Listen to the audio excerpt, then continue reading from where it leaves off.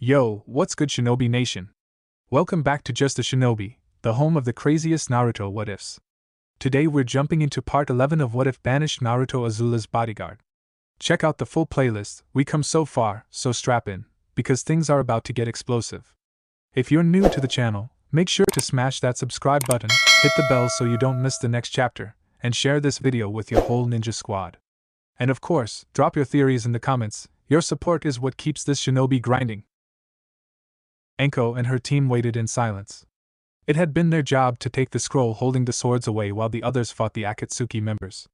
They had gotten back to the hotel with relative ease and were now dealing with the hard part, waiting. How long has it been? Yugo asked Anko. He was worried about his teammates. He had wanted to help them, but he also admitted the fact that he might lose control wouldn't be beneficial, even if Anko was there to calm him down. It's been well over 3 hours, she answered, checking a nearby clock. For a quiet moment, she studied with her student. Yugo, I'm proud of you. It took courage to admit you would be more hindrance than help in the fights. Not to mention a good deal of pride, he replied, making both her and Karen smile. He was right, of course. He was willing to put what pride he had aside and dispute the fact he would be helpful in a fight when both Sokka and Suigetsu suggested it. Nevertheless, I am proud of you, she repeated. Perhaps, when we return to Konoha, it will be time for you to write your name in the snake summoning scroll. He was surprised by those words. Are you sure about that? He asked, making sure he hadn't heard wrong. When Sasuke had refused to become the second snake sage, they had offered it to Anko. She had also refused, but promised to take possession of the scroll and pass it on to the student she thought deserved it. Yes, I am, she answered. If there was anyone who deserved to be called the snake sage, she believed it was Yugo. And I'm sure that Lord Jiraiya and Lady Tsunade would agree with me. I hope so. It was very possible that he would be a part of the next generation of the Densetsu no Sannin. Tsunade and Jiraiya would probably look at him and be hard-pressed not to see his predecessor. But it also made him pause for a minute. If he was to be the next Snake Sannin, then who would be his teammates? Sakura would probably be the next Slug Sannin, but the question lay with Naruto. It was still unknown if he would actually stay when the Akatsuki were finished. When Jiraiya had been pushed to take a new student, he had replied that he already had one and nothing would change that. If Naruto didn't stay, there could be no new generation. Someone banged on the suite door. Karen and Yugo moved to either side of the door while Anko looked through the peephole. Who is it? She demanded. It's us, Chojuro answered. Suigetsu and Reima stood behind him. Looking over at Karen, the redhead quietly clasped her hands in a hand seal, closing her eyes. After a quiet moment of focus, she opened her eyes and nodded. Come on in then. She opened the door as her students stepped back. The Kiri team walked in, Suigetsu closing the door behind him. So, how did it go? Everyone noticed the bandages wrapped around Reima's hand. They also noticed Samahata on his back. He's dead, Suigetsu said simply, holding up the bag that held Kisame's head. The bottom of it was dark, and if they felt it, they would have found it wet. But it was not wet enough to drip, so they wouldn't have to try and explain why there were spots on the carpet that smelled funny. What about the body? We hid it for the time being. We had used the explosive tags we had in the fight, and none of us knew a katan jutsu. We'll take care of it tomorrow once we get the right stuff. Which would mostly be lighter fluid and some matches. Next time, just try learning a katan jutsu, moron, Karen told him, albeit without her usual amount of scorn. If anything, it looked like she was glad to see the Hozuki clan member. Could you two lovebirds save the fighting for later? Reima asked. After leaning Samahata against the wall, he all but sank into a chair. I'm too tired to care about it right now. Even though they had glared at him, they didn't yell that the other wasn't her girlfriend/boyfriend. Those who had noticed that little fact didn't have time to say something about it as the door to the suite was banged on again. It's us, Jiraiya's voice spoke through the door. After Karen quickly checked and verified that it was Team Paragon, they were let in. So? How did it go? Anko asked as they all settled down into the surrounding chairs. I've got a head in a bag that'll get me a whole lot of cash, June said with a smirk, holding up a bag of her own. Mama's happy. She eyed the bag that Suigetsu placed to the side. Is there any chance of me getting that bag too? The fact that all 3 members of the Kiri team scowled and reached for their swords was enough of an answer for her. Fair enough, I had to ask. You've already got one head, June, Naruto told her. Both he and Azula laid back on the love couch in the suite's living room. Their legs were tangled together. It almost looked like they had been like that for a while. Naruto lay against the right side while Azula lay on the opposite side. You don't need another one. You're the one who told me that there was money to be made on this side of the planet, she replied, lounging on the other sofa in the living room. Besides, I wasn't serious. Well, that's good to know, Sokka remarked, leaning against the kitchen counter. The bounty hunter wasn't serious about getting more cash. Sarcasm noted and ignored, she replied, looking over at the tribesman. But I want to know one thing, Sokka. When you said that Kakuzu was there and you drew your Zanpakuto, you opened your eyes. How did you know he was there if your eyes were closed? I felt him coming by feeling him through the earth, he replied with a shrug of his shoulders. While the others were confused by what he said, Naruto knew and let out an impressive whistle. You've already figured out how to feel vibrations through the earth? That's impressive, Sokka. How long did it take you? I asked Toph for a couple of pointers during the month in Ba Sing Se. It went a lot faster after that. He chuckled a little. She sure was surprised when I could do it. You did it in a month? It took me more than half a year. He was even more impressed. When it came to learning things that dealt with being a paragon, the whole seismic sense had been one of the more annoying ones to master, though the learning process was more direct than observing the leaves in the wind when attempting to learn how to dodge like an airbender. Yeah, I don't have the full grasp of it. I don't think I'll be able to be a human lie detector like Toph is, Sokka admitted. On the other hand, Aang was surprised when I asked him how he could move softly, which led to him advising me to watch the leaves. Be the leaf, he says. That's okay, I can't do it either. Probably out of the 4 of us, Suki will be the only one who could. What makes you say that? Suki asked, looking at the blonde from where she sat next to her boyfriend. Well, you are the paragon of the Earth Kingdom, he replied simply. I wouldn't be surprised if you could understand a badger mole like Sokka understands Akela. Both the tribesman and the wolf shot him the exact same look. It was a compliment to you too. Relax. Anko, may I ask you to do something for me and my team? Reima said to her, getting her and everyone else's attention. Can you show us the rest of the swords? Sure, it's not a problem, she replied, pulling out the scroll that held them. She unrolled it on the table in front of her. She placed her hand on the paper and muttered a quick kai.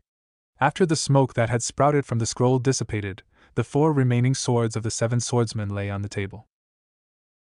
The Kiri team stood there, staring at the swords in awe. It's almost hard to believe that we still got them, Chojuro said, reverence in his voice. For a long time, Kiri had only one of the swords. But now all 7 were returning and he was glad to be one of the carriers.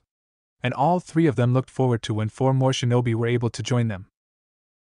Personally, I'm amazed that it was these 7 swords that caused the First Shinobi World War, Jiraiya remarked. He had gone into the kitchen and found the sake. As he poured himself a drink, everyone looked at him. What? He asked when he finally noticed the stairs. How do you know that? Karen asked the Toad Sage. I read my history, he replied before taking a drink. It was a few years after the villages had been created and began vying with one another for resources and power. Even though the Shodaime Hokage tried to bring peace via a summit, it didn't last long. Everyone was ready to test out the power of their village, they just needed an excuse. In the end, that excuse came in the form of Kiri shinobi kidnapping an Uzumaki clansman. What? Why the hell would they do something like that? Reima demanded. He knew that Kiri didn't exactly have a stellar history, but as far as he knew, they weren't the ones who started the war, merely the ones who joined it. Apparently, they had discovered the secret of the clan, but what they didn't know was that the secret only lay with one person in the clan. So thinking that every member of the clan knew it, they kidnapped one of the younger members who was talented at the forge and forced him to supposedly create the secret. In the end, they got those 7 swords. He gestured at the swords lying on the table, and the swords by the Kiri team's side. What's the secret? Suigetsu asked. Sokka cleared his voice and lifted his Zanpakuto to answer his question. You mean? That little show during the duel between the dead woman and me and my teammate was real. You can thank our teacher, he helped us forge ours, the Water Paragon told him. So does that mean? Chojuro left the question hanging as he and the rest of his team looked at the swords. You're not listening, Jiraiya said with a shake of his head. I said that only one person in the clan knew the secret, and Kiri had grabbed the wrong person. The swords are just unique, nothing more. There was just the slightest look of disappointment on Sujetsu's face when he heard that. So what happened after that? Karen asked. What do you think happened? Once it was revealed that Kiri had kidnapped an Uzumaki, his clan demanded the return of him and Konoha agreed with what he said. Kiri refused, saying that he had come willingly and Kumo backed their claim. Everyone had their excuse and made more of them to either start fighting or join in the fighting. Next thing you know, there was a war. He finished with another drink from his cup. So by right, these swords belong to the Uzumaki clan? Karen wondered aloud, looking at the swords. They belong to me and Naruto. Karen, are you an Uzumaki? The blonde asked the redhead quietly. There was a small look of surprise on his face. He didn't know that he had kin that was still alive. Then again, he hadn't made an effort to find them, especially after he left. But still, it was a surprise. She too was surprised, but more by the fact she had inadvertently revealed who she was. Yes, I am, she admitted, not looking him in the eye. I see. He fell quiet for a moment, letting the information sink into his head. But even so, let's not try to go there. The swords have been in Kiri since their creation. They belong to them, he finally told her. Yeah, you're right, the redhead agreed. All three of the Kiri team gave him a look of gratitude when she said that. They were half afraid that he would agree with what she said and would try to take the swords by force. And they had no doubt they would be outnumbered if it came to a fight. In any case, let's celebrate, Enko declared, springing up from her chair. We took out 2 Akatsuki members. Bust out the sake. The sake is already out, Jiraiya told her. And what do you mean we? Your team went ahead with the scroll. And you sat in the tree, June retorted, looking up at the toad sage. So you have no right to speak about the fight. I was giving moral support, he protested. And so were they, Azula replied. They were just doing it for both teams and at a longer range. In terms of moral support, they win. In any case, let's party, Enko announced. You'll have to excuse me. I'm not feeling well, said Reimu weakly. He staggered out of the room as the party started. Sweat was starting to cake his brow. Azula woke up to a cough and heard an agonizing moan accompanied by a shiver. She quietly nudged Sokka to wake up and moved silently towards Reimu's bed. Sure enough, Sokka gently shook the wounded Kiri shinobi up, but he winced at how hot his head was. Once Sokka shook his head in frustration, Azula quickly went out of the room, and re-entered the other room where the rest of the team were sleeping. Naruto slowly opened his eyes as he shook Jiraiya awake as well.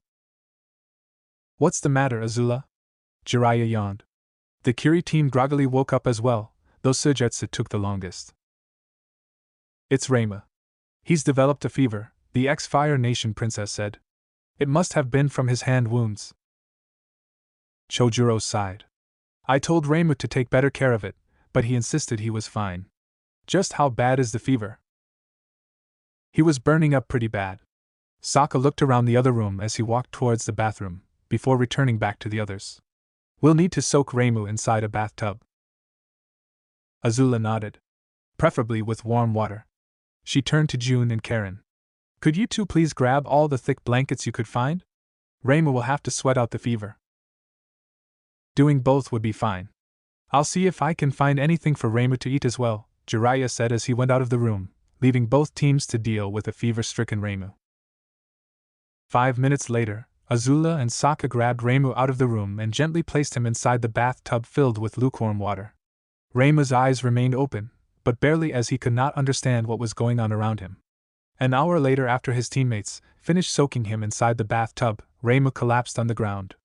He crawled next to a toilet and started vomiting uncontrollably, much to the disgust of his teammates, though they understood that he also needed to detox his body before healing itself. Finally, they placed the fever-ridden shinobi into a bed and started to cover him with all the blankets that they could find. Reimu found himself standing at an extremely familiar place. He looked around and gasped as another person waited. It was his father. To Reimu, the Kenji Toucan before him didn't look like the corpse he became after Kisame killed him. This Kenji looked grim, as if he grew more miserable in death than he did when he was still alive. Hello, Reimu, he said with a sad smile. It's good to see you again. He was exactly the same as Reimu remembered him. Black shirt and pants underneath a Kiri Jonin flak jacket, and his headband pushing his hair back. But you're dead. You've been dead ever since that night, Reimu protested. That much is true. I am dead. So, how are you here? Reimu looked at the bandaged hand. I see. That's how you've gotten yourself sick in the first place. Your battle against your uncle has triggered an internal conflict within yourself. Oh, right. Reimu had been too surprised by the fact that he was talking to his father that he hadn't thought of that. Kenji looked over at his son. You've really grown a lot up, haven't you? He asked quietly. When he saw Samahata's hilt sticking out from behind Reimu's back, his eyes widened slightly when he realized what that meant, before looking back at Reimu's injured hand. Kisame's dead, isn't he? Yes, he is, his son answered with vicious pride. And I took Samahata from him before he died. I see. He fell quiet for a few seconds before speaking again. Are you proud of what you did? What kind of question is that, Dad? He demanded. Of course I'm proud of what I did. Why shouldn't I be? I'm one of the 7 swordsmen now. And in order to become that, you killed your own uncle, Kenji pointed out. Kisame lost the right to be called my uncle when he killed you, he replied angrily. He had bashed your head in with Samahata in case you've forgotten. Of course I remember. I was the one who got bashed in the head. His tone was casual and yet, there was a subtle rebuff in it. Reimu, did you think that killing your uncle would have solved anything? Would you be able to let go of your hatred for him, now that you've killed him? I can't, he replied stubbornly. He's the reason I was tormented through the academy and my genin years. Every time he had tried to fight back against his tormentors, he somehow always managed to be the one who got in trouble. He had hated every single day of those years. And I know I've got a way to make those assholes pay for what they did. He got a slap up the back of his head for that. Reimu Ken. I thought I taught you better than that. Kenji seemed to loom over him, his face set in anger. Don't go looking for payback just because someone insulted you. Well, why not? He shouted back. They put me through hell. Why shouldn't they feel what I felt? Why shouldn't they suffer by my hand like I suffered by theirs? That doesn't make you a shinobi. It makes you a vengeful man. If you hurt them, they'll just try to hurt you back. His stern gaze softened. You can be the better man. What if I don't want to be a better man? I suffered far too much because of it. Don't I deserve to have some degree of revenge at least? Reimu turned away. He couldn't keep eye contact with the soul of his father when the conversation went like this. He wanted to so desperately beat his tormentors into the ground when he got back to Kiri, but he knew that his father would be disappointed in him if he did. If you weren't the better man, you wouldn't be one of the 7 shinobi swordsmen of the mist, would you?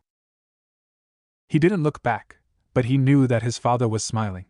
I hate it when you do that, he said after a few seconds of silence. But even every single member of the 7 shinobi swordsmen of the mist always had revenge on their minds at some point. I know. His tone was melancholy, like he too was remembering better days. Does your mother still think of me? She never stopped. She didn't remarry after you died, and when I came home the first day with my headband, she thought I looked just like you. He still remembered that day with happiness. It was one of those few memories after that night he was glad to have. I see. He laid a gentle hand on his son's shoulder. When you get back, tell her I still love her. I will. It was the least he could do. I am proud of you, Reimu. Despite what you may think about my feelings about your hatred for your uncle, I am proud of you and I love you. I know you are. He kept his voice guarded. If he didn't, he would lose control of his emotions. Goodbye, Reimu. His hand pulled away as he faded. Rest up, son. Once you've gotten over that war within yourself, you'll become a new man. Bye, Dad. As he was left alone, he began to consider the words he had been given. While the others tended to Reimu, Naruto was in a deep sleep of his own. He looked around and only saw gravestones as far as he could see. Where the hell am I? The blonde wondered. He didn't have a lot to drink during the party, no one really did. They were shinobi on a mission. They couldn't let their guard down. We would happen to be inside yourself, a voice said from behind. Spinning around into a stance, Naruto saw that it was a bone-white skull sitting on a large rock. How long do you plan on ignoring me anyway? Where's the fur ball? He asked, looking around again. Hey! Kyubi! His voice echoed among the gravestones, but he didn't get a reply. What did you do to him? He demanded, looking at the skull. I didn't do anything to him. This is a private conversation and he wasn't invited. And that was rather rude of you to ignore me like that. The skull didn't sound at all insulted, only commenting on something. Well, who are you? I am you of sorts. Naruto couldn't help but raise an eyebrow when he heard that. You're me? He repeated what the skull had said. What are you, a Zanpakuto? Not quite, and that's your fault, it retorted. Wait, how is that my fault? The last time he had a sword was his Jien, and he lost that during Sozin's comet. 1 minute the thing went flying through the air, the next he was doing the limbo to avoid a spear. I've been trying to get to you ever since you and your woman moved into that house. This is the first time I've been successful. If the skull could scowl at the blonde, it would vehemently. Have you even looked at that safe yet? How do you know about the safe? Naruto demanded. He hadn't told anyone about it, and nobody had asked him about it, not even Azula. Have you, or have you not, looked at the safe? It repeated, enunciating each and every word. No, I haven't. Now would you tell me where the hell I am? He looked around again, trying to see if they were actually somewhere. He had his suspicions when the skull said they were inside him. The place looked nothing like the fox's jail. The skull groaned loudly. Cammy, no wonder I'm just a skull. You haven't even looked inside the safe yet. I can't believe I spent that long waiting for the right person to show up again and said person hasn't bothered to come looking. What in the name of Cammy was that idiot thinking? Hey, don't talk to me like I'm not here. Besides, I was busy. He had been so busy with trying to hunt down the Akatsuki and avoiding his former teammates, he hadn't had time to look in the safe. First of all, don't be so arrogant to think that I'm calling you an idiot. Second of all, I'm just hearing excuses from you. The skull seemed to glare angrily at him, making him flinch a little. Oh, let me guess, you're still trying to figure out where you are, huh? How did you know that? It finished his question, sounding bored. I can't believe the idiot would have wanted me to work with you. Just take a look at a couple of the gravestones, okay? Throwing an annoyed glare at the skull, Naruto looked over at one of the graves. When he saw the name inscribed upon the headstone as well as the one next to it, his eyes widened in horror. What the hell is this? He demanded. He knew those two names. They had been a pair of soldiers under his command when he was fighting in the Earth Kingdom. They had been caught in an ambush that cost them most of their limbs. In the end, he had killed them himself, after they had begged him to do it. He had refused at first, but eventually complied, snapping their necks as they slept. It looks to me like they are the gravestones of those you've murdered, the skull said with a chilling nonchalance. But when the blonde looked back at it, the grin it wore seemed manic. My, there are a lot of them, aren't there? But there aren't that many, he protested. The gravestones stretched on endlessly. He had a horrible feeling that if he tried to find the end of it, he never would, in any direction. I don't have this much blood on my hands. Are you so sure about that? Who said that the graves here were all killed by you purposely? Who said that they all had already happened? Somehow, it managed to whistle. Forget about blood on your hands, you should be swimming in it. Where the hell am I? He screamed with a loud note of panic. I already told you. We are inside you. And this is how you see yourself. He came awake with a gasp. Had he not been a shinobi, he would have lurched up into a sitting position. Naruto, what is it? Azula asked, waking up as well. It's nothing, he assured her, calming down. Just a weird dream. That was the best description he had. Before she could push, he had noticed that there was light peeking past the edges of the closed window. Come on, it's already close to midday. We might as well get up before FS-sensei tries to do that himself. Yeah, you're right, she agreed. They didn't want Jiraiya trying to get them up any more than having to spar with him. Both were painful in their own way, though one had to deal with physical pain more than the other one. The rest of the morning was spent by the teams in packing up and getting ready to move out. It was a quick, methodical process. The only hiccup in the process, as Team Paragon found out later, was when Yugo went into the bathroom and found Karen and Sujetsu doing the shower samba, which is like the bedroom tango, only vertical and there's a lot of running water. Hot or cold depended on preference. The only thing Yugo said when he saw the two of them was you couldn't have waited until everyone else was done in here. By the time they were all done, they had left the coastal hotel and were making their way out of Masu. They stopped twice so Jiraiya could say goodbye to Ryoshi and, surprisingly enough, the owner of the club. What was that all about? Sokka asked him as they walked away. The Kiri team had gone on ahead to take care of Kisame's body. What do you think it was about? He retorted. He had a small look of happiness after he had said goodbye to the owner. He had also surprised most of them by hugging her, which she returned, before walking away. That it was one of your former conquests that you're on friendly terms with now? June suggested from atop of Nyla. That wouldn't have been a surprise to them. They had seen enough of those conquests in and around Konoha. To their actual surprise, he had a look of disgust on his face. That's wrong, very wrong. Don't ever think it's like that again, he ordered them. If it's not that, then who is she? Suki asked. That's none of your business, he snapped back. Deciding to drop the subject, they walked away from the club in silence. But despite the silence, they left in high spirits. They had taken out 2 of the known Akatsuki members and possibly crippled their finances. That would be cause for a proper celebration when they got back to Konoha. When they reached the forest, the Kiri team was waiting for them. We've got a problem, Chojuro said without preamble. Kisame's body isn't where we left it, and we've found no trace of it anywhere nearby. Is there any chance of a wild animal having taken the body? Anko asked. She knew that if another shinobi, or, kami forbid, one of the crime families, had found the body, it would be taken for experimentation. There was no trace of it whatsoever, Sujetsu repeated. There was nothing to suggest it was even taken, by people or animals. But it's not there. There was a small tone of worry in his voice when he told them this. But the important thing is that you have the head, Yugo told him. Even if the body has been taken, it would not hold as much information as the head would, especially if he's not a Kekkei Genkai user. And that much is certain, Reimu agreed.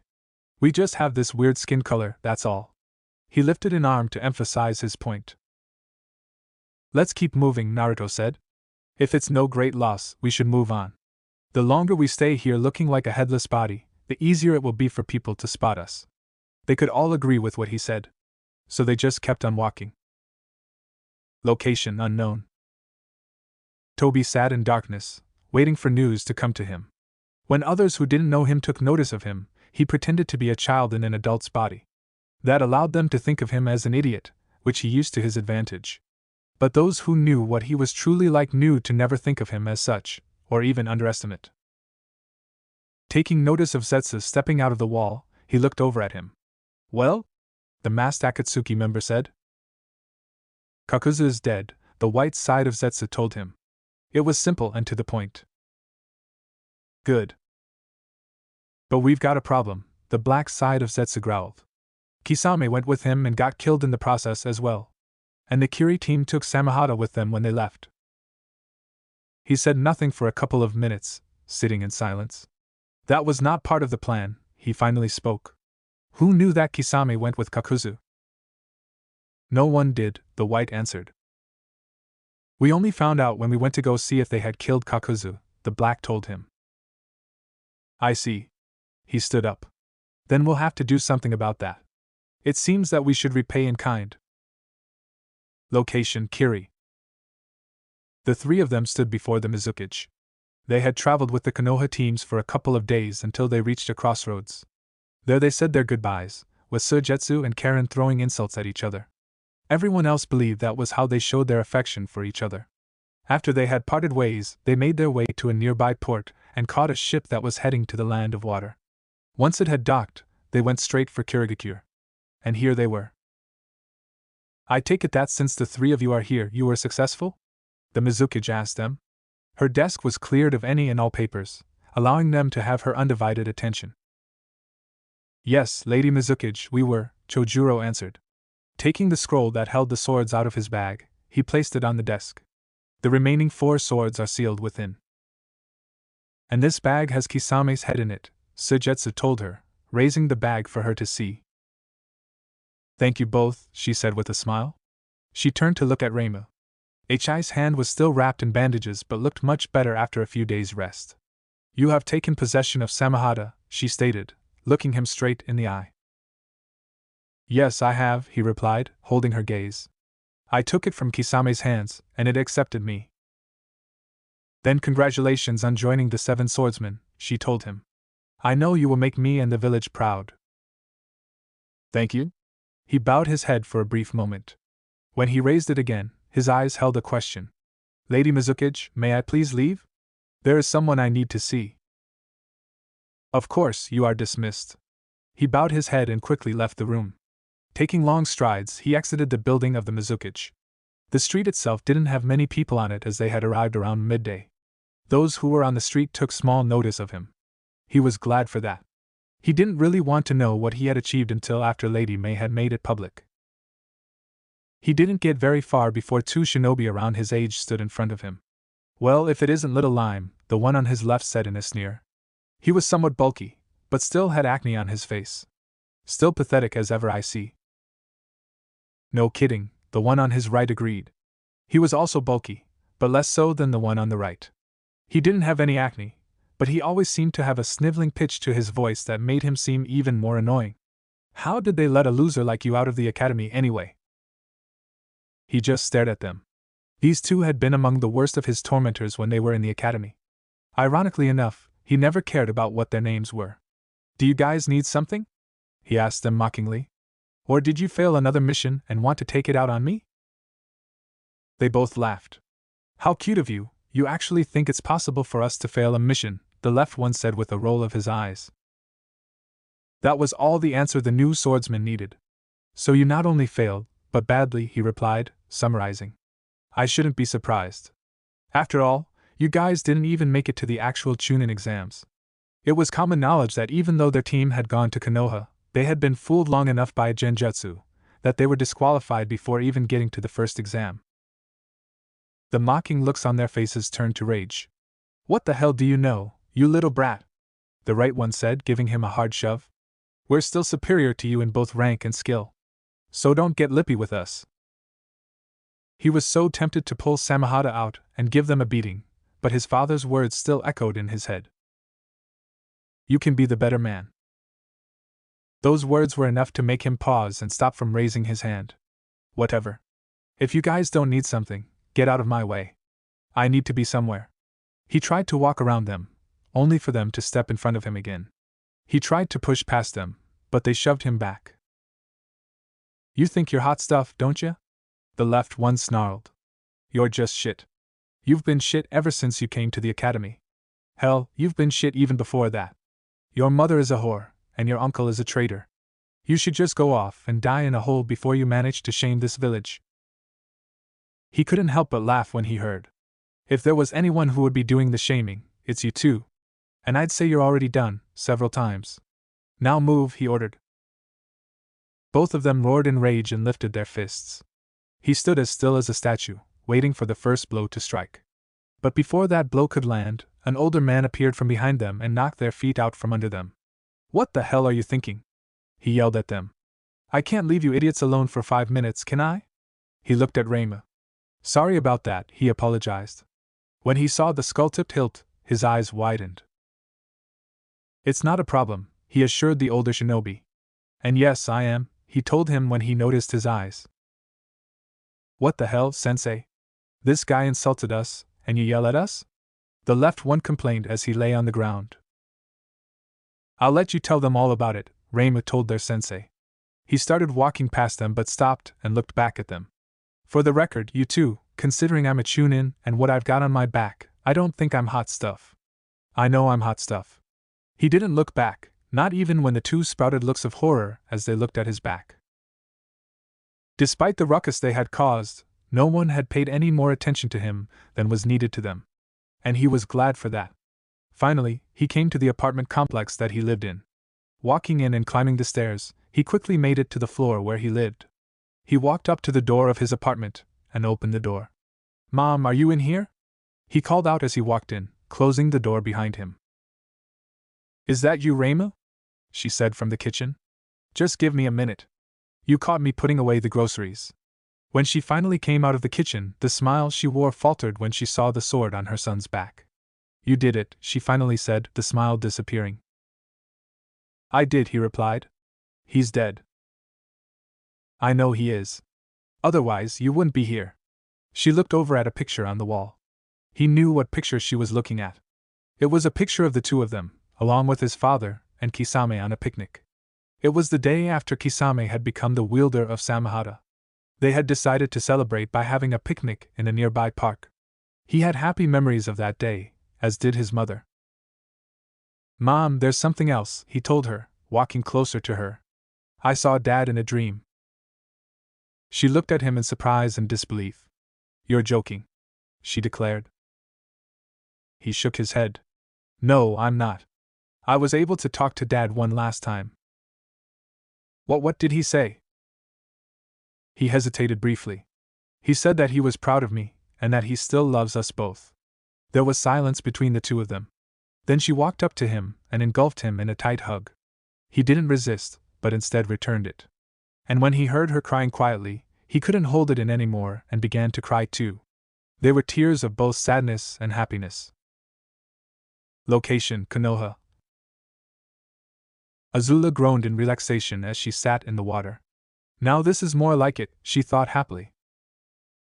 After they had gotten back into the village and delivered their report to Tsunade, she along with Suki and June were persuaded by the girls of the Konoha 11 to come with them to the hot springs. Karen declined, saying she knew what the conversation would lead to, and Yugo said he had something to talk to the Hokage about with Anko.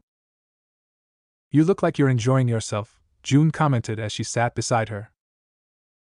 I am, she replied, stretching in content. I am too, the bounty hunter agreed. I'm even looking forward to spending some of that money I got. They had stopped by a bounty station before getting to the village so she could cash in on Kakuzu's bounty. Needless to say, it was quite a bounty. On what? Asked Suki, who was sitting nearby. Bar fights and drinks for everyone? Hey, I have a sense of fashion, she protested. Although I kinda wished we had a system where we can convert the currency you guys use here to the currencies we use back home in the Fire Nation or the Earth Kingdom. I have yet to see it, the Kyoshi warrior retorted with a smirk. The bounty hunter only scowled back at her in response. I see the three of you are enjoying yourselves, Ino said as she swam nearby. Why wouldn't we? Azula asked the blonde Yamanaka. This is just pure bliss. It sure is. So, did you guys do anything interesting while you were in Masu? She asked with a wiggle of her eyebrows. The three of them looked at her with a little confusion, but everyone knew what that meant. Oh Kami, here it comes, Sakura groaned with a roll of her eyes. Ino, could you not do this? We don't need a new scrap of gossip every single day. Don't be so high and mighty over there, Sakura, she replied. We both know that you're just as interested as I am. No, I'm not, she protested, her voice rising slightly. Well, I am, Tenten remarked from where she sat in the hot springs. So, what happened? She asked the female members of Team Paragon. Well, we killed 2 Akatsuki members. Is that what you meant? Azula asked with a supposed innocent smile. She had a funny feeling that she wasn't going to like where this was going. No, I meant if any of you got busy, Ino replied with a grin. Now they understood what Karen had meant. She did, June said, pointing a thumb at Suki, who blushed slightly in response. We all know that already, Hinata said quietly. We know that quite extensively. Her blush made Suki blush even more. Yeah, that was not exactly the welcoming party we had in mind that night, Tenten said. But then again, we weren't planning on having you two join us. Okay, moving on, Sakura said hurriedly. Before anyone could say anything else, they heard a splash come from the other side of the wall. Come on in, guys. Kiba's voice called out. They heard more splashes, telling them that more people were getting in. Hey Naruto, aren't you going to join us? Choji's voice asked. I don't go into water unless there's a locked door behind me or armed guards protecting me, the blonde answered.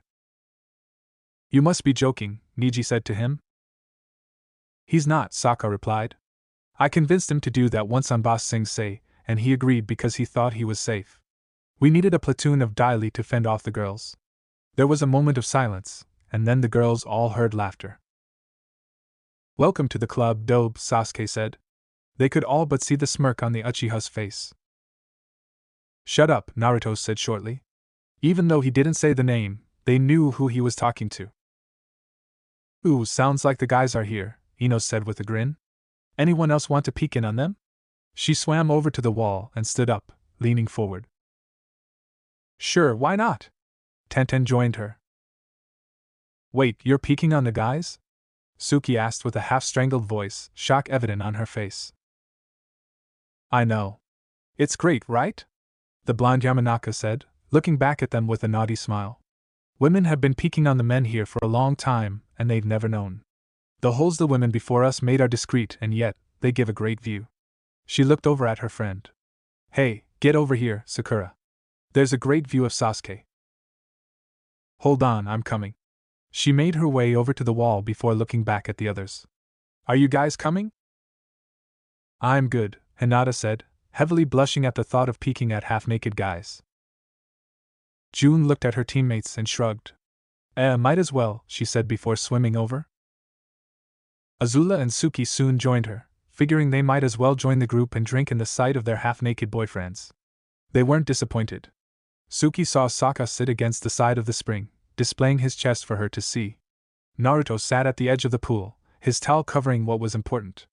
All in all, the only people who weren't there were Shino and Lee. Man, Naruto sure has gotten really impressive, Ino whistled quietly as she eyed the blonde. Azula glared at her for that comment. Don't even think about it, she growled. Hey, just saying. So Shikamaru, have you and Temari done it yet?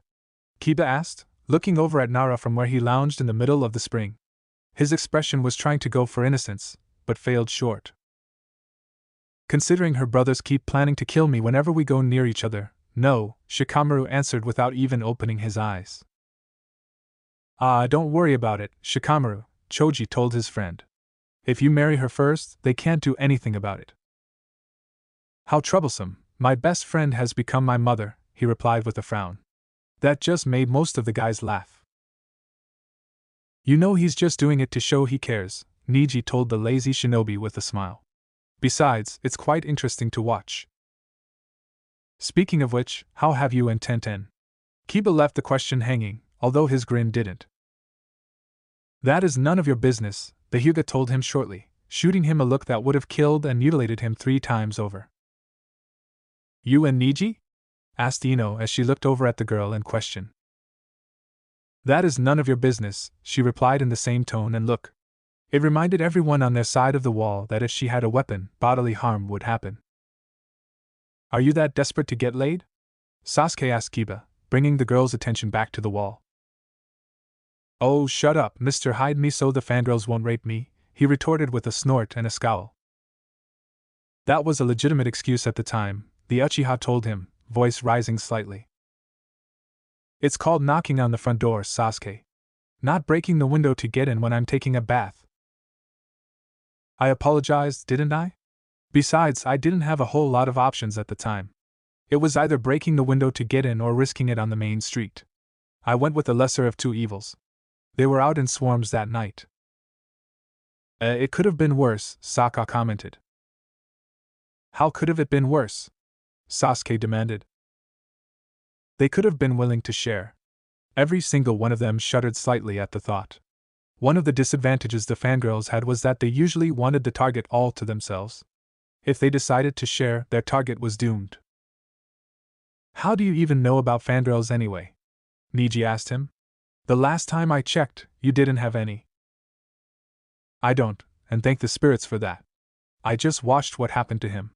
He pointed at Naruto. That was what you were doing. I thought you were cheering them on and wishing you could join, the blonde replied with a smirk.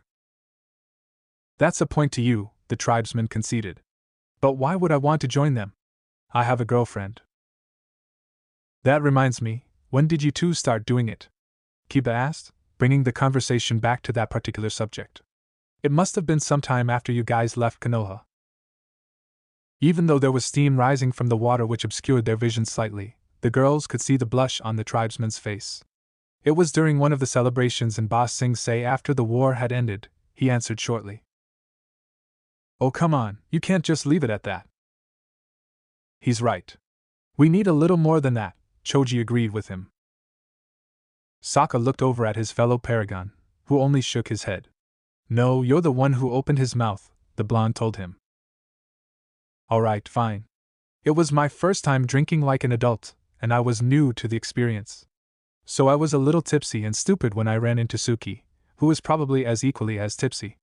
We started talking, and the next thing I know. The two of you were in a room alone together? Kiba prodded. No. I told her what I thought I saw in the desert, when Choji and I drank some of the cactus juice. Shikamaru opened his eyes and looked at him. You don't mean? Yep, I told her I thought I saw the Kyoshi warriors doing a group striptease. How are you not dead? Choji asked, curious about it. He was fairly certain that any man would have been buried in the ground after telling something like that to a girl. If I remember correctly, the only thing Suki said in response was if I wanted a private show. And before we knew it, he left it hanging, even though it was obvious what had happened. All the girls, including Hinata, were looking at Suki, who felt a little uncomfortable by the stares. Way to go, girl, June told her with a grin. She just blushed and avoided eye contact. So you're the only one of us who's actually done it? Niji asked for clarification. No, he's not, Naruto told him, getting their attention. To most of the people listening in on the conversation, that was a surprise. You? Asked Kiba. When did that happen? He could not believe that the knucklehead blonde he once knew had actually done the deed. When I was 12, he answered simply. What? Shouted most of the guys as they just stared at the blonde. That was an even bigger surprise. The girls would have said it too, if they wanted to be found out. You mean it happened when you were still living in Konoha? Choji demanded. It's not that big a deal, he told them, trying to wave it off. No, you're not getting off that easily, Naruto. Spill, Niji ordered him. He heaved a sigh, but compiled. It was after we had passed the bell test. After I was freed from the robes, I ran right to the meat bar to tell them all the good news. They were happy for me and decided to throw a bit of a party. At the end of the party, someone suggested that since I was now technically an adult, I should be shown the adult way of having fun. Everyone else agreed, and I was given a thorough explanation in the adult way of having fun.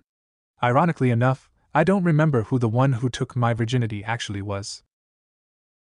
How could you not know? Kiba demanded. Not unless the Inuzuka clan heir trailed off when he realized the implications of what the blonde was saying. He shrugged. I think there were 3 or 4. I wasn't sure, considering they took turns. Of course, more than one of them had shared a turn. Well, that explains the next day when you came to training with a shit-eating grin, Sasuke remarked. No one had really asked why he had such a grin on his face that day. Did you know about this? Sakura demanded of Azula. Of course I did, he told me while we were on the mission, she replied easily. Oh, I hope he gives some details, Ino said with her eye still attached to the peephole. Do you remember anything that happened? Sokka asked his teammate. Of course I do, he replied, standing up and stretching a little. But I'm not inclined to tell you guys, mostly because we're being peeked on by female perverts. He shouted the last part at the wall separating the springs. That caught both the guys, except for Sokka, and the girls by surprise. What? They're spying on us? Kiba yelped in surprise. While he was a little flattered, it was still weird. No, we're not, Ino shouted as the girls tried to make their way back to the water. Don't bother trying, Naruto told them loudly, making them stop in their tracks. Both me and Sokka knew you were watching right from the get-go. He looked up to the sky. You get everything you need? He asked seemingly no one in particular. Yeah, I did, Jiraiya's voice came back from outside the hot springs walls. I've got enough to know it's true. Eek! Shouted Ino. There's a pervert peeping on us. She was trying to flip the blame onto the toad sage, but only got laughing in response. Nothing of the sort, Ino, he told her. I was outside with my back to the wall the entire time. Oh, and by the way, I've known about those holes long before any of you were born. Now, if you'll excuse me, I need to go give this information to a couple of people. Like who? Tintin asked, incredibly nervous. Where else would I go? To the newspaper, he declared before getting out of there. Ino, Sakura, Suki, and Azula all shared a look of horror when they heard what he had said. Stop him! Sakura shouted as she ran back into the changing room. The others followed and after quickly dressing, chased after him. But since he had a good head start on them, they were going to be too late. Naruto waited in silence, sitting on the couch. He had changed into a black outfit. Hearing the door to the bedroom close, Azula strode over in clothes similar to his, only in white. Silently, he stood up and together, they walked out of the house. The day outside was partly cloudy, casting shadows around them. The rest of their team stood at the base of the tree. With the exception of Jiraiya, they all wore the same white outfit that Azula wore. Jiraiya, like Naruto, wore it in the color of black instead. Both Nyla and Akela had left behind since they weren't exactly needed for what was going to happen. In silence, they walked through the streets of Konoha. Despite where they were going, the day and the people didn't look any different. Children still ran around and played. Adults still walked the streets, going somewhere that was important to them. Ship owners still took care of their stores and sold their wares. It was a normal day for them, although some of them would probably not feel that way when they heard what had happened later. They walked in silence, the ground crunching beneath their heels. As they walked, members of the Konoha 11 quietly joined them. No greetings were exchanged, they just kept walking. The people in the street gave way to them, stepping aside as they walked past. When they finally came to a stop, they stood outside the Konoha cemetery. Kurenai stood nearby the gate leading into the cemetery, the black outfit hiding the bump she was carrying. Do you guys want some time alone with her? Sokka quietly asked Shikamaru and his teammates. Ino shook her head quietly.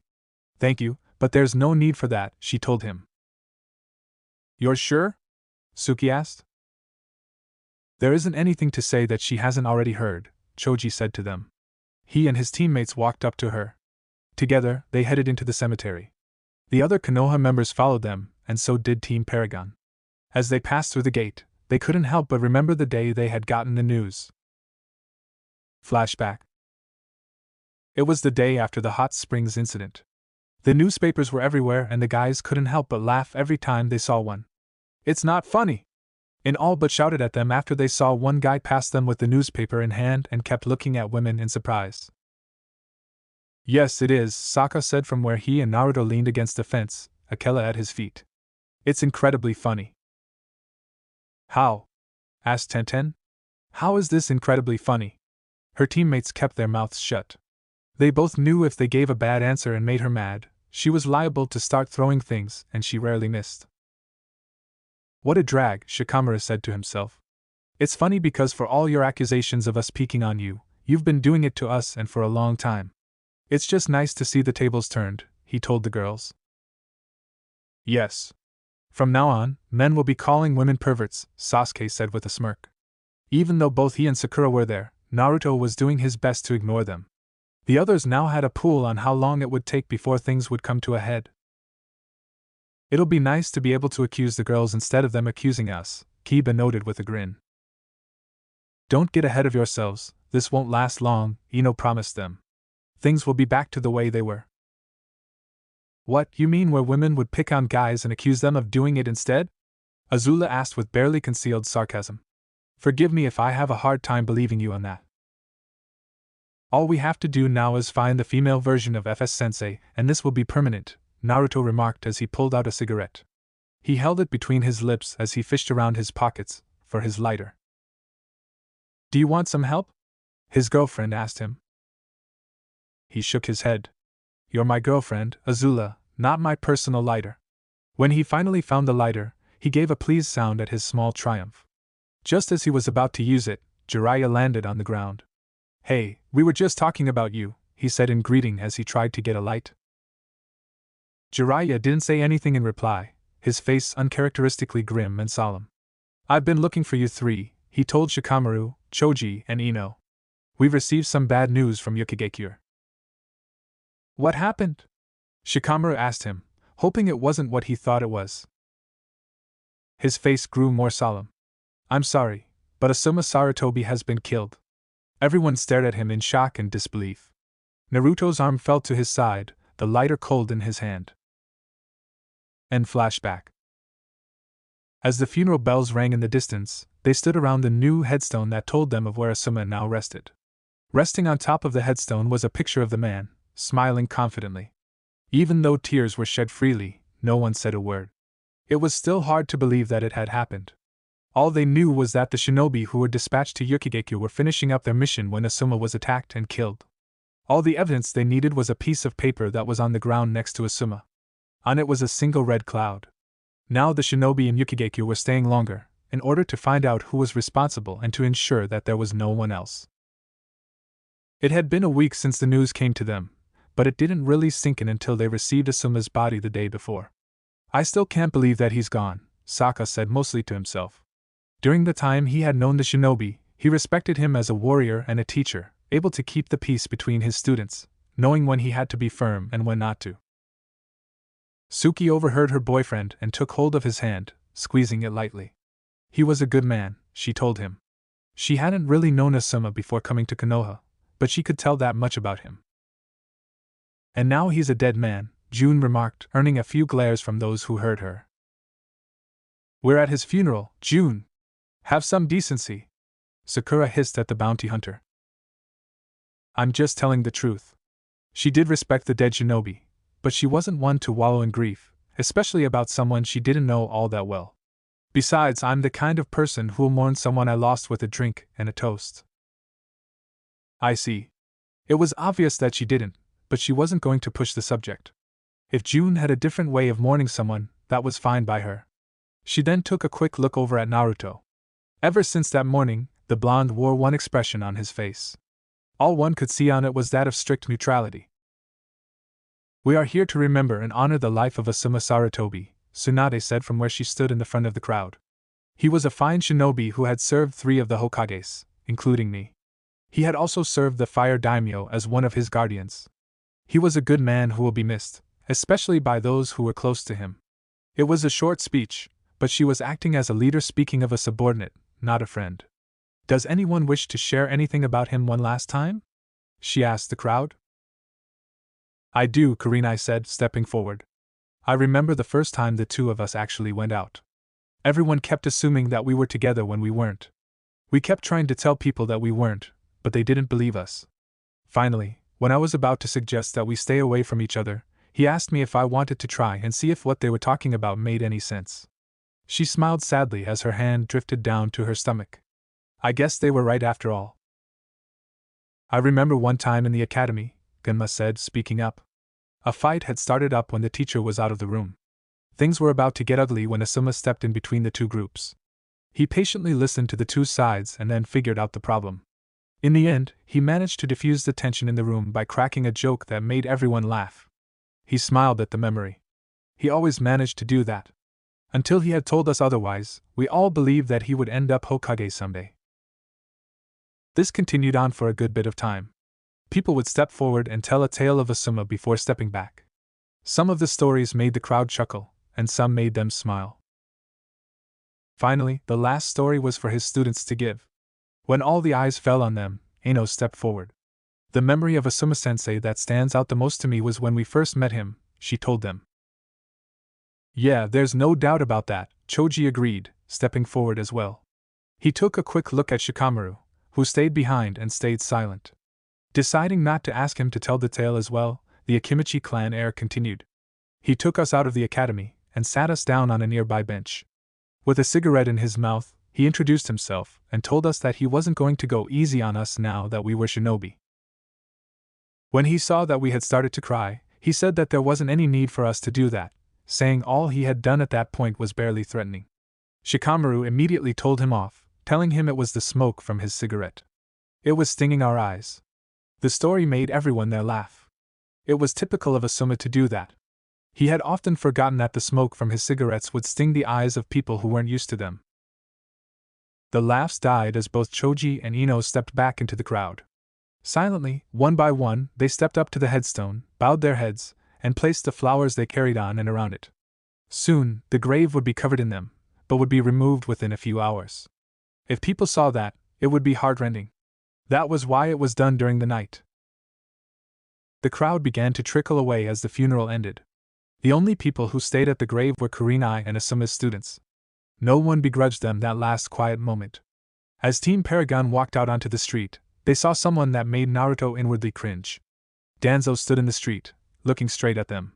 When he began to walk forward towards them, they stopped. "How are you holding up, Naruto?" he asked the blonde, stopping just in front of him. "Shouldn't you be asking that question to Kurenai, Shikamaru, Choji, and Ino?" Naruto asked, avoiding direct eye contact with him.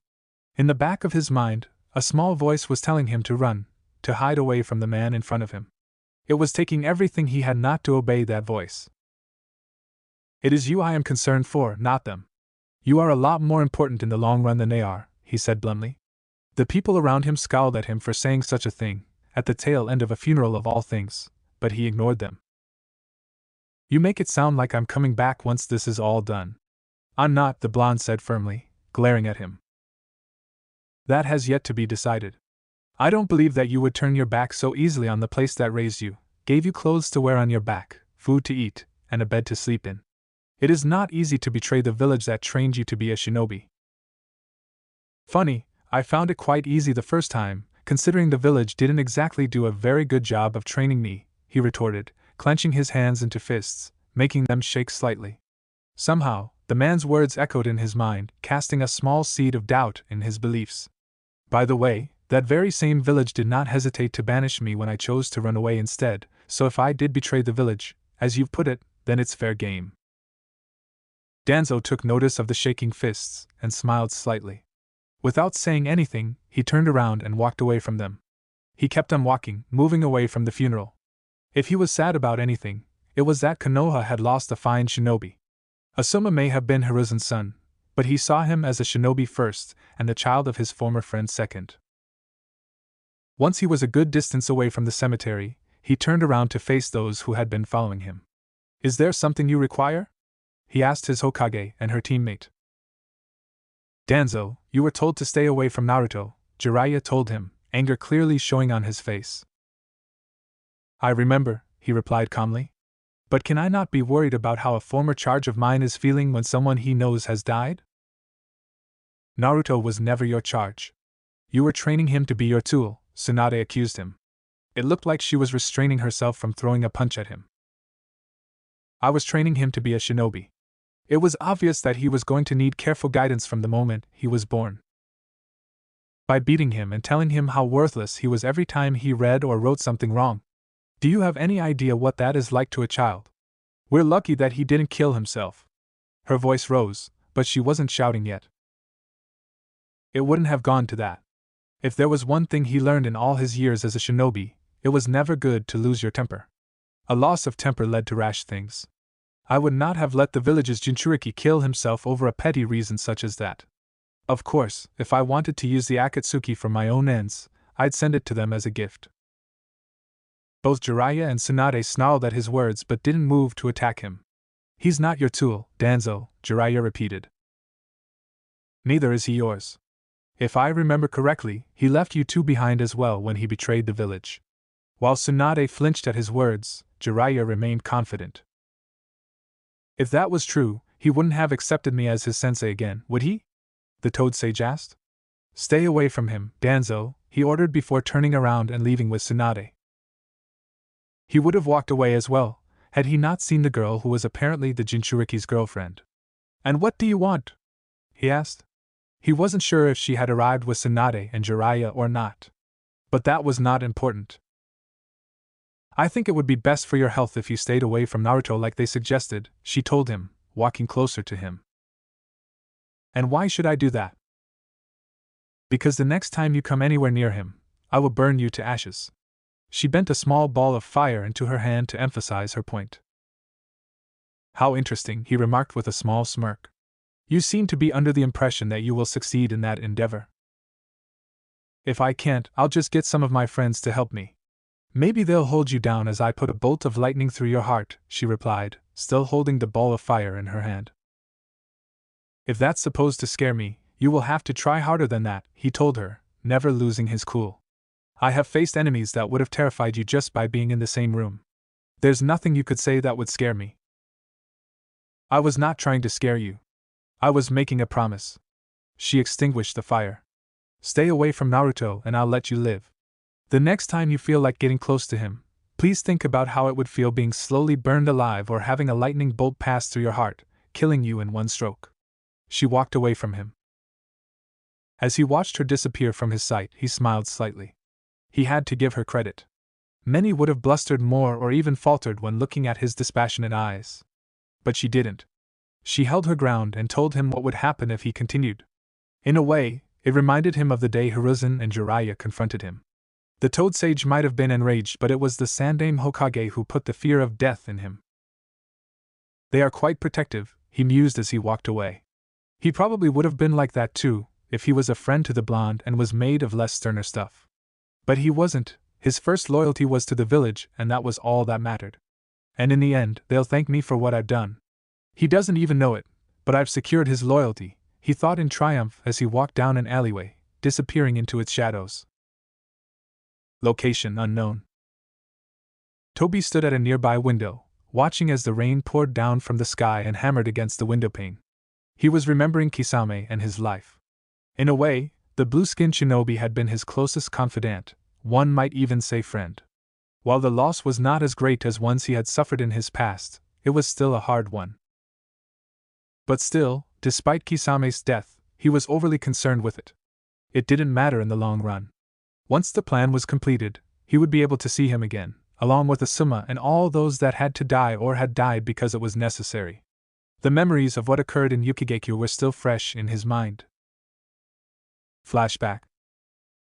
The side of a wall burst open as Asuma flew through it. He crashed into the ground, rolling for a brief second before stopping. Blood seeped out from a wound in his side, and he was fairly certain that one of his ankles was twisted. One of his trench knives lay nearby. If he could get to it, he would be better off against his attacker. Don't even think about it, a snarling voice told him as the dual-colored form of Zetsu followed him out of the ruined wall. You won't make it to it. Besides, what good would it do you? Another voice from Zetsu asked. When this voice, he could see the mouth on the white side of the creature move. You don't know that, Asuma told him as he mentally calculated both the distance to the trench knife and the time it would take to get to it. He may not, but I do, Toby said as he came out of the wall as well. Don't try to reach for the trench knife, Asuma. You won't make it. He wasn't playing the idiot he usually played. Instead, he was the serious and cold leader of the Akatsuki.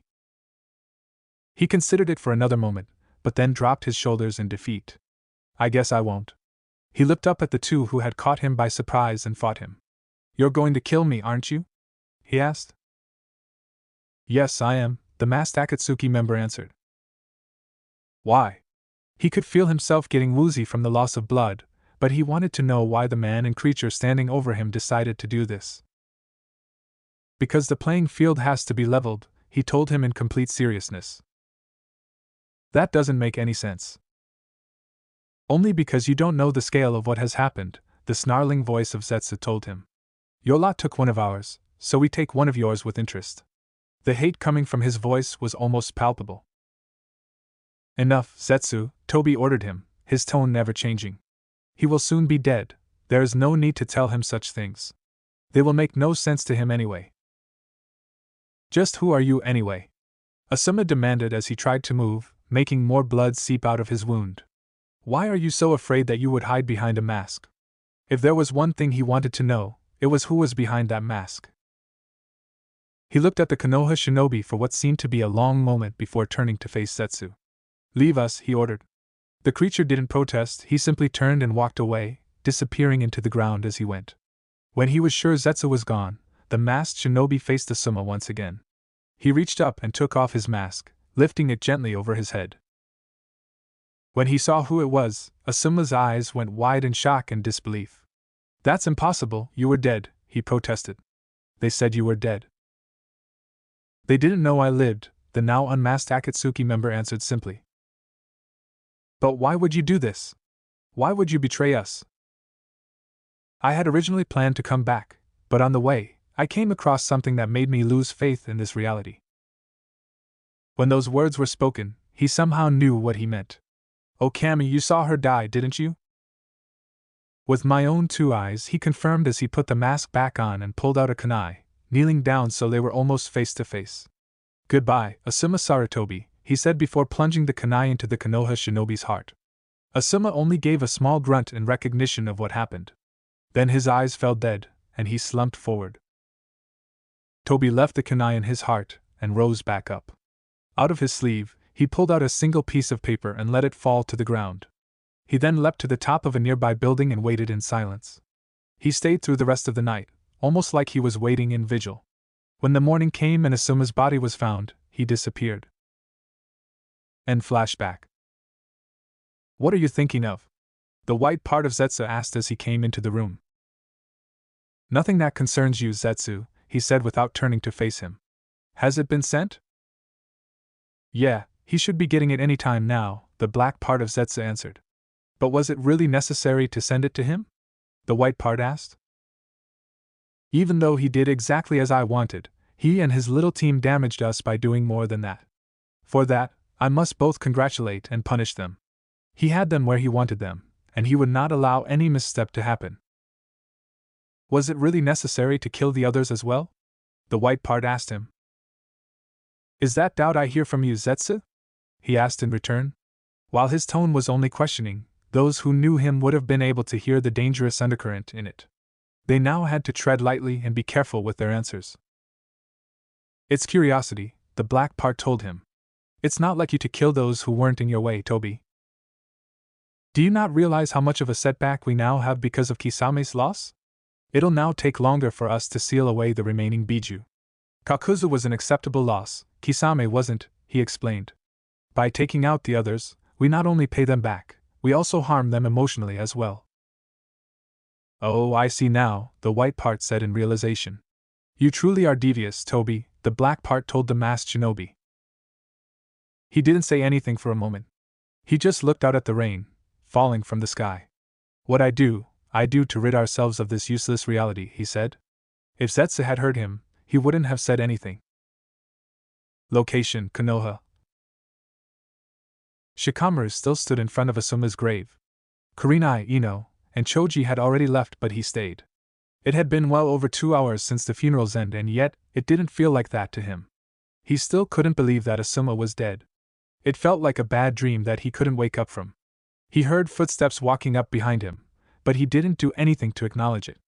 I thought you would still be here, Naruto remarked as he walked up beside Shikamaru. The blonde had changed out of the mourning clothes he had been given and back into his normal ones. There was a stark contrast between the two of them, and yet they said nothing about it. Hey Naruto, he said, still focused on the grave. Is there something you need? No. I don't need anything right now. You, on the other hand, you definitely need to stop moping around here. He pulled out a cigarette and stuck it in his mouth. You want one? He asked, holding out the pack. Why are you here, Naruto? Shikamaru asked him again, being blunt with him as he ignored the pack. I'm here to help you get past this, he replied, being just as blunt. You can't stay here. You're likely to get dragged away from here when night falls. What would you want me to do? I couldn't protect my own sensei. You weren't there, Shikamaru, the blonde told him. His tone was firm, but it didn't look like the heir to the Nara clan heard it. I should have been. He offered me a place on the mission. I refused, saying it was too troublesome. His voice was filled with bitterness when he remembered those words. Let me guess, he just laughed, said that was just like you, and didn't bring the subject up again? It sounded like the man when it came to him and Shikamaru. Yeah, he did just that. He said he understood, and then we went back to our game. It was their last game of shogi, and he thought nothing of it at the time. Still, the fact remains that you weren't there, and so, there was nothing you could have done, Naruto reminded him. The cigarette still hung in his mouth, still unlit. I could have been there. But you weren't. Standing here wishing that you were there and that you could have saved isn't going to do anything. Odds are that either you would have died in his place, or you both would be dead. He looked at the blonde with anger and rage in his eyes. What the hell would you know, Naruto? What would you know about the pain of losing someone? What would know of the feeling that you won't ever see them again? You don't know anything. You don't have the right to say anything, he shouted. As he listened to the tirade, Naruto's eyes went flat and hard. When it was over, he took the still unlit cigarette from his mouth and held it in his hand. Tell me, Shikamaru, he began. How many people have you lost in combat since you became a shinobi? Oh, that's right. He cut off the clan heir before he could even speak. You've lost just the one. Do you know how many people I've lost since I left and fought in the 100-Year War? How many who were living one moment and dead the next? How many I probably sent to their deaths? How many I killed myself so they wouldn't have to suffer? He took a step forward, getting into Shikamaru's personal space. I've lost count. If there is anyone who doesn't know anything or has the right to say anything, it's you. The last part of the sentence seemed to echo throughout the cemetery. Taking a step back, he put the cigarette back in his mouth and took out his lighter. Lighting the cigarette and taking a drag, he felt himself calm down. After a minute of silence between the two, Shikamaru finally spoke. Sorry, Naruto, I was out of line, he apologized. He had honestly forgotten the fact that Naruto fought in a war in his rage. It was obvious that the blonde would have lost people in the war. Yeah, not one of your brightest moments, Naruto remarked as he took another drag. After another moment of silence, he held out the pack again. You sure you don't want one? You know what? I will take one. He took one of the cigarettes and put it in his mouth. Naruto held up his lighter and lit it, offering the light to him. He took it, lighting the end of his cigarette, and took a drag. Almost immediately, he began to cough. How do you people do this? He demanded. How nostalgic, the blonde mused silently to himself. It takes a little practice. Try going slower on the next drag, he suggested, repeating the words that Jiraiya had told him. Shikamaru did as he was told. They stood in silence as he figured it out. Asuma was a good man, the blonde finally said. And a good sensei, Shikamaru agreed. How do you move past this kind of pain? If there was someone who could answer that question and give him a good, straight answer, it was Naruto. I'm not sure you can move past it, I never could, he admitted honestly. But there are ways to deal with it. You could share the grief with other people. Like Kurenai-sensei, Ino, and Choji? He asked for clarification. Yeah, like them. Personally, I always found that when that doesn't work, the simplest approach does. What's that? Just find a quiet spot and scream. He could only stare at the blonde. Are you serious? Naruto nodded. You'd be amazed at how helpful it is. And if I remember correctly, we're not that far from the forest, right? He turned around and walked away from the grave. About halfway to the gate, he stopped and turned back around. One more thing, Shikamaru, he said. You may think that as your life goes on, you'll forget about him.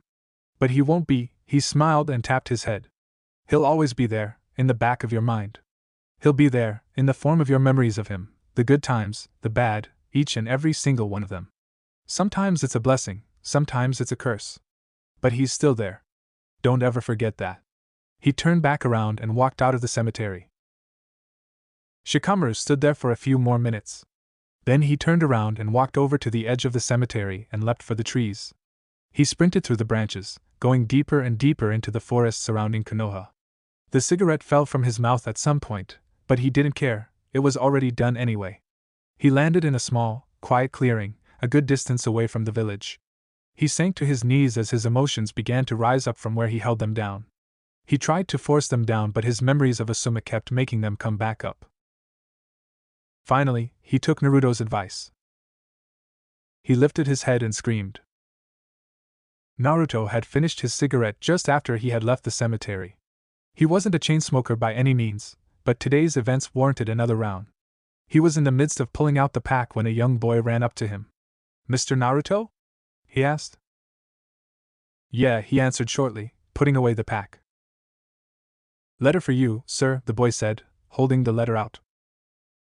He was hesitant to take it. The letter itself was plain and uninteresting. That made it all the more suspicious to him. Who's it from? He asked as he finally took the letter, holding it gingerly. Don't know, sir, the boy answered honestly. I was just told to get it to you as quickly as I could. He held out his hand, expecting something. Naruto knew what he wanted. He pulled out some money and slapped it into the boy's hand. He closed his hand and took off, not bothering to look at the money he had been given. He would later realize that Naruto had given him twice the usual tipping amount, leaving the blonde alone with the letter. He walked over to a nearby wall and leaned against. Opening the letter, he began to silently read it. By the time he was done, his face held a furious gaze and began to openly swear. It was an empty street he was swearing to, so no one heard him. Ironically enough, it was the swearing that led Jiraiya to him. "There you are," the Toad Sage said as he came around the corner. He was about to say more when he noticed both the letter and the swearing. "What is it?" Naruto stopped swearing to look at him. "Read this," he practically ordered, shoving the letter into his hands. He took the letter and began to read. To the Jinchuriki of the Kyuubi. I must congratulate you and your team on a job well done. You must be quite skilled to be able to take out Kakuzu. But then again, I was hoping you would do just that. Now, there's no need to look surprised. Did you think I wouldn't know about it? I was the one who convinced Kakuzu to start going to the underground auction. I knew it would pay off in the long run. And so it did. You've ridded me of a person who could have been most troublesome if he had lived to see the endgame. And please don't let his self-conceived title let you believe things. He was by no means our treasurer. However, you have caused me a slight hindrance by killing Kisame. He was not supposed to be there. Normally, I wouldn't care if he was there or not. But there's the small issue of you killing him and allowing the Kiri team you were working with to take Samahata. You have stepped out of line, and for that, I am forced to punish you. I assume that by the time you are reading this letter, Asuma Sarutobi has arrived in Konoha. I would have loved to have been at the funeral, but I had pressing matters elsewhere. Now normally, that would have been all I would do to you. However, since you have disrupted my plan, I am forced to be a bit more thorough in punishing you. I'm afraid the life of Jiraiya's old fishing friend had to be taken also, as well as the owner of that club you used to find out where the underground auction was. You will probably be confused by what I did, but Jiraiya knows and he can tell you. But there is a way for you all to see them again. All you would have to do is surrender yourself to the Akatsuki. You would help us free the world from the reality it lives. If you will not, then so be it. Just remember this, you have been dancing to my tune ever since you accepted the first mission after coming back. The fact that you killed Kisame is a misstep, and look what it cost you. Your existence is worth nothing compared to the world we're about to build. Sincerely, Tobi of the Akatsuki. By the time he was done, his hands were dangerously close to ripping the thing to shreds. Damn him, he snarled. Damn him. Those two had nothing to do with this. They helped us, I guess that makes them fair game in his eyes, Naruto replied, just as angry. Jiraiya, I know that Ryoshi was a close friend of yours, but I need to know, who was the owner of that club? He fell silent for a brief moment before finally speaking. She was my daughter. The bastard killed my daughter. He didn't bother to look over and see the look of horror dawn on Naruto's face, replacing the anger. I'm sorry, Jiraiya, he said. It was the only thing he felt he could say at that point. While he may have lost people he knew, he had never lost his own child. Kami took that man to an early grave, he swore. It's like he knows lesson number 9 and is using it to taunt us. What is lesson number 9? He had heard the blonde say it many times before, along with the other 8 lessons, almost like they were a mantra. But he never actually asked what the 9th lesson was, mostly because it either slipped his mind or something interrupted them. Lesson number 9, there is always someone better, he recited. That was the lesson which also served as a warning, and only an idiot would ignore it. I see.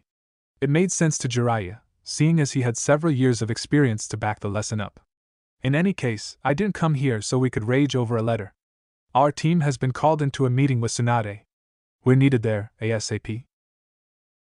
I understand. A mission would help them ignore what the letter had told them.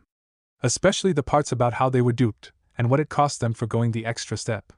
But what do we do about this? He held up the letter. Burn it. Nobody, except for the 2 of us and Tsunade, needs to know about what this letter contains. The blonde nodded in agreement. Pulling out his lighter, he held it under the paper and lit it. Waiting carefully, the letter soon caught fire. He flung it into the air. They watched as the letter floated down to the ground, burning to ashes as it fell. Once it was fully burned, Naruto scattered the ashes with a few swift kicks. There, he said with a tone of finality as he looked at Jiraiya. Let's go. As they walked into the Hokage's office, they both noticed that the rest of the team, with the exception of Nyla, was already there. What took you so long? Tsunade demanded as they fell in. I was talking to Shikamaru. He needed it, Naruto answered shortly. What's this all about? We just received a messenger hawk from Kumo. The Raikage wants us to send a group of Konoha shinobi there to talk about possible trade agreements. Let me guess, he wants a Hyuga to come as well? He asked with a roll of his eyes. Actually, no, he doesn't. The message was coded. What it really said is that the Raikage, at the request of his brother, has asked for you personally to come to Kumo. That raised questioning eyebrows from everyone on the team, except for Jiraiya, who already guessed the reason. What for? Asked the blonde. To train you, she told him. Something was a little fishy about the whole thing. He just wasn't sure what it was. Why would the Raikage's brother want to train me? It's because the Raikage's brother is like you, Naruto, Jiraiya told him, like it was the most obvious thing in the world. The only difference is that he has full control over his Biju. And there's what it is, he thought. But why does he want to train me? We're not even from the same village. And while he would like to consider the other Jinchuriki to be his family, he didn't know the guy. Perhaps he recognized the danger the Akatsuki present, and wants to make sure that you survive it as well? Azula suggested. Maybe he feels a certain kinship with you and wants to actually meet you, Sokka suggested. It kinda made sense to the tribesmen, considering that they carried the same burden. It doesn't matter in the end. You're leaving in an hour, Tsunade told them. This is a top-secret mission. No one outside of this office knows what you have heard. Naruto stifled a sigh. I'm guessing that I have no choice in the matter? He asked, already knowing the answer. He and his team were supposed to only have missions concerning the Akatsuki. The last time he checked, going to train in a different village did not qualify as that kind mission. But he could also see why they wanted him to go. None, she said, her tone final. All of you pack for an extended leave away from the village, she told all of them. You are dismissed. They acknowledged the dismissal by giving her brief nods. As they left the office, she noticed a small piece of paper on the edge of her desk. As the door closed behind them, she opened the piece of paper and read what it held. When she was done, her face was set in an angry scowl. She crumpled the paper up, tore it to shreds, and then threw them into a nearby trash can. Pulling out one of the desk drawers, she took out a small bottle of sake and a cup. Wordlessly, she poured the drink into the cup and drained it in one shot. It was just the first of several she had that night before she called it quits. Team Paragon arrived in Kumo a few hours ago and were settling into their rooms at the hotel when someone knocked on the door. When Jiraiya opened it, a Kumo shinobi was standing outside. Can I help you? The Toad Sage asked him. Are you the team from Konoha? He asked in return. Yes. Lord Raikage wants to see you immediately. Right now? Asked Sokka. We just got here. They had the last day spent hiking up the mountains surrounding the hidden village. His legs were sore, and he missed Appa. Those are his orders. His uncaring tone was begging to get him punched. But Sokka didn't because he knew it would have been grounds for a fight. That was the last thing any of them wanted at this point. Thank you, we'll be there presently, Jiraiya assured him before closing the door. You heard the man, he told the rest of the team. Let's move it. No one groaned or said a word.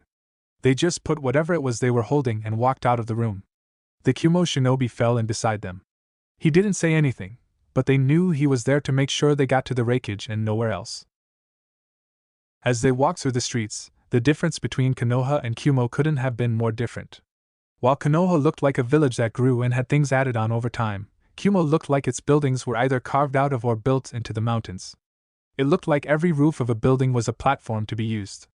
If some of the members of Team Paragon were honest, it kinda looked like upside mushrooms on a mountain atop of each other. Below each and every roof were multiple glass panes that, from a distance, looked like they were all one window. If they looked straight up, they could see clouds passing or encircling the mountains. Toph and Aang would love it here, Sokka stated as he looked around. Aang would love it for the feeling that he was almost at the same elevation of the air temples. Toph would love it for the ample amount of earth surrounding her. Suki nodded with a fond smile. I can almost see Aang leaping off one of the high spots on the mountain and flying through the air, laughing. The monk always seemed happy when he was gliding through the air. Funny, I can almost see us throwing him over the edge without his gilder staff after he did something stupid, June remarked with a small smirk. Both Sokka and Naruto couldn't help but smirk along with her, showing their agreement. That's a little harsh of you, June, Jiraiya told her. It's not like he'd be killed by it, Sokka said, shrugging. All Aang would have to do is either bend the air beneath him into a cushion to soften his landing or bend the earth to rise up and catch him. We're talking about a kid who can bend all four elements here. Besides, FS-sensei, we both know that the first word either of us thinks when it comes to Aang is not Avatar, Naruto said, joining the conversation. Fair enough, the Toad Sage conceded. He may have been one of the last people on the team to meet the person in question, but he saw it just as well. What's the first word you guys think of? Suki asked. The first word she thought of when thinking of Aang was goofy. Idiot, the rest of the team, minus Sokka, chorused as one. Now that's harsh. Suki, if I had joined the group just after Aang had been freed, he would soon have a permanent red imprint of my hand on the back of his head, Naruto told her. And it would be from the number of times I've slapped him there for his stupidity. That entire journey to the North Pole and past that would have been a lot shorter if someone had actually tried to curb his idiocy. And curb Katara too, Sokka added, a little reluctantly. He didn't want to admit it, but there had been times when his sister had encouraged the stupidity or started it herself. But in fairness, if it wasn't for Aang's stupidity, we wouldn't have gone to Kyoshi Island and met Suki, he pointed out. That's a fair point. But still, we would have skipped a lot of places that you didn't really need to go to. But you didn't know about him being released, Suki pointed out. Suki, trust me, if we knew that Aang was to be released, Naruto would have been there, Azula assured the Kyoshi warrior. Whether it would have been her orders or Ozai's, Naruto would have been there. What happened next would have been up for grabs. It doesn't matter in the end, June said, stopping Suki's incoming remark. What's happened has happened. You weren't there and Aang doesn't have that red imprint on the back of his head, she told Naruto. He's still an idiot. I never said otherwise, the bounty hunter said. I just hope any children he has will never be as stupid as him. If that happened, the future of airbending did not look good. If I can get your attention, we're here, their escort announced. They all stopped and looked up at the mountain before them. If what they had seen before was something, the large blue building built into the mountain was something that inspired awe. Whoa! And I thought the Earth King's palace was impressive, Sokka remarked. Just when he thought he had seen it all, something usually comes along and knocks that idea to the ground, sometimes a bit harder than needed. You get used to it, Jiraiya said with nonchalance. He had been to Kumo many times before, officially and unofficially.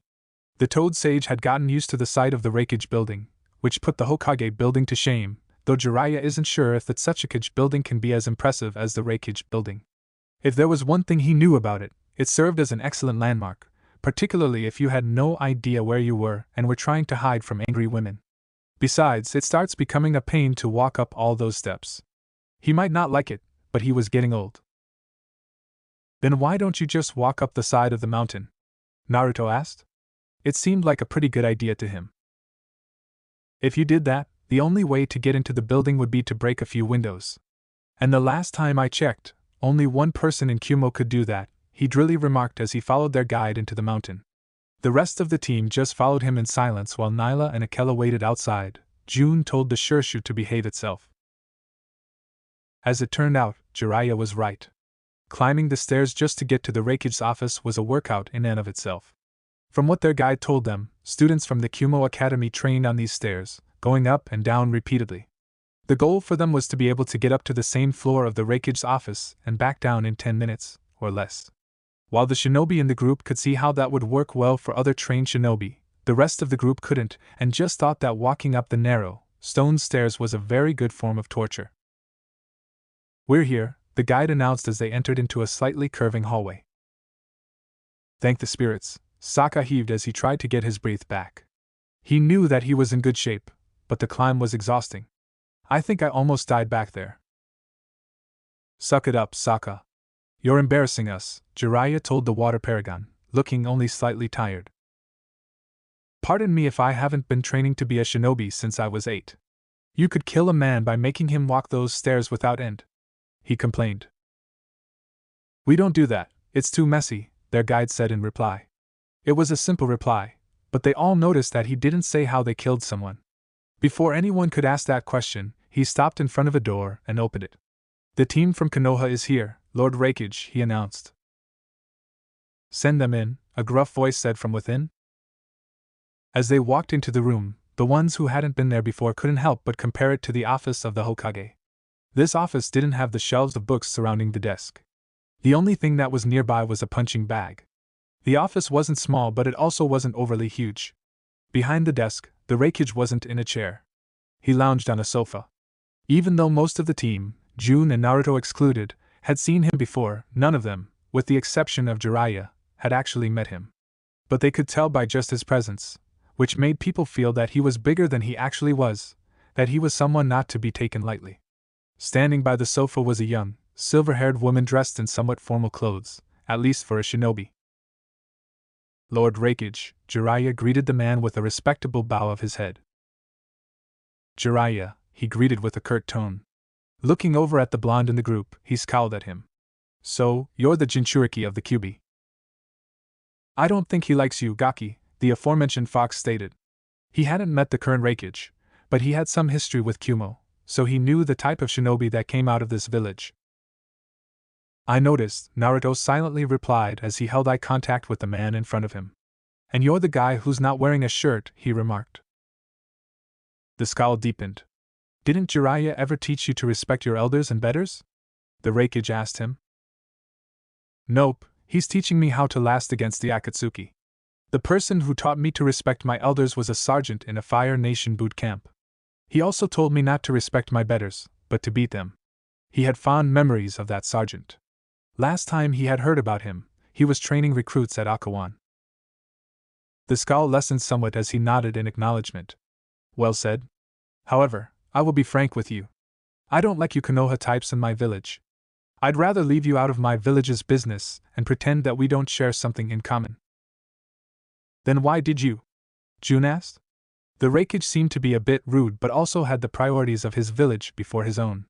She could respect him for that, on some level. Lord Killer B saw your fight with Orochimaru, the silver-haired woman explained, looking at Naruto. When he saw that you were inexperienced, he became worried and persuaded Lord A into having you come here to be trained. And why exactly would he care about that?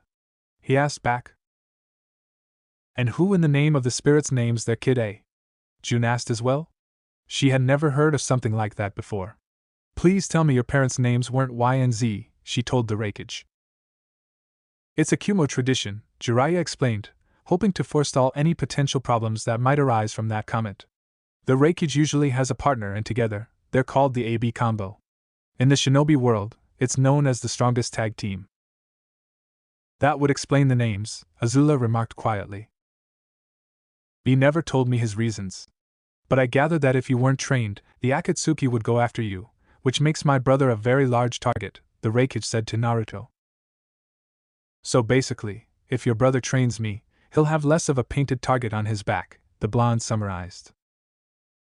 Correct. Do you resent me for that? He asked, challenging the person who was called the Shinobi Kikken. When he had heard that title for the first time, he had scoffed at the contradiction of it. Should I be? You placed the well-being of your village and your brother above my own. You're a leader, you're supposed to do that. I can respect that. A's challenging look disappeared. I had heard that you would have done the same for your village. It's a good thing to have if you want to lead Konoha. Yes, it is, he agreed.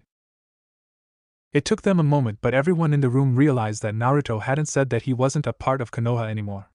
But considering the fact that he hasn't rejoined Konoha, the chances of him leading it are highly unlikely. Sokka cut in before the questioning got awkward and or hostile. We're just a group they've hired to help them take care of the Akatsuki. And currently, that apparently means getting trained by your brother, Naruto agreed after briefly looking at his fellow paragon. Where is he? He's waiting for you and you alone in the outermost training grounds. The Reikage pointed at a piece of paper on the desk. Follow those instructions and you'll get there. What about the rest of us? Azula demanded. Are we just going to wait here? If you want to watch, there's a roof that you can use nearby.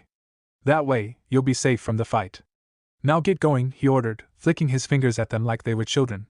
Some were offended, but Jiraiya herded them out of the room before anyone could say anything. Naruto stood in the training ground, waiting in silence. If he looked up and to the left, he could faintly make his teammates. He hadn't been waiting that long, but he had expected the Reikage's brother to be there already. Dear Kami, please tell me he isn't one of those people who make an entrance, the blonde silently pleaded. Maybe he just got lost? Kyuubi suggested, a little too innocently. He lives here. He can't get lost in his own village. Do I need to remind you of that one time when you were 6? That doesn't count. It was dark and it was a different neighborhood. Of course it was. The fox's voice dripped with sarcasm.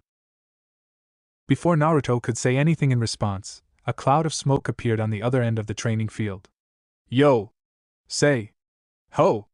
Cried a voice from within the cloud. A little birdie comes looking for training from me, the one and only Killer Bee.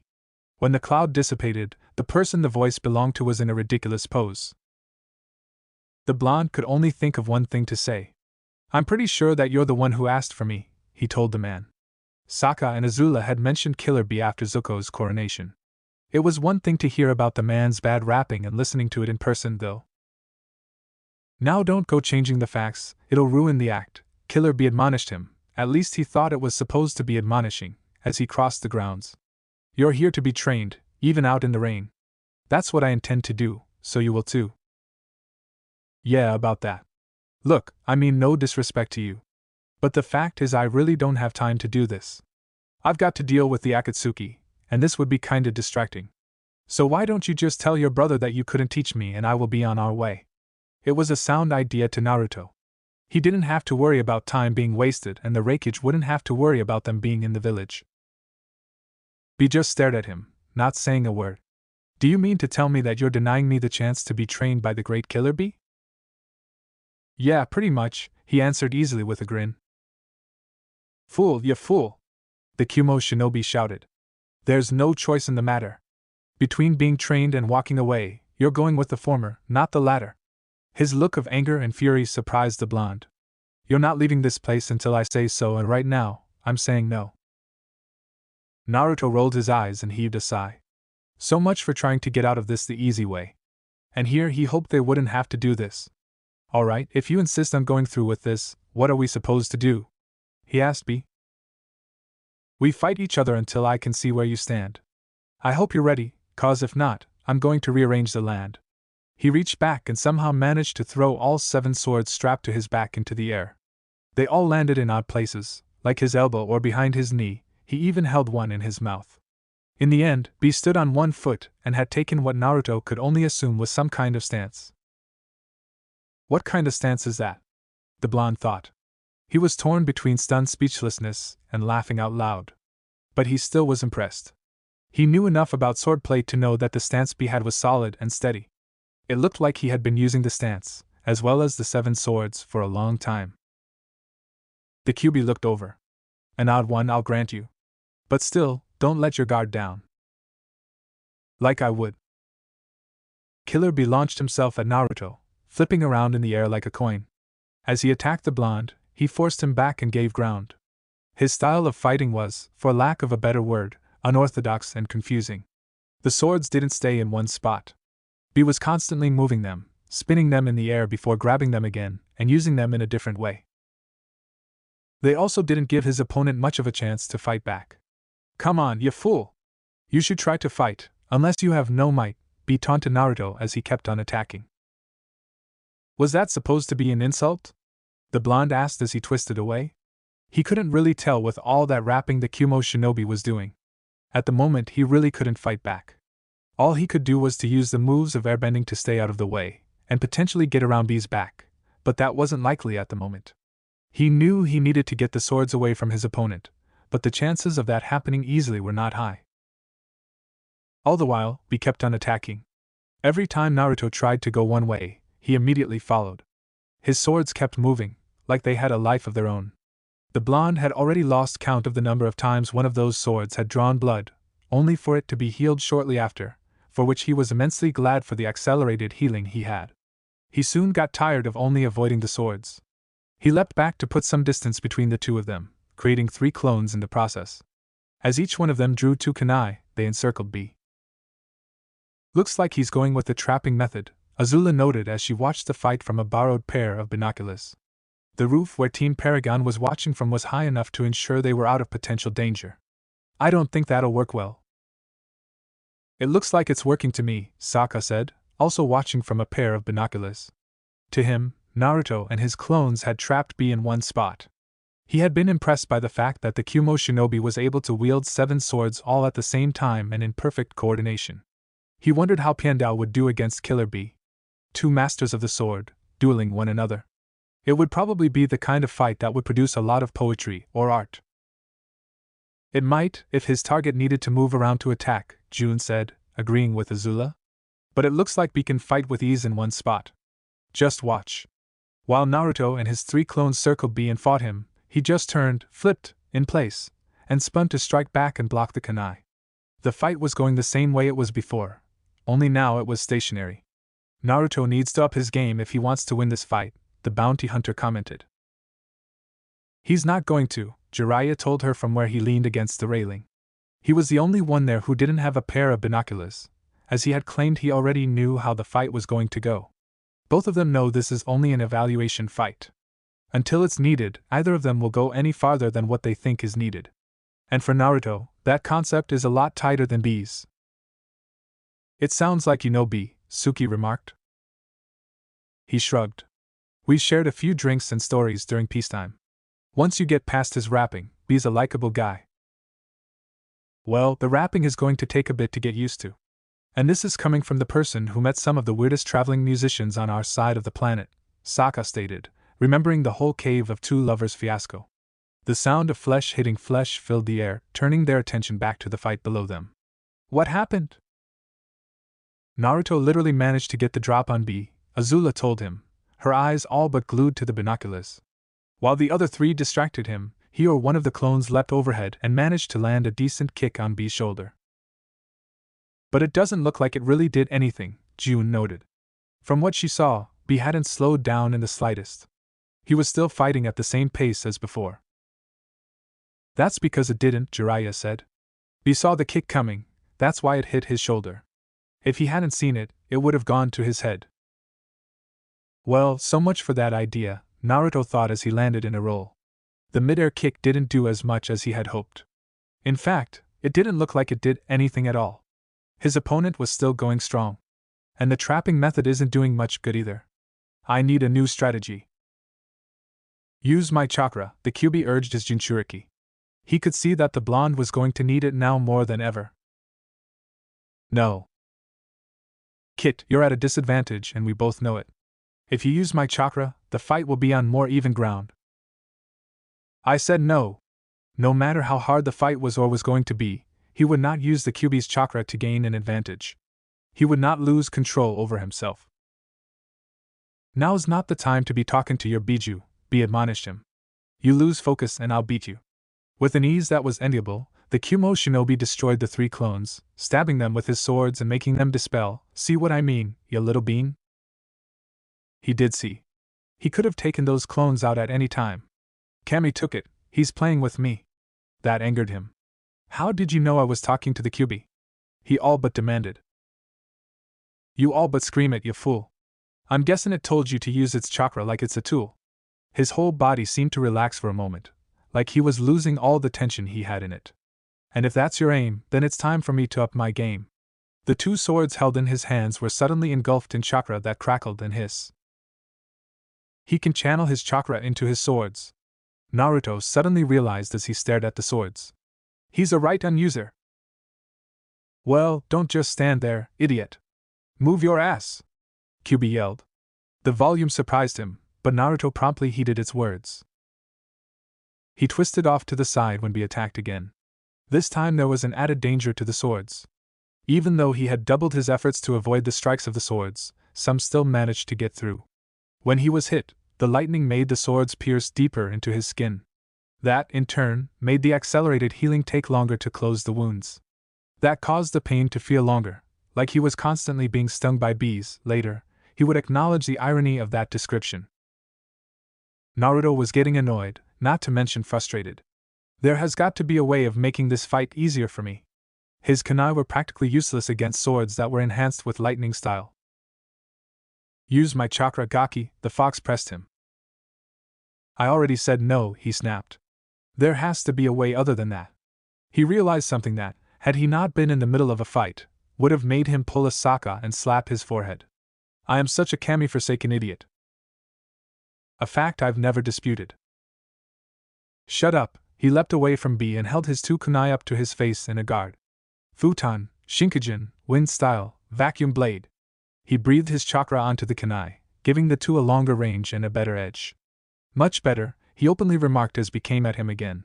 This time, he didn't dodge. Instead, he met his opponent head-on, his kunai clashing with the swords. The kunai held, not breaking in half as he had feared beforehand. Looks like you have some bite, B noted as he pushed against the kunai, making the blonde push back with equal force.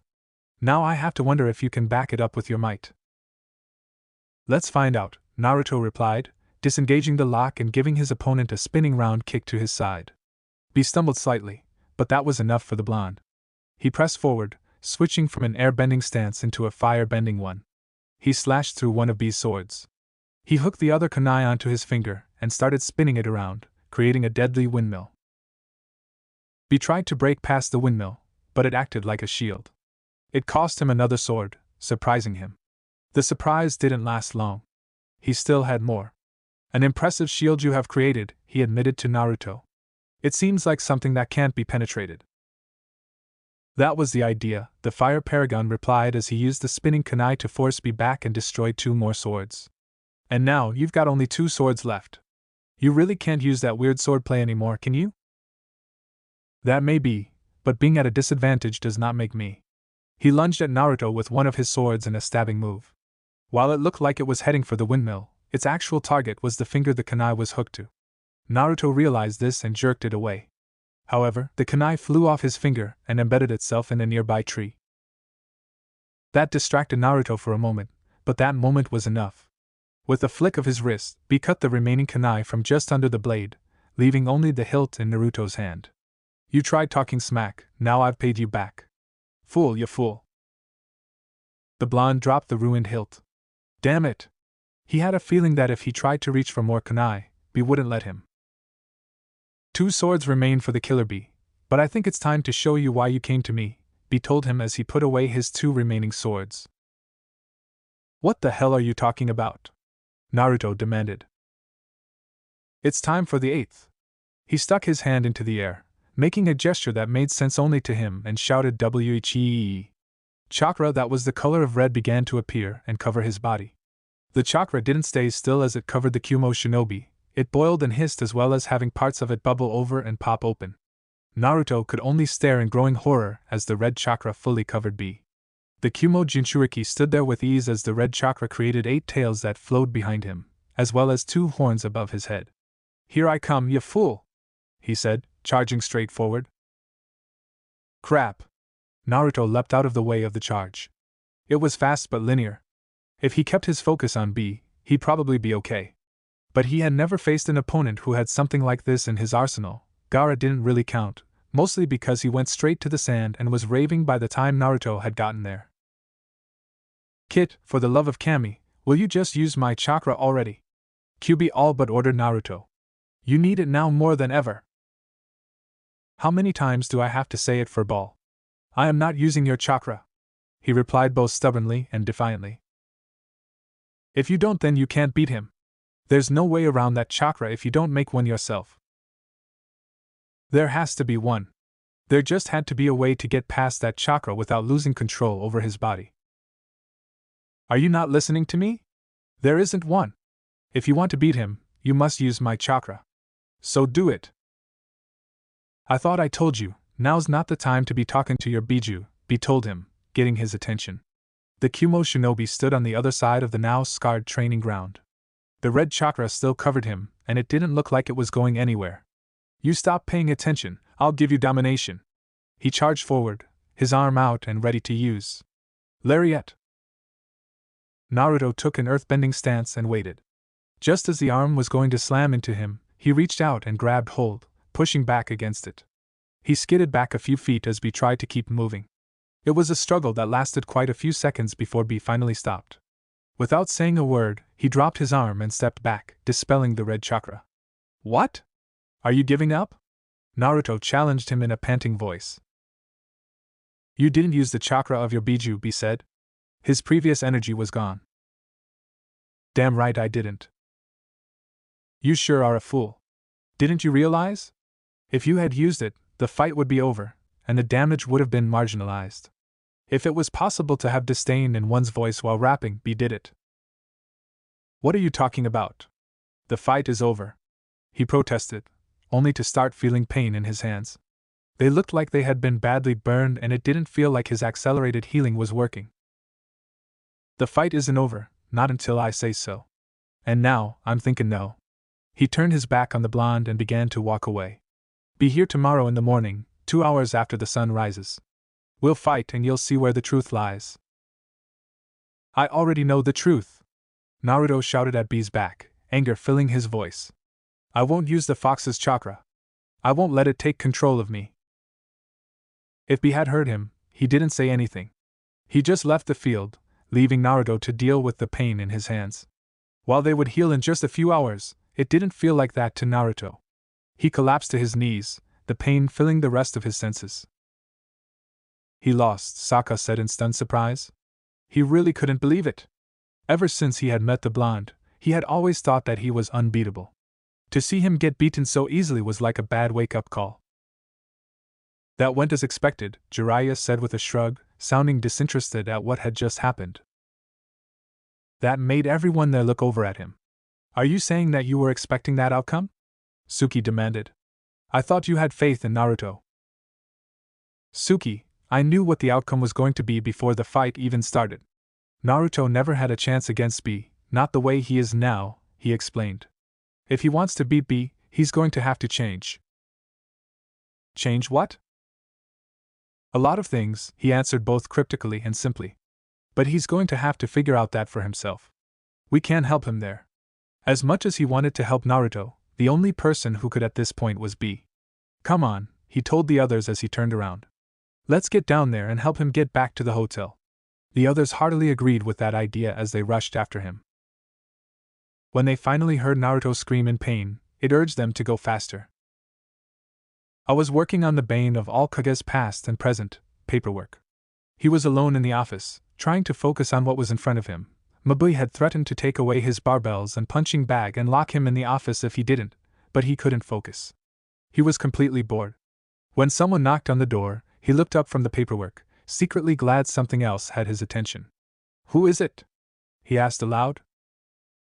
The door opened and B walked into the room. Yo bro, he greeted it casually. The Reikage raised an eyebrow in question. B was never one to enter a room or greet someone he knew casually. I take it that your little fight with the Kyuubi Jinchuriki is done? B nodded in answer. Good, I'll make preparations to have you two transported to the island. You might want to wait on that, his brother told him, speaking without rapping and with a serious expression on his face. His tone of voice got A's attention immediately. What happened? He's afraid of his Bju's chakra and refuses to use it. I can't take him to the island until he does use it, he explained. We'll have to stay in Kumo until then. Why would he be afraid of the Biju's chakra? The chakra of a Biju was dangerous just by itself. If a Jinchuriki knew how to properly harness it, they would become a powerhouse. Personally, he thought that every Jinchuriki would want to know how to do that, especially both Yujuto and B. I don't know. But currently, I need to know how good he is with the Kyuubi's chakra, whether it's rage-induced or not. Once I've seen that, I'll take him to the island. Until then, I'll just keep at him, making him fight until he does use the chakra. Not what the Reikage wanted to hear, but he would go with it. Very well, but be sure it happens soon, B. The sooner these Konoha mercenaries are gone from Kumo, the better. He didn't like people from the other hidden villages, shinobi especially, in Kumo. For all he knew, they could be spies trying to gather intelligence and report it back to their village. "It'll take as long as it takes, bro," he replied with a shrug. "No more and no less. That's all I can give you." Fine. At least he knew that if B was going to do something, it was going to be done. "Is there anything else you need?" B shook his head. "Nah, bro, that's all," he said, rapping once again. "But that is one hell of a paperwork load. And here I thought you had cracked its code."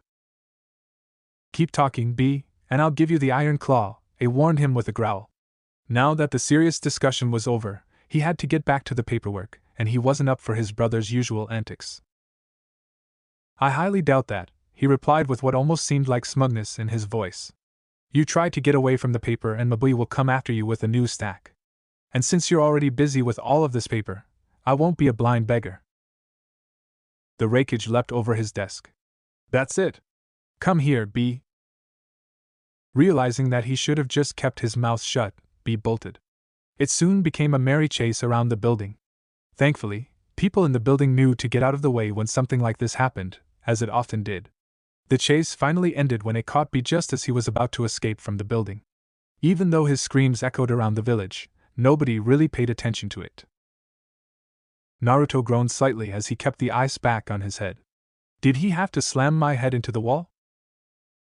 It had been a half hour since the end of his regular fight with B, having occurred in the evening rather than the morning, as B had always given him a different time to show up after each fight. It had been a week since they had come to Kumo, and every day, he had fought the other Jinchuriki. So far, Killer B had the lead. The blonde had been trounced in every fight, and yet for some reason he didn't know, the Kumo shinobi kept walking away disappointed. "Well, he must be getting as frustrated as I am," the QB answered with very heavy sarcasm. With each fight, the fox was getting more and more frustrated and annoyed at his host. "Oh, get over that already," he sniped back. As the fox's frustration grew, so did his annoyance. It was getting to the point where a brawl would have broken out, if the two could actually fight each other. As the dull throbbing of his headache continued, he shifted the ice back. "Man, I am glad I was able to cover my head in chakra before that asshole tried to smash it in. All he got out of that was the bruise the ice back was covering and the headache." "Maybe you should have let him smash it." "You'd be dead if that had happened, furball," he retorted, making the Biju snarl. Naruto leaned forward on the couch to look at his work. He focused more on his story ever since the fight started and actually wrote a great deal. He had gotten farther in his story and was getting close to the end. Apparently, the old saying about pain being a good motivator was true. As he wrote in silence, the door to the room opened. The sound made him look up to see who had come in. "Hey, Sokka," he greeted the tribesman. "Naruto." He sat down in the chair opposite of the blonde. Akela padded over to the wall and lay down. The only noise that was in the room for at least a minute was Naruto writing, when Sokka interrupted him. "Naruto, what's happening out there?" He looked up, a little confused. "What do you mean?" "I'm talking about the fights between you and Killer B. They always end the same way. You should have been able to get at least one victory against him." If he had to be honest, it was a bit disturbing to see the blonde having his ass handed to him daily. "Hey, I didn't take Ba Sing Se from Long Fong in a day. Just give me some time," he said, trying to make light of the situation. "It didn't work. This is a completely different thing and we both know it," Sokka said, getting annoyed. "Why are you holding back?" "What makes you think I'm holding back?" "It's not just me. Azula was probably the first one to notice it, but I think FS Sensei knew long fights would keep ending the same way, with B leaving either angry or disappointed." The water paragon looked pointedly at the blonde. "Why is that?" He shrugged. "How the hell should I know? You're making it sound like I should know what's going on in B's head. I have a hard time figuring out what he's saying." The man's rapping would have annoyed him, if he knew what he was saying. The door opened again, stopping the conversation as the two looked to see who it was. "Hey guys," he said as the rest of Team Paragon walked into the room. "Naruto, we need to talk," Jiraiya said without preamble, not bothering to say hello in return. His face was set in a stern expression, and while the others didn't show it, they had the same opinion he did. "What exactly is happening between you and B?" "Oh Kami, not you too," he groaned loudly, putting the pencil down and leaning back against the couch, holding the ice pack steady. There is nothing happening between me and Killer B. The guy is just as stubborn as I am, that's all. Bull, June said as she and Suki put the food they were carrying on a nearby table. The light of the evening filtered in through the nearby window, but no one paid attention to it. The focus was fixed on Naruto. Something is going on between you two, the bounty hunter declared. There isn't anything going on, he said, unconsciously gritting his teeth. Yes, there is, Azula shot back. I know you, Naruto. I know there is something going on. We were sent here to have something done, and you're doing everything you can to make sure that it doesn't happen. I can tell you what's going on, Jiraiya said. Killer B has been trying to make Naruto use the Kyuubi's chakra, and the little idiot here has been refusing to do just that. For good reason, the idiot in question growled, his headache dissipating all of a sudden. And what reason would that be? If the Toad Sage's voice could have been any more acidic, it would have gone through the floor. That you're afraid of it, and you refuse to use it? Got it in one, FS-sensei, he answered bitingly. He stood up from the couch and walked over to where the food was, ready to get something to eat, only to have June step in front of him. Come on, June. Can I get some food? I was manhandled out there for the love of Cammy. You let yourself get manhandled, Suki pointed out. If I didn't know you any better, I would have thought you're a masochist. It certainly looked that way at the end of the last fight. He had been face down on the ground, groaning. He scoffed at that. I am not a masochist. Now can I please get some food? I'm hungry. You're not getting anything until you tell us why, June said, stopping him again from trying to get the food. His scowl told her that he was annoyed, but she held firm. I'm with them on this one, the Kyuubi chimed in. I didn't ask you, the blonde snapped back. He didn't see a reason for all of this. It was getting on his nerves. June, move, he ordered, using his authoritative tone. When Fire Nation soldiers heard that tone, they obeyed without hesitation. However, she wasn't impressed. You go anywhere near that food, and I'll sick Nyla on you. He in turn wasn't impressed. Nyla is currently 3 floors down and outside the hotel. Somehow, I don't think that tongue of his can reach this far up, he retorted.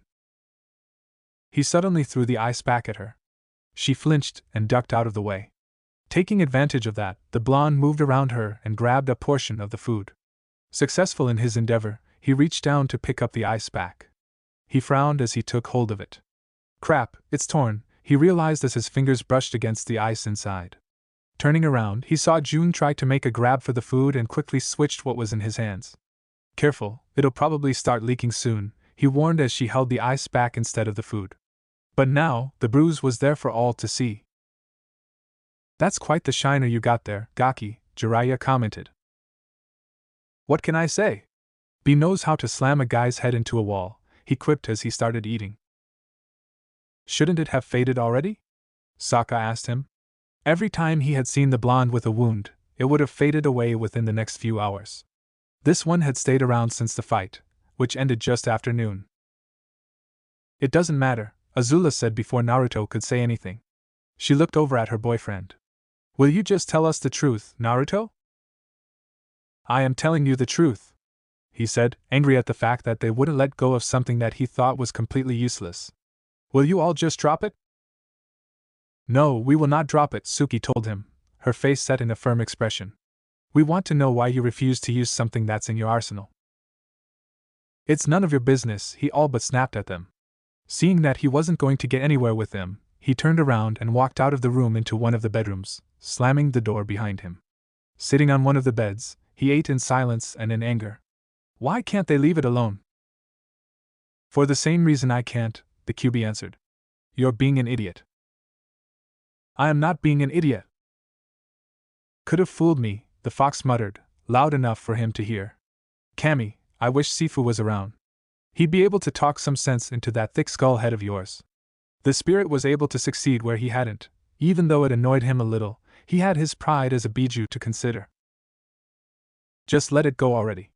Soon Killer B will give up on me, we'll go back home and focus on the Akatsuki, the blonde declared as he swallowed, feeling it go down his throat. Don't you mean Konoha? The Kyuubi asked him once the Biju had processed the words his Jinchuriki had said. I said that, didn't I? When he noticed all the food was good, he tossed the empty carton away into a nearby trash can. Yes, you did. Although he knew that Naruto had said differently, he also knew that now was not a good time to push the subject. But he knew that something was going on with the blonde, and it partly dealt with his killer bee issue. He just hoped that the others would see it and figure out what to do. He stood on the deck of a Fire Nation ship, helping others do their work. They were sailing close to the Earth Kingdom coast and were part of a small fleet, of which they were on the outside, heading towards Akawan. So far, they have spent 2 weeks at sea. Hey kid! One of the sailors shouted at him, getting his attention. If you're done over there, come over here and help us out. I'm coming! He shouted back. Why do I have to do this? He asked as he walked over. Because it builds character, and you didn't want to be above the soldiers you fight besides, the QB reminded him. That, and you still need to improve your stamina. You want to be certain that you can last in a fight, and you're slacking in that area. Now get to it, he ordered, sounding like an impatient boss. Yes, master, Naruto thought sarcastically. He joined the sailors and helped them with their task, moving the rocks for trebuchets from where they were stacked, which had been brought up from storage, next to the machines. Does anyone know when we're going to be in Akawan? He asked as he placed a rock down next to a trebuchet. Probably within a day or so, one of the sailors, young Lee, there were a lot of Lees, answered. He was only a few years older than the blonde and had been on the ship for a couple of years. What do you plan to do when we get there? He asked the group. I plan to find a good brothel and get really lucky, an older sailor, Ho, answered with a big grin. That got a few eye rolls and quiet groans from the rest of the group. What? What did I say? With your face, you're going to need a bit more to get lucky, young Lee remarked with a grin. He's better off than you, a woman sailor, Ian told him. The only way you'd ever catch a girl's eye is if you opened your money pouch first. That little statement made everyone aside from young Lee laugh. Hey, I've got a girl back home, young Lee protested, almost dropping the rock he was carrying. I wouldn't cheat on her like that. Relax, lad, we're only playing with ya, Ho assured him with a grin. We could tell you've got a sweetheart just by that locket you've got around your neck. Is she cute? Naruto asked young Lee. Of course she is, an old sailor, affectionately known as Old Lee, told him. Why else would he be carrying that piece of metal around? How about you, old man? Asked Ian. You got someone? Once, he answered with a small smile. Ah, she was a beauty. Every day when I wake up next to her, I thank the spirits for making me a lucky man.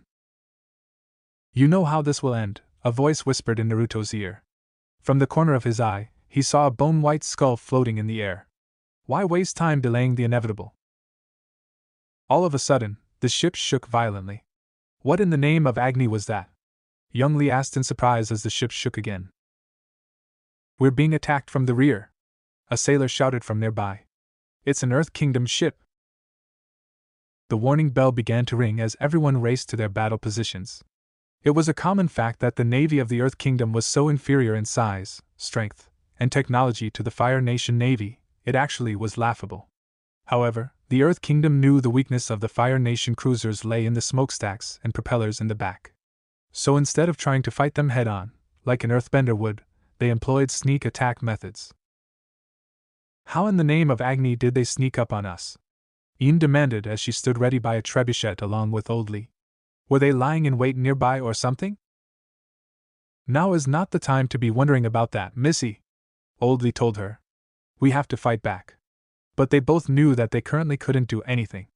The trebuchets were positioned so they could fire at anything in front of them. The ship designer had arrogantly thought that the enemies of the Fire Nation would always come at them from the front. They couldn't see what was attacking them from the back. Lord Naruto, you need to go join the captain. A junior officer, standing by the trebuchet he commanded, urged him. Even though they knew he was the paragon of the Fire Nation and Azula's bodyguard, he had insisted that they didn't call him a lord, which led to him being called Kid. Please, sir. He shook his head. I'm better suited out here. What good would he be standing beside the captain? If they managed to successfully turn around and fire on the enemy ship, he could get over there and bring the fight to them. As he saw that the ship was slowly turning, he began to prepare himself for the fight. But you already know that it won't happen, the skull said to him. Let's just move on. Suddenly the world was sideways. Realizing that he was on his side, Naruto quickly stood back up. To his horror, he saw one of the trebuchets destroyed and soldiers lay dead among its wreckage. Old Lee had one of the rocks on top of him, having crushed his torso and face. Naruto could only tell it was him by the tattoos he had on his arm. In was also dead, a chunk of wood lodged in her eye. He was stunned to see people he had just been talking to were now dead. Don't just stand there, kid! He distantly heard Ho until he felt his shoulders being shook. We need to move! Ho shouted at the blonde, getting his attention. They managed to take out the propellers. We're sitting turtle ducks. That got his attention and made him move. Others were coming out onto the deck from below, trying to get away from the water leaking in from the bottom, slowly flooding the ship. The ship itself had stopped when it was almost broadside to the Earth Kingdom ship. Firebender stood at the side, trying to either attack the enemy ship, which didn't really work as it was too far out of reach. The trebuchets were having better luck, but not much, or trying to destroy the incoming salvos of rocks. As he raced over to another trebuchet, he saw something off to the side. It looks like the other ships are turning around and joining us, he said in delight. We're going to be sending those rockheads packing. Ho crowed in victory. The opinion was shared by the rest of the crew, if the cheering he heard was anything to go by. And we both know that didn't last long, the Skull said as an almost abnormally large rock sailed through the air, smashing into the smokestacks. So let's just move on. Naruto found himself kneeling on the side of the hull. The smokestacks had exploded, causing the ship to capsize. Ho had been thrown overboard and hadn't surfaced. But that wasn't important right now. Come on, get over here! He shouted at nearby firebenders. There are still people in here. He could hear people pummeling on the hull, the sound echoing around him. He couldn't risk a Rasengan, and he didn't have time to pull a kunai out or draw his Jien to augment with wind-style jutsu. The ship was sinking too fast for that. Just hang in there, he shouted at the hull. Get us out.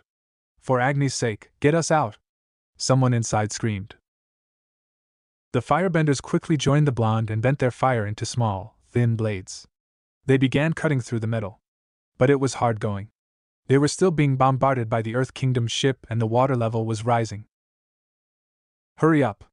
Naruto ordered as the water level rose to their waists. The level of noise that was coming from within could only tell them that the water level was rising inside as well. It's not doing any good, sir, one of the firebenders told him. The ship's sinking too fast. Then cut faster! He screamed as he watched the water seep into the cuts they had made, causing a new chorus of screams from inside the sinking ship. He wouldn't let the people inside die. I'm sorry, sir. But there's nothing we can do. You can't abandon them. Before they could answer, a boulder splashed down next, causing a small wave to split them apart. The firebenders went under, and Naruto was sent further up on the ship. He quickly got back down to the spot where the cuts had been made, but now it was below the surface. Taking a deep breath, he submerged himself and reached for the edge of one of the cuts. He then began to pull, trying to make a hole for the trap to get out. Why do you bother?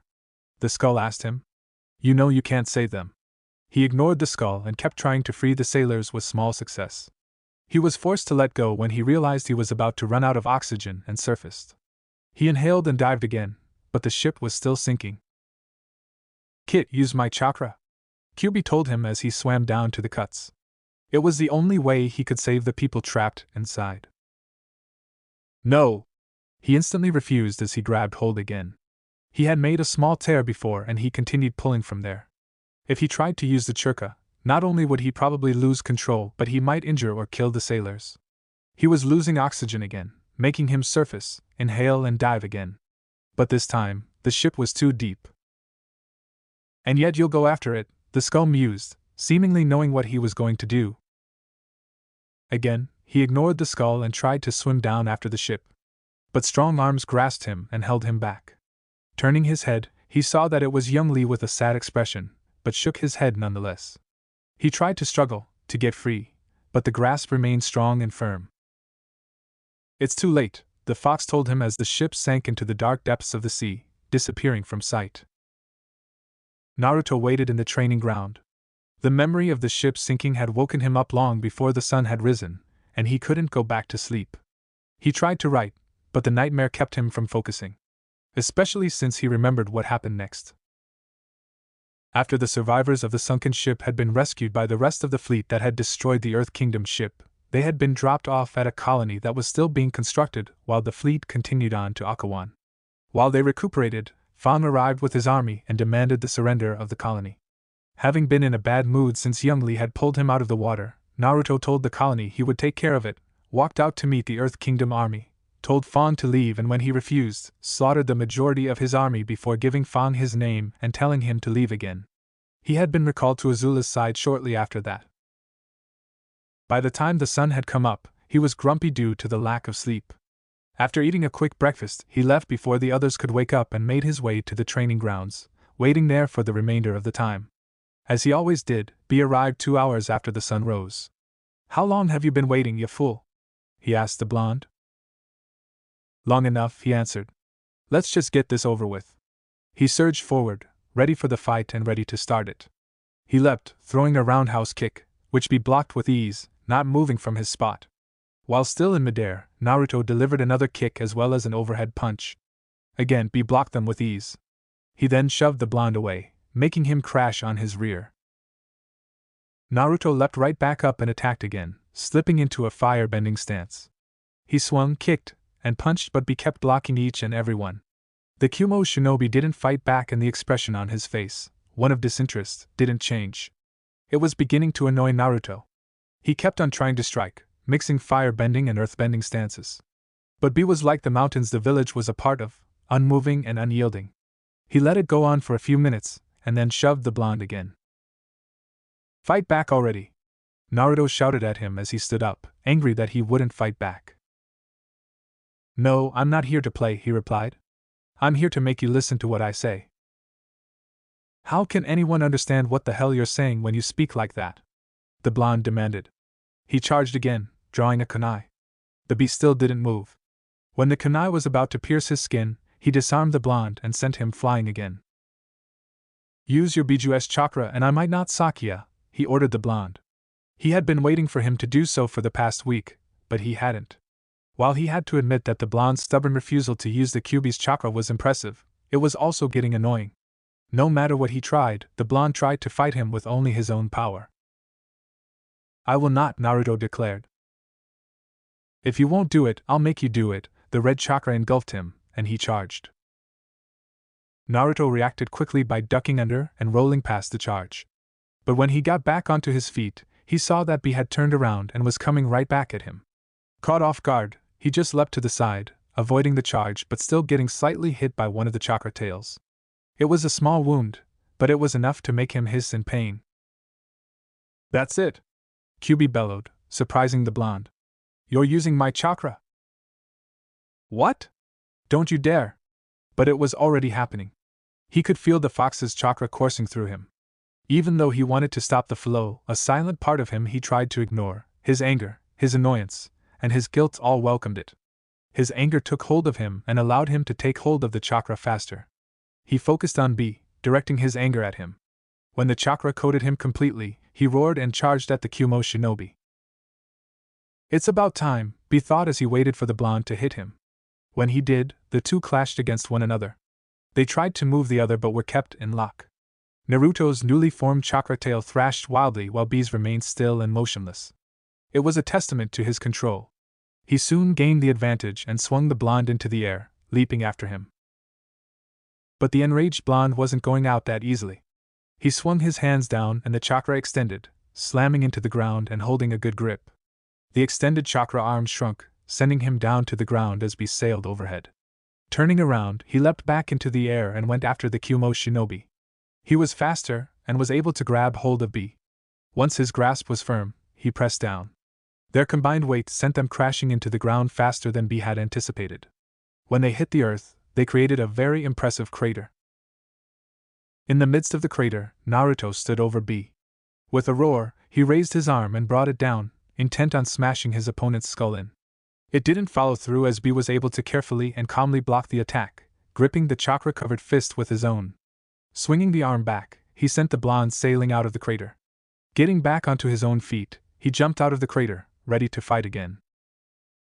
He saw that the blonde made another crater when he landed, albeit a smaller one. Naruto climbed out of a newly formed crater and charged again at B. His attacks were not what they were when he was in control. They were wild, sloppy, and full of anger. But B was not a raging beast. He was in control, and he was able to protect himself against such wild and sloppy strikes. He also noticed that the singular tail Naruto had sprouted had now become two. The brawl continued to rage on as Naruto kept attacking like a maddened berserker. He managed to get in a few hits, but they were small ones and inconsistent at that. He did more damage to the surrounding area than to B. But that didn't matter to him. He just kept on attacking, trying to take out the enemy that stood in front of him, anger and madness spurring him on. I think I've seen all I need to, B said as he leaned back to avoid a swipe of the chakra claws, backflipping when another claw appeared out of the red chakra and tried to tear his guts out. Okay, fight's over, he announced as he landed on his feet, his chakra coat disappearing. If Naruto had heard him at all, he had simply ignored it and kept on attacking. Whoa, boy needs to calm down, he thought as he danced away from the savage strikes. Well, you're the one who got him like this in the first place, his Biju, the Hachibi, told him with a little bit of sarcasm. You might want to consider getting him out of it. I'm working on it, Edo. Just leave it to me, he declared. I'm going to pretend that I didn't hear that last bit. He had been with B for a long time, and his Jinchuriki's rapping still irked him from time to time. Hey, you fool. It's time to play it cool, B told the still enraged Naruto. The blonde ignored him. Instead, he roared a challenge and charged again. B simply stepped to the side to avoid the incoming leap, but Naruto had used his tails to slow him down, by thrusting them into the ground. When he finally stopped, he turned around and attacked again. When he saw that he was about to be attacked again, B yelped, turned around and ran. He didn't need to look back to know that Naruto was chasing him. He could tell that just by listening and the partially transformed blonde running on fours. He ran around the training ground with the enraged Jinchuriki of the Kyuubi right behind. Naruto grinned savagely, his lengthened canines gleaming in the light of the morning sun. His enemy was slowing down and thus by definition, getting weaker. Sensing victory, he leapt forward, ready to tear his enemy apart.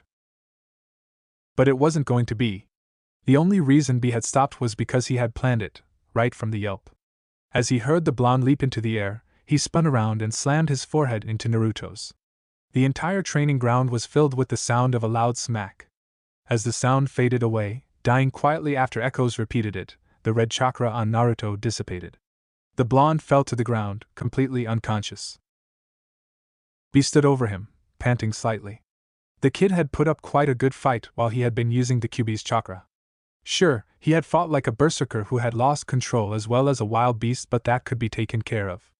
If it ever happened again, he would just use the traditional way of getting a Jinchuriki out of that headbutt. Morning, Sokka yawned in greeting as he walked over to the small kitchen, intent on feeding both him and Akela. Morning, Gaki, Jiraiya said in greeting as he drank the coffee he had. In front of him was some of Naruto's story. He was going over it and making notes about certain things. He was Naruto's unofficial checker, as he wanted the book to be a good one when it was finally released. How's the thing looking? June asked from where she leaned against the wall. She had already eaten and made sure Nyla had too, keeping the Shirshu company. Jiraiya made a non-committal noise in his throat as he kept looking things over.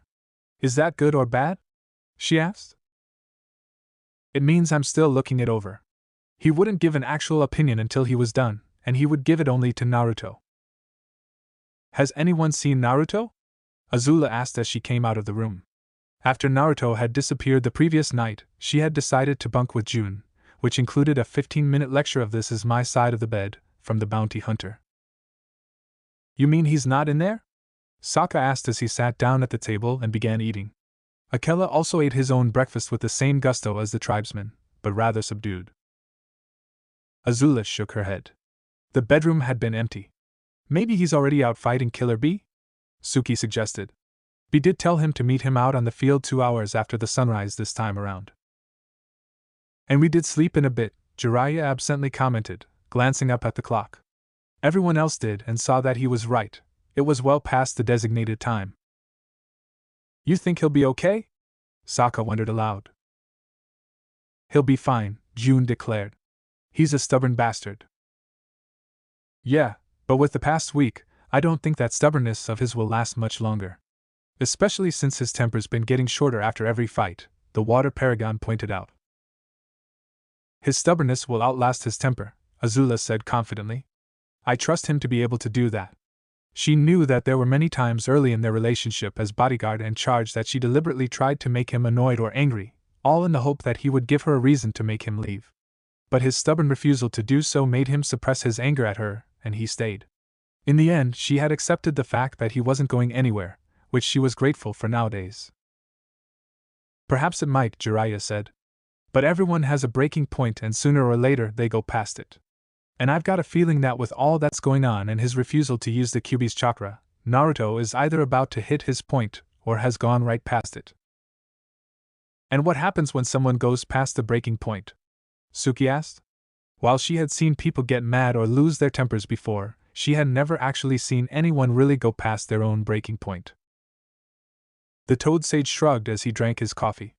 They let it all out or turn it inward. Either way, if you don't manage to get them to stop and calm them down, it will not be pretty. He had seen one too many of those scenes, when someone had failed to stop a person who went past their breaking point. The sad thing was that they had all sort of blurred together. He had seen too many of them. When Naruto finally came to, he wished he hadn't. The headache banging away from the inside of his head was twice as worse as the one he got yesterday. His body felt sore all over, but he wasn't if it was because of the fight or what had happened to him. You are a fucking bastard, furball, he told the Kyuubi. And you're a stubborn one, the Biju replied with nonchalance. If you had just used my chakra the first day like I said, it wouldn't have taken this long. I see you're awake, B's voice said from the side. The Kyumo shinobi was sitting on the ground next to him. He had spoken without rapping, which surprised the blonde. Now you can tell me why you're afraid to use the Kyuubi's chakra. That statement made him angry. You could have asked that question during the first day. He shouted at the Jinchuriki of the Hachibi. If he could move, that would have been the point where he started a slugfest. I could have, B admitted. But I wanted to see how you fought while using it. Well, I hope you enjoyed the show. I certainly don't remember it all, he spat before turning his head to glare up at the sky. The fight was a bit of a blur after the Kyuubi forced him to use his chakra, which he didn't like. So why are you afraid of using the Kyuubi's chakra? He repeated his question, not sounding any different. Naruto didn't say anything. He just stared in silence at the sky. B didn't say anything either, he just waited. They waited in silence, waiting to see if the other would speak first. In the end, Naruto was the one who cracked. Have you ever lost control? He finally asked. The question was almost too quiet to be heard. No, I can't say that I have, B answered, shaking his head. He was actually proud of that fact. He got on well with the Hachibi, and he was pretty sure that his rapping had helped that process along. Then you've never known what it feels like once you've come out of it. To see or hear about all the destruction you've caused, all because you couldn't control it, he said with a bit of a bite. I lost it when I saw someone I thought of as a friend die as I tried to carry him away from the battlefield. I had promised that I would get the both of us out of there alive and I failed. My anger took over and when it did, I took the Kyuubi's chakra by force. What happened next, I was only told about. How many enemy soldiers did you kill? It was an innocent question, or at least semi-innocent, but it made the blonde even angrier. It wasn't just soldiers I killed. Kami, I didn't even kill them, Naruto said with a derisive snort. I slaughtered them. And when one idiot tried to run away, to run back to the supposed safety of the nearby fortress, I caught him and in the process of catching and killing him, we both went through the front gate of the fortress. And so, once he was dead, I proceeded to kill everyone. There, he declared, spitting out those last 3 words and somehow finding the strength to sit up, his headache and sore body quickly forgotten. And it wasn't just enemy soldiers. Oh no, there were civilians in that fortress. Men and women, even children, who didn't deserve what I did to them. And do you know the worst part of it all? The higher-ups were going to give me a fucking medal for the horror I did. When he told them what they could with their medal, he felt some satisfaction, but not enough. That is why I refused to use the Kyuubi's chakra. So, I would never have to do something like that again. He may have said that, but it was also because he would never have to feel that level of guilt again. B stayed silent throughout the rant. When Naruto was finally done, he only said, "I'm sorry." The blonde scoffed when he heard that. "You're sorry? Sorry for what? Were you among the dead I killed in that fortress and somehow managed to come back to life?" he asked scathingly. The Kumo shinobi shook his head. "No, I'm sorry about not asking you on the first day. You were right, I should have done that. But when you told me that you didn't want to be trained, I was determined to make you use the Kyuubi's chakra. To see how you fought in that." "Why? Why would you want to see something like that? Just look around us." The training ground was completely ruined and riddled with craters, deep claw marks, and lots of churned up rocks. "This is what happened because you wanted to see." "I always believed the best way to learn was to see or do it yourself," the Kumo shinobi told him with complete seriousness. "I could never sit still for those lessons that came from books and the classroom." Naruto was silent for a minute. "I was like that once," he finally admitted. "At least, until the fox had all but beaten it into my head that I needed to read the books." "Wow, my Biju never did that to me." "Well, I was in the midst of a war I had voluntarily joined, and I didn't have another shinobi around to help train me," the blonde replied, a little sarcastic. "So I had to ask the fox to help train me."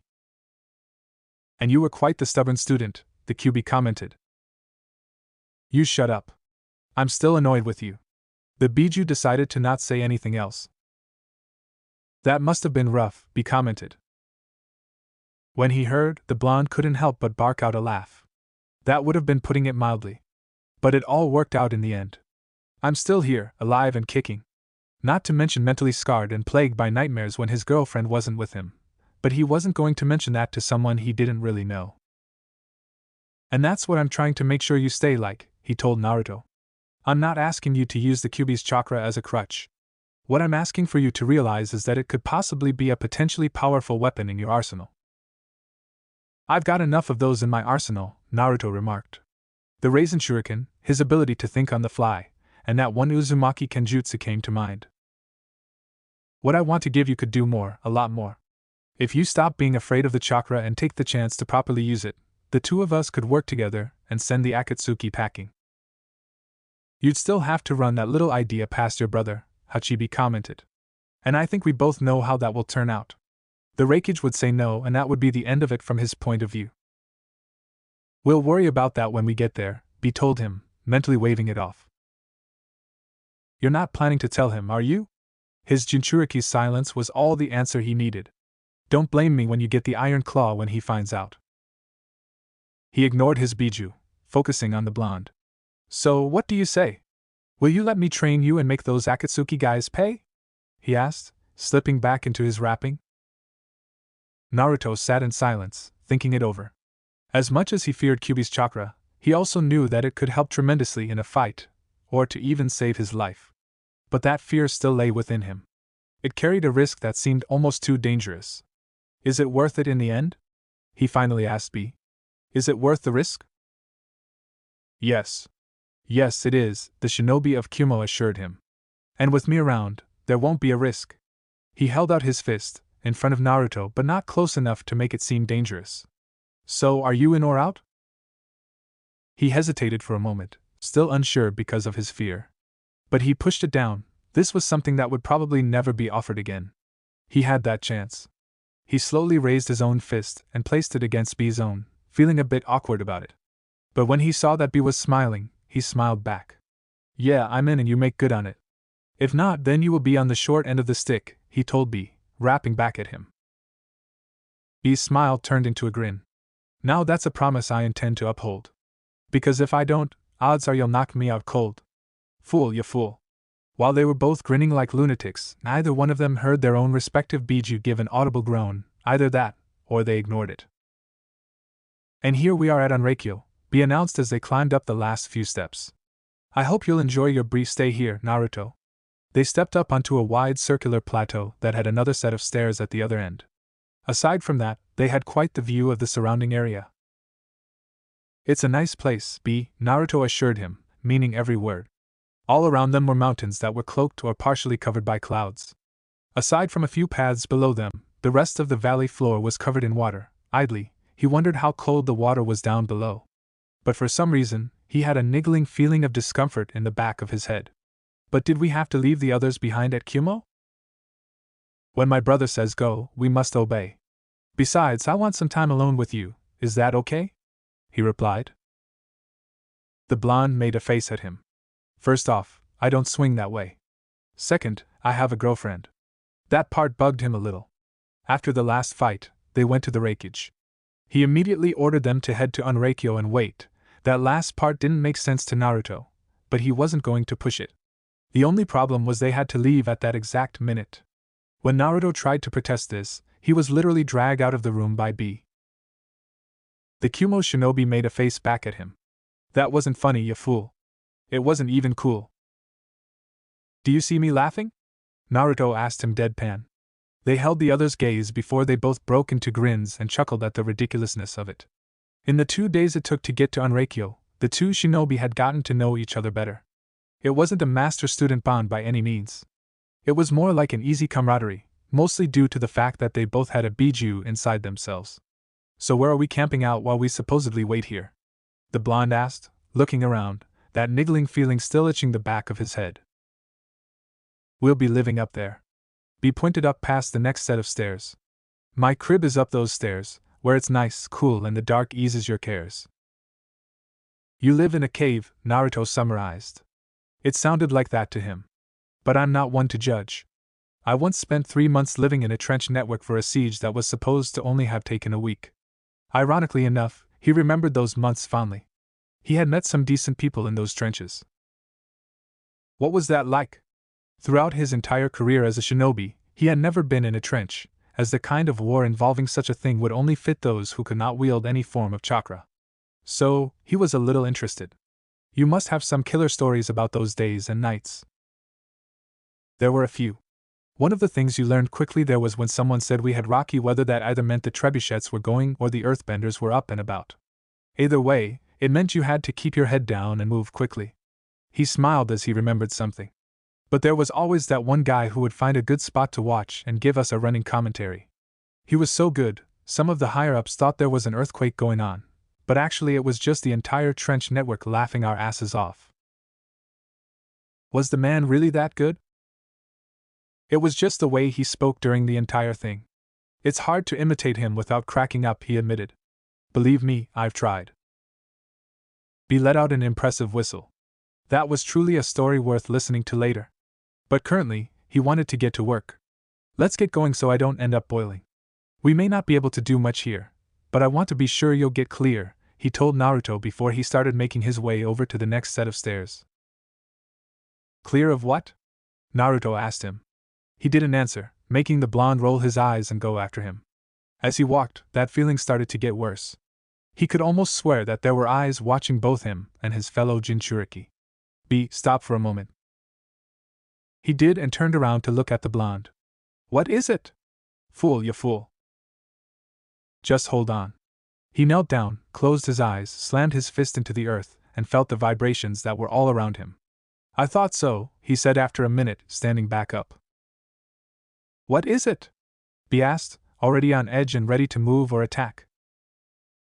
We're not alone here. How close are we now?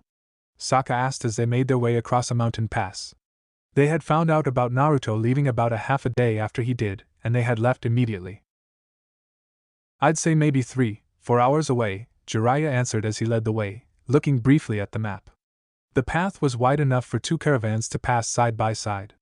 It was a bit hemmed in by the 2 mountains looming over them, but it was nothing really to worry about. According to Mabui, this part of the trail was safe from possible avalanches. It was about a day away from the village when the younger members of the team remembered that they should have asked which spots weren't safe. Good, because Naruto and I are going to have a talk, Azula said with an annoyed scowl. Still annoyed he left without telling you, huh? June asked from atop Nyla. The Shirshu was helping the Toad Sage find the path Naruto took, or as the bounty hunter had put it, he's looking for his target practice. Would it have hurt to at least leave a note? That much wouldn't have killed him. Trust me. That idea doesn't always work, Jiraiya told her without turning his head to look at her. I made that mistake once and I was forced to spend the next 5 years hiding in another country because of one incredibly clingy lady. He suppressed a shudder as those memories resurfaced. That was one scary lady. If I didn't know your track record with women and what happened in Ba Sing Se, I might have felt pity for you, FS Sensei, Sokka told him in a dry tone. It was hard, really hard, to feel pity for the shameless super pervert when it came to the opposite sex. This time, he did look back.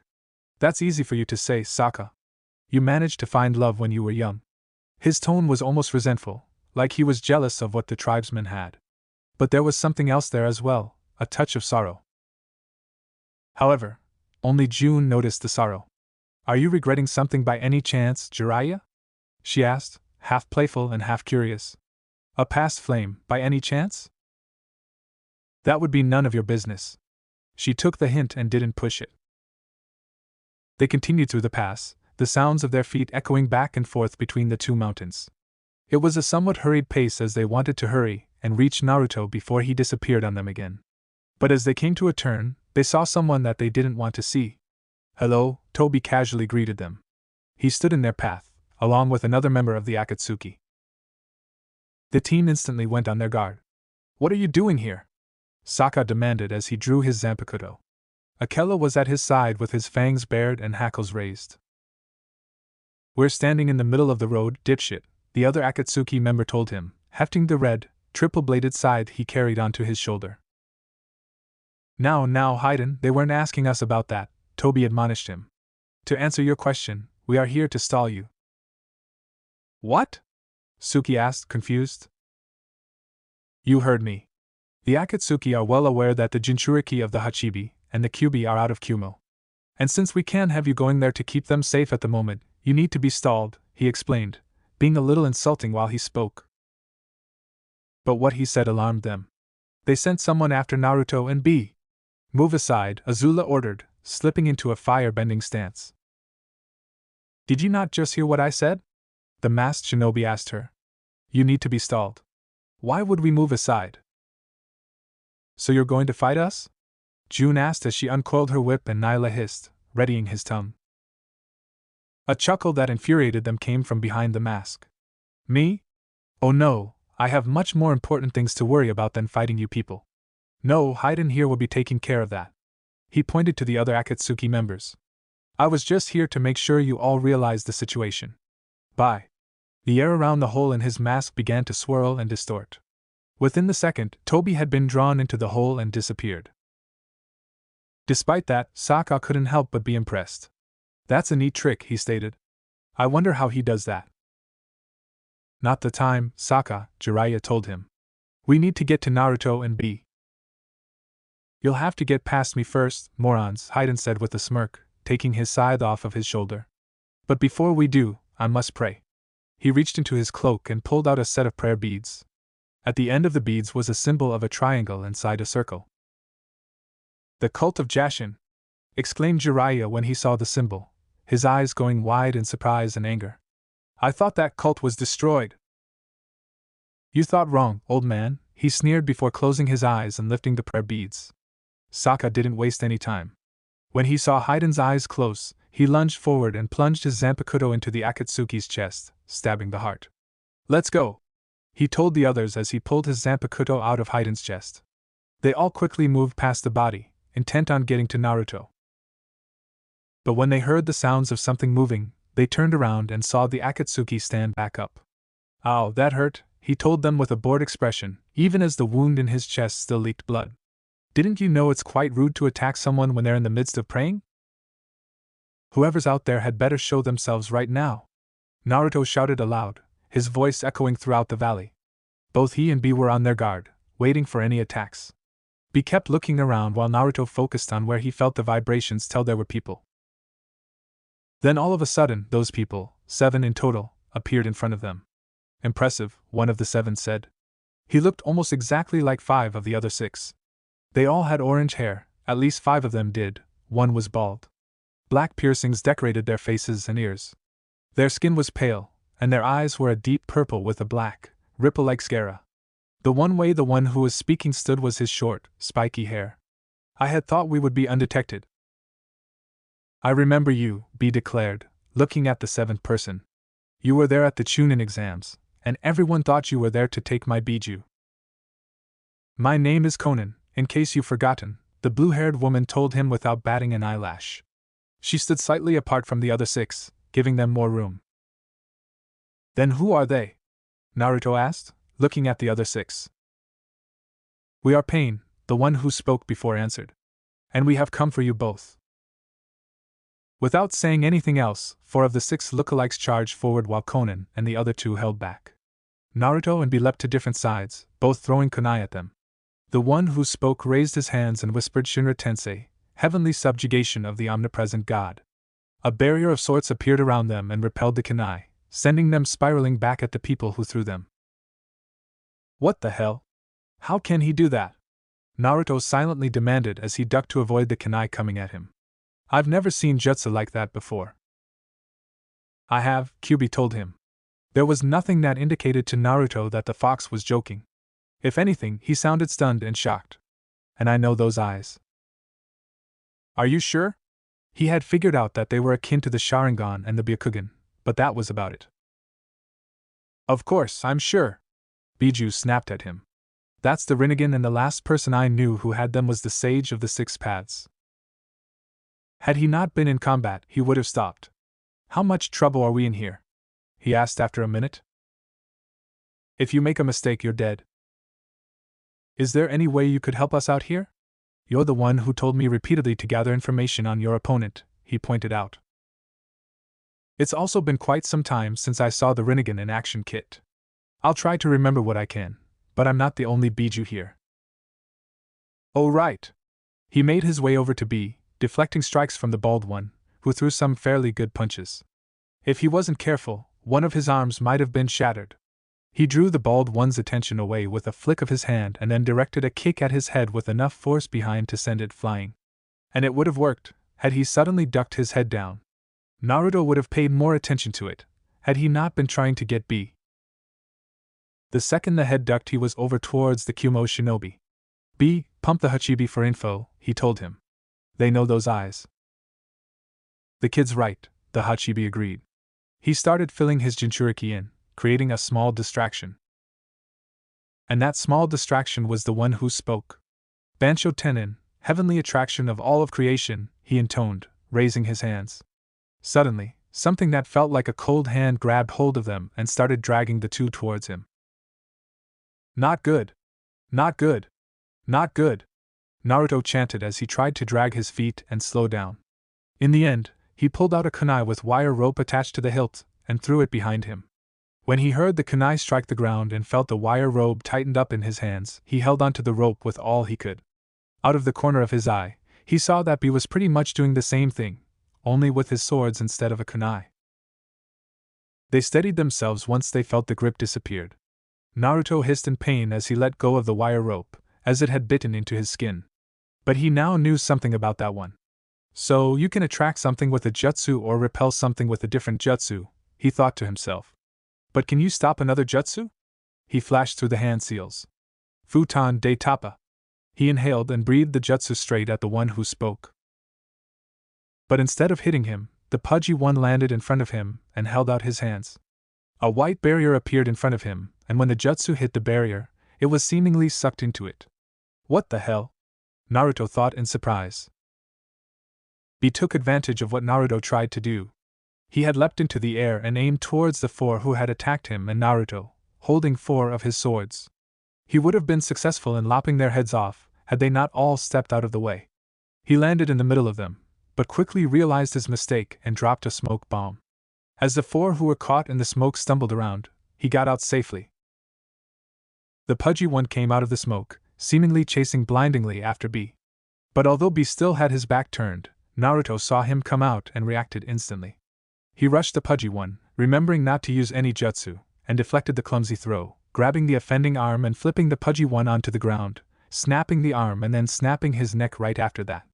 He immediately backed off when he saw that the smoke was beginning to dissipate, and the other 3 were staring at them.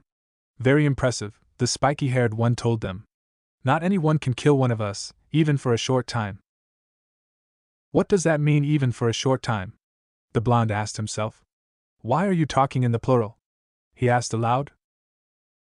Because we are Pain, all 6 of us, the one with the high ponytail answered, using the same voice as the spiky-haired one. That's all you need to know. That may be all we need to know about you. But you still ain't taking our Biju, B declared, charging forward and channeling his chakra into his swords. He tried to avoid the spiky-haired Pain and instead went for the high ponytailed Pain, moving fast enough a civilian couldn't see him. But his target, as well as the other three, weren't civilians. The ponytailed Pain didn't even move, but the spiky-haired Pain raised his hand directly at B and said Shinra Tensei. B! Shouted Naruto in horror as he watched the Kumo shinobi sail over the edge of the plateau and down into the valley. The faint sound of splashing indicated that he had hit the water. The ponytailed Pain went for the edge of the plateau after hearing that sound. Naruto tried to stop him, but the bald Pain stood in his path, allowing the ponytail to leap off the edge. As he disappeared from sight, smoke floating up over the edge and the lowing of an animal, probably a bull, was heard. Get out of my way! The blonde snarled at the bald Pain. He slipped into an airbending stance, ducked under his opponent's arm and placed his hand on the center of his back. With his other hand he pulled back and delivered a punch that would have sent the head flying off of his shoulders, which the blonde can attest to, having done it several times during the war. It would have happened if the target didn't suddenly duck and try to shove his foot into Naruto's midsection. The blonde stepped to the side of the kick, grabbed the leg, and with a twist, tossed him back at the spiky-haired Pain. When he saw the spiky hair jump out of the way of the bald Pain, he threw a kunai at him. The spiky-haired Pain deflected it with his jutsu, but when Naruto threw a shuriken at him, he just twisted out of the way. Well, that's interesting, the blonde noted. But how in the name of Kami did that bald one see that punch coming? He couldn't even see me. That's because they can all see what one sees, the Kyuubi exclaimed, like he had just remembered that piece of information, which he probably did. What does even that mean? He demanded. When B tried to attack from above, the four he was aiming for couldn't see him, and yet, they were able to avoid his attacks. I remember that part.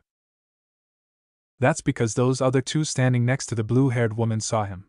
And since the first four could see what the other two could see, they saw him coming down and promptly avoided the attack.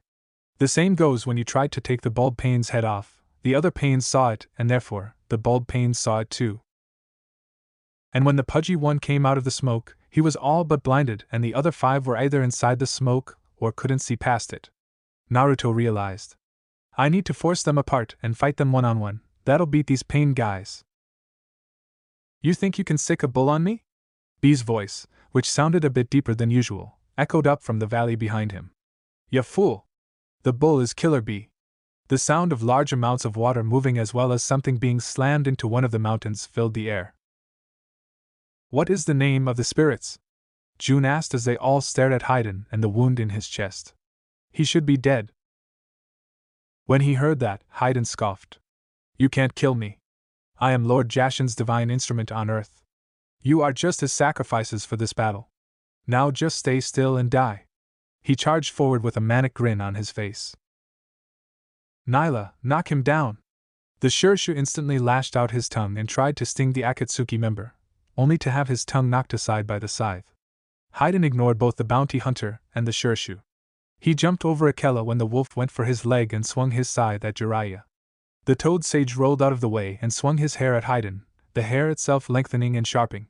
It managed to tear a chunk of skin off of the Akatsuki member, but he paid it no mind. Instead, he still went after Jiraiya.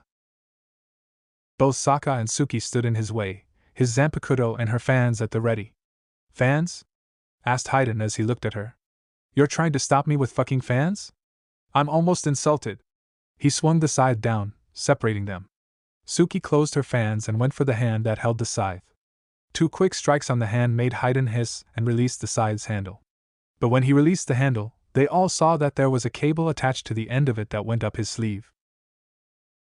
Sokka gripped his Zanpakuto with both hands and swung down, intent on separating the scythe from the cable.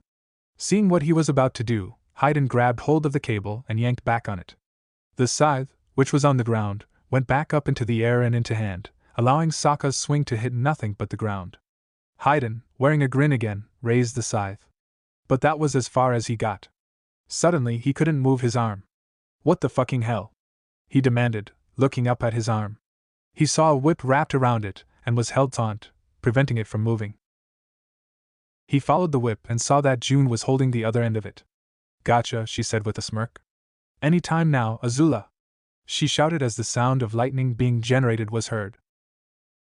Haydn turned to look at where the sound was coming from and saw Azula holding lightning in her fingertips. She pointed it at him and let it fly.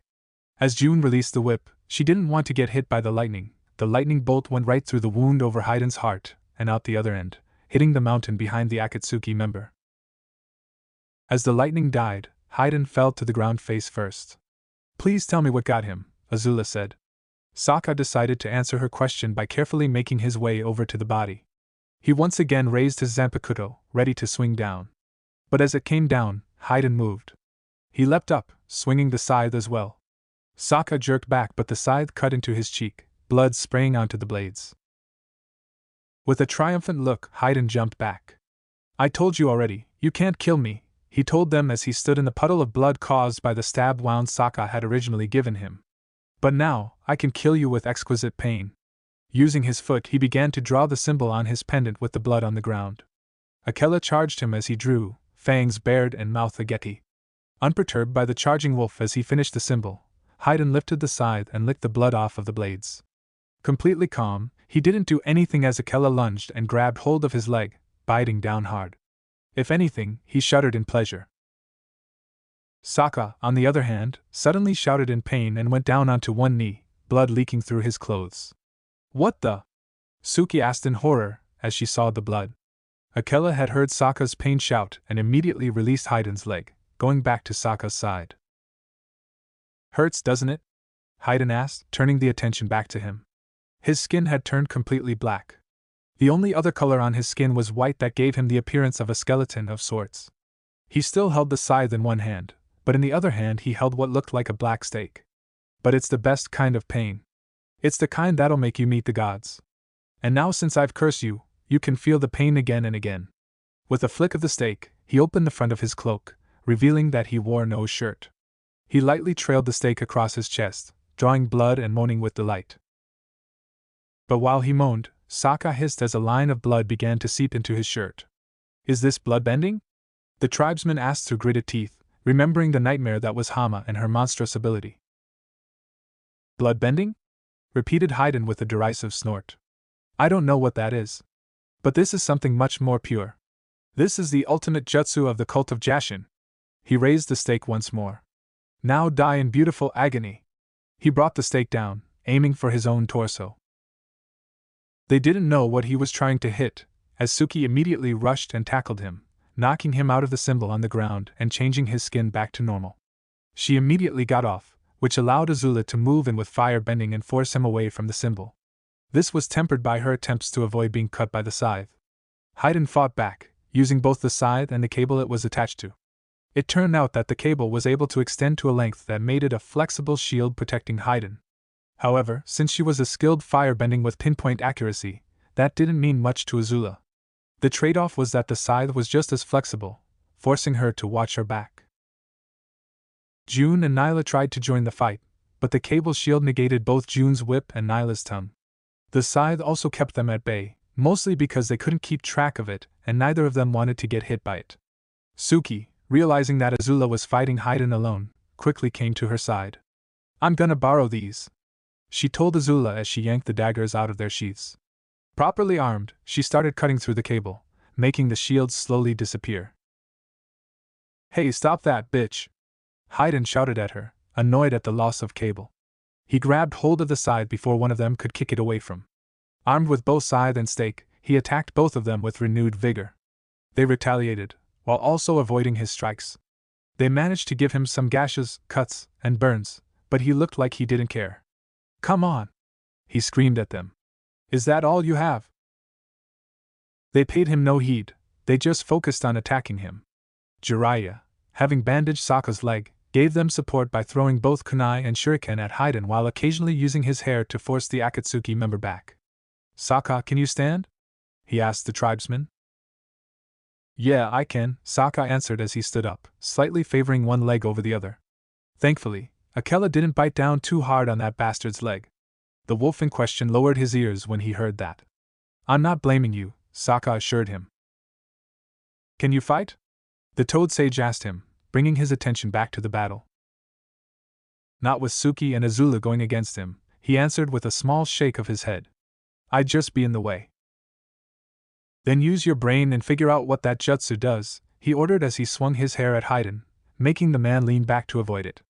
He didn't manage to avoid all of it, the hair managed to take off a chunk of skin. I thought you knew what it does. You're the one who knew he was a part of a cult. That's all I knew. I was led to believe that the cult of Jashin was destroyed during the First Shinobi World War. Hey, less talking and more analyzing please. June shouted at the two of them. Both she and Nyla had decided to join the fight now that the cable was gone. But they still kept their distance, due to the stake and the scythe. Okay, Sokka took a breath to steady himself. Obviously, the symbol he drew was an important part of whatever that jutsu did, he said, mostly talking to himself. When Akela went for him and his leg, he didn't even move. His skin also did that weird thing when he was inside the symbol and changed back when Suki knocked him out of it. But how does that coincide with me having the exact same wounds he did? He asked himself. Wait. Once that scythe of his nicked me, he drew back onto the symbol. His skin turned after he licked my blood. Guys, keep him away from that symbol. He shouted at the girls. He can only use that jutsu of his when he's tasted someone's blood and is standing on it. So the damn brat figured it out, Haiden thought to himself in irritation. You could do that, he said aloud. But then again, you're assuming that I can only use one at a time. To the surprise of everyone, he managed to cut both Azula and Suki with the stake and scythe. He knocked them down and took a few steps back. Slicing the back of his hand, he let the blood pool beneath him and started drawing the symbol, licking the blood off the scythe in the process. Now then, he said as he finished the symbol and his skin turned back with the white skeletal image. Let's try finding the pain again. Naruto carefully eyed the remaining pains as the sounds of a fight went on behind him. He didn't dare look behind him, lest one of the pains try to attack him. All he could see was from the corner of his eye, and that told him he had become something large, brown, and had tentacles. So, who do I try to take out first? He asked himself. Go for the one you already know most, the Kyuubi told him, indicating the spiky-haired pain. You already know that he uses two that can either repel or attract an object, and you know he can't use it constantly. He can't? The blonde asked before remembering the shuriken. Right, he can't. But the question is, how is there a delay between uses? Well, why don't you find out? The fox couldn't help but inject sarcasm into the question. It kinda demanded it. And be careful. Remember, they can all see what one sees. Also, I think one of them can do something with the dead. You're telling me this now? He almost shouted at the Biju. But rather than rant, he created a clone to sick on the bald Pain and then threw a kunai at the spiky-haired Pain with one hand and threw a smoke bomb with the other. The bomb flew overhead and landed in front of Conan and the last Pains, exploding in their faces and obscuring their vision. Shinra Tensei, the spiky-haired Pain said as the kunai got closer, lifting his hand in its direction. The kunai was repelled, but Naruto threw another kunai at him.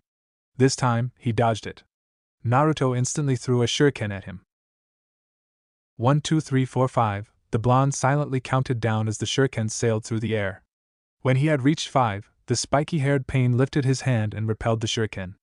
So 5 seconds is the limit. Talk about close calls. Not wanting to hear the fox lecture him, which he had done several times before, even in the middle of a battle, he immediately charged forward at the spiky-haired Pain, slipping into an airbending stance. The spiky-haired Pain manifested a black rod from within his sleeve and tried to pierce Naruto with it. But the blonde slipped past the strike and stood behind him. The spiky-haired Pain swung around and raised his hand. Shinra Tensei! He barked, trying to blast Naruto away. But the blonde stayed behind him, thus avoiding the blast. In the clear, he swept Pain's feet out from under him, sending him to the ground. With a sense of triumph, Naruto reached down to snap the spiky-haired Pain's neck, taking 2 out of the fight. But just as his fingers were about to grasp the neck, he had to jerk them away as a shuriken tried to take them off. What in the name of? He started to swear, only to stop when he looked at the shuriken. Is that paper? The shuriken was indeed made of paper, carefully folded into the appearance of one, like origami. However, he realized that his quick observation of the paper shuriken had cost him precious time. He tried to reach for the spiky-haired Pain's neck again, but it was too late. Shinra Tensei. The blonde was sent flying as the jutsu caught hold of him. I thought I told you beforehand that I would be able to handle this, Conan, the spiky-haired Pain said as he stood back up. My apologies, Conan replied. The smoke covering her view of the battle had dissipated enough for her to see what was about to happen and reacted on instinct. She didn't regret it, as it had saved his life. See that you don't do it again, the bald Pain told her as he fought Naruto's clone. It looked like the clone was holding his own against his opponent. I grow tired of this, the bald Pain suddenly declared. The side of his cloak ripped open as another arm appeared and grabbed the clone by the neck. Before either the clone or Naruto himself could do anything, another arm ripped another hole in the cloak and tore it off.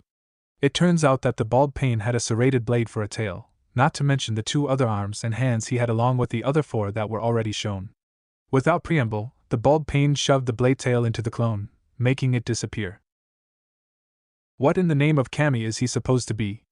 Naruto silently demanded as he watched the bald Pain somehow form 2 more faces, one on each side of his original face. Is he some kind puppet? I don't know, the fox answered, looking at the bald Pain himself. On a side note, he noted that if the bald Pain was a puppet, Kankuro would probably start drooling at the sight of him before trying to take it for himself. Weren't you the one who had information on these guys? I forgot some stuff, okay, he retorted, somewhat defensive.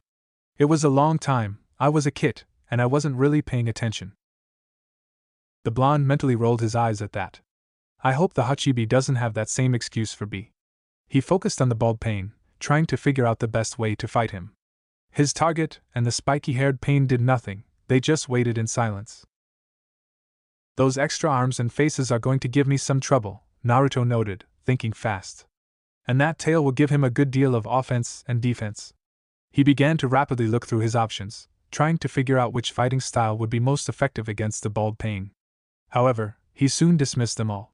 None of the bending styles or any of the mixed styles would do much good against a 6-armed, 3-faced person who can see through all 3 faces. I'd need to do something different. Something he'd probably not expect. There was such an option available, the Kyuubi's chakra. But even though he was willing to learn how to properly use it, he was still unsure about it. It's a risk I have to take. He won't expect it, and it'll give me an advantage, he told himself as he mentally prepared himself for it. Kyuubi, give me some of your chakra. I'm sorry? What did you just say? The fox asked, not believing what he heard. You heard me. I need some of your chakra. Just keep it at 1 tail for now. He knew for a certainty that if he kept his focus on his target, he could control himself whilst using the fox's chakra. Are you sure? You're the one who kept refusing to use it. I know that, okay? But these guys wouldn't be expecting it, and that should give me an advantage over them. Plus, with those calming tips B gave me last night, I should be able to control myself during the fight. Now, give me that chakra. It's coming, the fox replied. Naruto could already feel it coursing through, giving him power. As the cloak engulfed him, he went down onto all 4s, sending a snarl at his target. He remained calm and made sure that he was in control of himself. Interesting, the bald Pain said as they all watched what happened to the blonde. I had not expected to see that happen. But still, it does not matter. He charged forward and Naruto did the same. They clashed together, each one going for the midsection. Naruto managed to avoid the bald Pain's strike but couldn't hit him either. The blade tail forced him back, acting like the tail of a scorpion, which it was probably modeled after. The blonde snarled in frustration at the weapon. It was keeping him away from his intended target. But he wasn't going to let that stop him. When the tail came at him again, he instead attacked it with a hand engulfed in chakra that was shaped like a claw. He wasn't able to cut it off, which had been his intent, but he did leave a gouge in it. One of the faces on the bald Pain eyed the gouge on the blade tail, but that was it. One of the arms on one side reached out and grabbed an arm from the other side. The bald Pain pulled and the hand that was being gripped separated from the arm. It turned out that the arm and the hand were connected by a cable. Attached to the cable were clusters of cylindrical objects that had rounded tops. If Naruto had to guess, they were explosives of some kind. He turned out to be correct when the explosives detached themselves from the cable and flew at him, sailing through the air with the help of some sort of thruster at the bottom. The first 2 hit the ground in front of Naruto, forcing the blonde to leap back away from them. The explosives still came after him, forcing him to run around to stay out of their path. The smoke from the explosives hitting the ground almost looked like he was leaving a dust trail behind him, albeit a dark one. When they finally stopped, he did as well and glared at the bald Pain, who said nothing in return. He just kept wearing that blank smile he had had on his face since they showed themselves. That smile only infuriated Naruto. It was like the thing itself was taunting him. His anger began to bubble over, but he caught himself and clamped it down. He had to stay in control. If he lost that control and acted like an enraged beast, it would be over for him. And if it was over for him, they'd go for B, who still sounded like he was going strong, if what the blonde heard was anything to go by. He charged forward again, ready for round 2 with the bald Pain. The tailblade came for him again, but this time he wasn't slowing down. Instead, he went under the thing and got in close to the bald Pain, too close for him to properly use the tailblade. The arms still tried to hit the blonde, but they could never actually hit him. The best they got was hitting the chakra engulfing him. But he didn't exactly have the advantage either. He had to keep track of all 6 arms as well as the feet as the two fought each other. When 2 of the arms managed to grab his shoulders, Naruto saw an opportunity. He grabbed them in return and yanked them out of their sockets. Holding them by the ends, he began to savagely beat the bald Pain, swinging the arms like clubs. The bald Pain tried to fight back, but the blows were coming too fast and too hard. The 3 faces began to get really bruised and bloody. The bald Pain's defense soon began to weaken, allowing the blonde to hammer him more viciously. He finally knocked him down with a brutal 1-2 combo. Seeing a chance to finish him off, the blonde threw the arms away and grabbed the tail blade as past him when the bald Pain fell.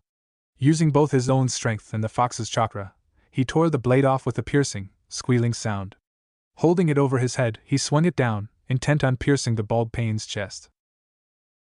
But even before the tail blade even went past his nose, he went shock still. What? He thought in surprise and shock, caught off guard by the fact he was frozen in place. Why is the fox's chakra being drained? He could see the chakra diminishing before his eyes and feel it leaving him. He struggled to look behind him and see if the cause was there, only to have his eyes widened. Standing behind him, with the same neutral expression he wore before, was the pudgy Pain. That's impossible! He mentally screamed. I snapped his neck. As he tried to figure out how that was possible, both the words of the spiky-haired Pain and Kyuubi came back to him. Not anyone can kill one of us, even for a short time. I think one of them can do something with the dead. Moving his eyes back to the front, he saw one of the 2 Pains who didn't join the fight, the stocky one, standing beside something that looked somewhat humanoid. All he could really say was that it had the Rinnegan for eyes, the bottom was wreathed in purple fire, and it had a very large mouth. He can revive the dead? Naruto asked himself. By that time, the chakra of the Kyuubi had disappeared.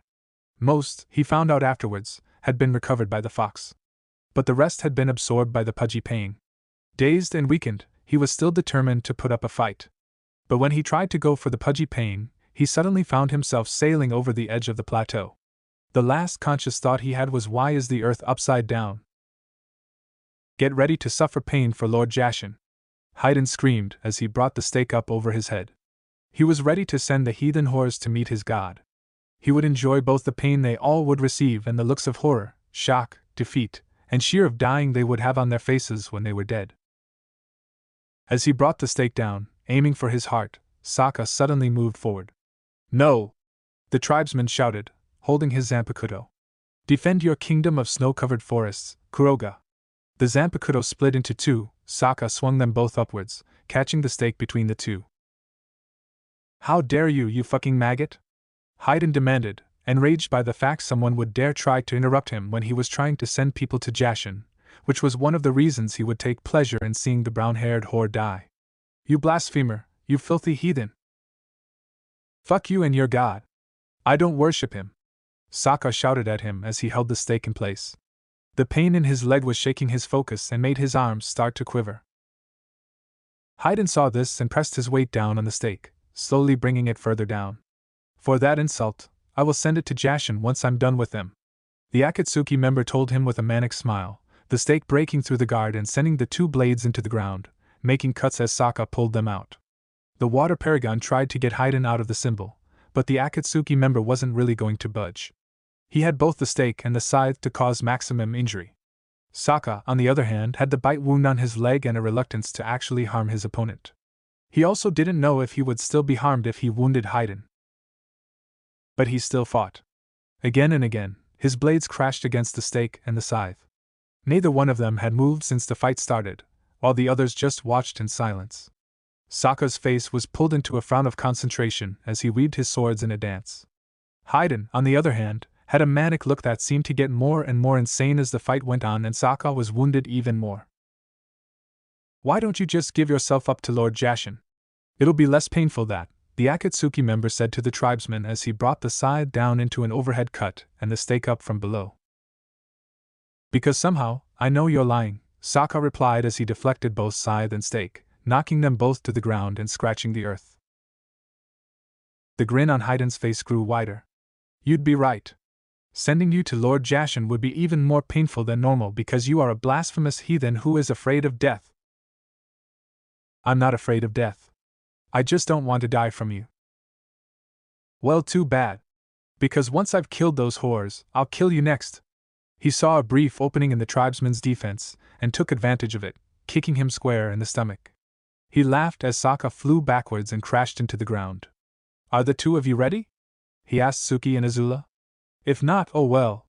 He raised the stake and drove into his heart. The sound of the stake hitting filled the air.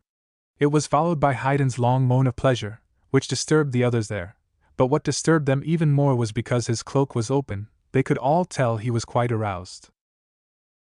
"Ah, that feels so good," he thought to himself as he relished in the pain, eyes closed. "2 have been given to Lord Jashin, and now there are only 3 more waiting. And I know to offer up as a sacrifice first." He opened his eyes, ready to begin the slaughter, only to see that Azula and Suki had not moved. "I'm sorry, were you doing something?" Azula asked with a voice that was equal parts sarcasm and contempt. "Impossible. The 2 of you should be dead on the ground," he screamed, shocked at this turn of events. It was blasphemy of the highest level. "How are you alive?" His arousal couldn't have dropped faster. "Look at your precious symbol, genius," Sokka told him. It was riddled with cuts, disconnecting the blood. "You need the blood to be fully connected for it to work, right?" the tribesman rhetorically asked. "You really should have paid attention to where everything was going in that little tussle of ours. But it's too late." He shifted the grip he had on his Zanpakuto, loosening it. "Kikakiba, quick Fong!" He threw the blades in Haydn's general direction. They spun through the air and flew straight at him, slicing off his arms. As they fell to the ground, the arms of Azula and Suki stayed attached. Instead of flying straight on, the blades curved upwards and flew back to Sokka. He caught them with ease as Haydn's screams filled the air. Not even the sounds of the scythe and stake crashing onto the earth could block out the screams. "You son of a bitch!" screamed the Akatsuki member, as the pain overflowed within him.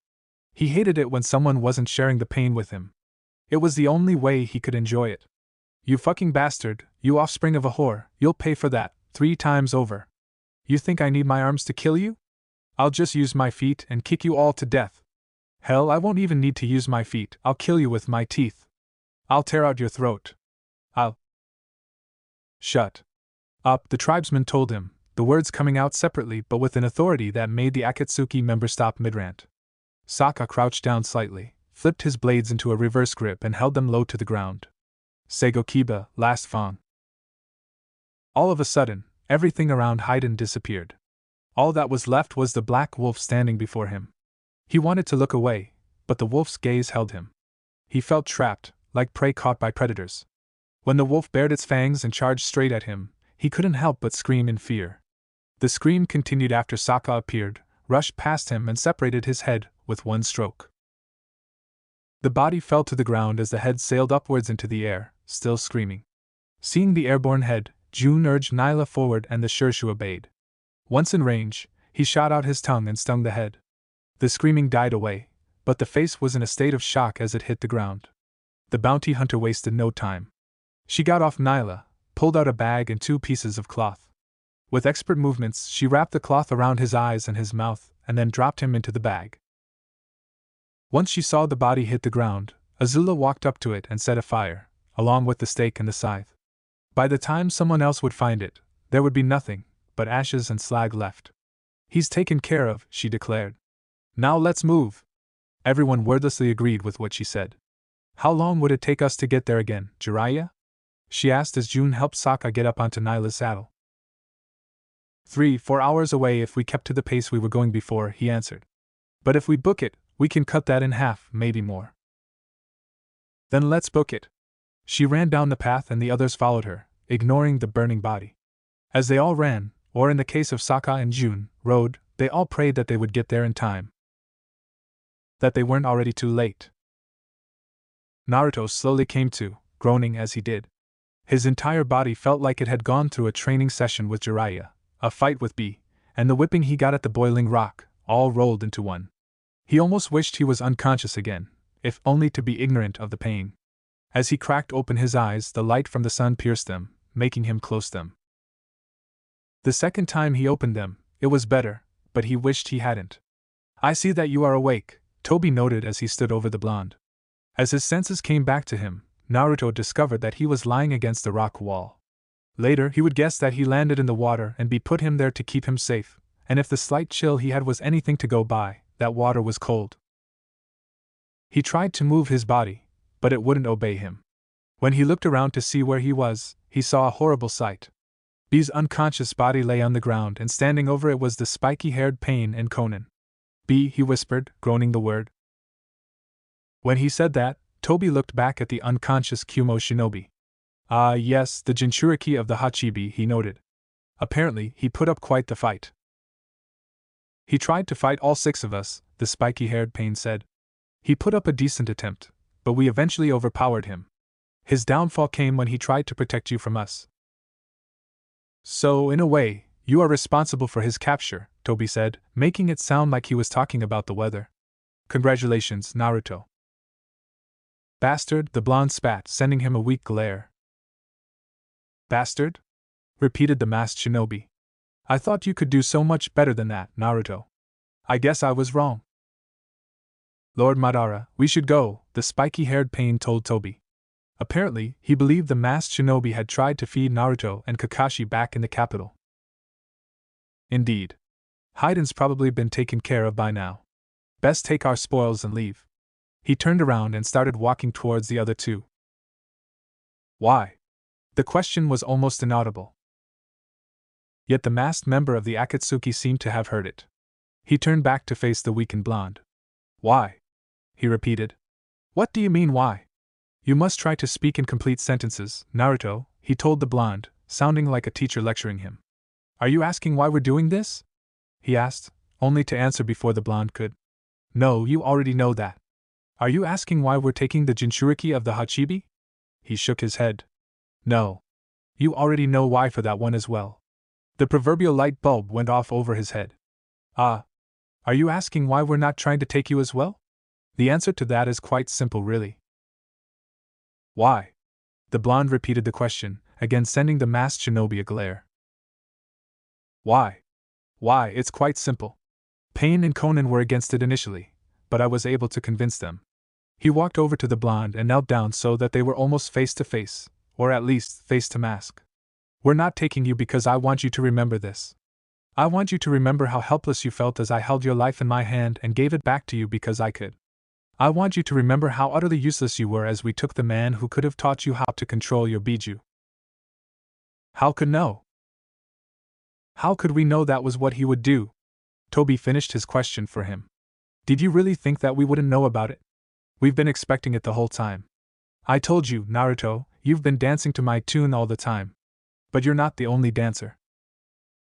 Lord Madara, his teammates are likely on their way here, Conan said, silently urging him to hurry up. Very well, we shall leave. He stood up and walked towards her and the spiky-haired Pain. As he did, the spiky-haired Pain picked up B's unconscious body and casually hefted him over his shoulder. Goodbye, Naruto, Toby said to the blonde as he stood in between Conan and Pain. The next time we'll meet will be the one where you give us yourself voluntarily, and your death will open the way to a new utopia. No, the blonde tried to protest, weakly lifting a hand. But there was nothing he could do as the space around the hole in the mask began to distort, first drawing both Conan and Pain, along with their package, and then finally Toby himself. The distortion disappeared, leaving Naruto alone in Onraikyo. Although he could feel his strength slowly coming back to him, there was still nothing he could do. He just lay there, as helpless as a newborn baby. Toby was right, of course. It had been his fault that B had been captured. If he had paid more attention during his fight with the Pains, he would have been able to win and help out B with his fight. Instead, he was sent flying over the edge of the plateau and into an unconscious state. It's all my fault, he thought to himself, tears welling up in his eyes and leaking out. It's all my fault. I'm sorry, B. Those two thoughts kept echoing in his head, even when his team finally found him and took him away. He truly felt that it was his fault. He had failed to protect his fellow Jinchuriki, his could have been family. They all stood in the office of the Hokage. Tsunade sat behind the desk staring at them. Outside, the night sky was filled with storm clouds, ones that looked like they threatened to unleash what they held at any moment.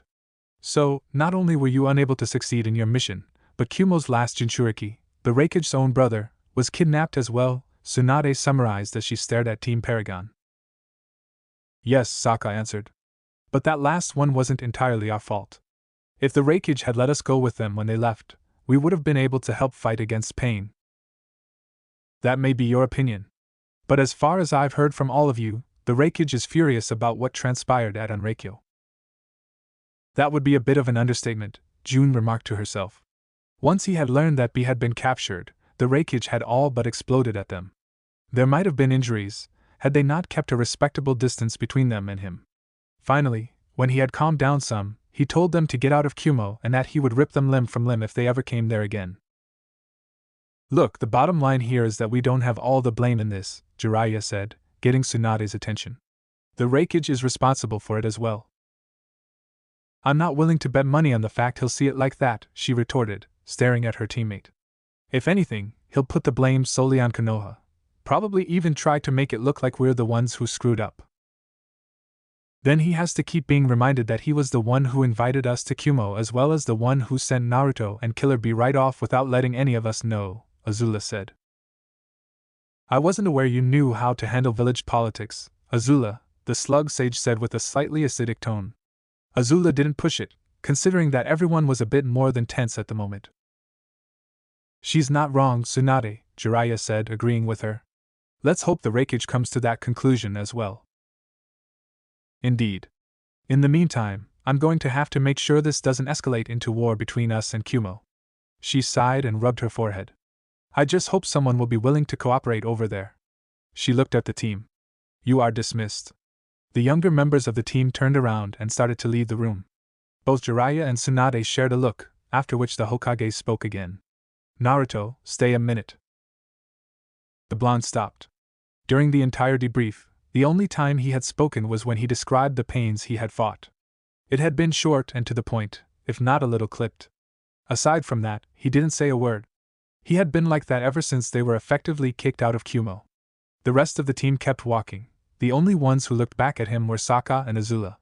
When he didn't return the look, they kept on walking, closing the door behind them. Soon, they were out of the Hokage building. Are you going to wait around? Sokka asked Azula. Suki and I were going to head back to the apartments. Odds are the others will be waiting there for information on what happened. And it might rain at any moment, Suki added, looking up at the sky. They all knew that Azula would want to wait until Naruto came out. But they also knew that now wasn't the best of times to go with that plan of action, not with the way the blonde had been acting since they left Kumo. Fortunately, Azula also recognized this. I'll join you, she told them. They'd want everything we know, especially Ino. Besides, I'm not a Water Tribe barbarian or Earth Kingdom peasant. I don't like getting rained on, she retorted with a smile. She was by no means insulting them, and they knew it. Oh yes, we can't let your pretty little Fire Nation head get a little wet now, can we?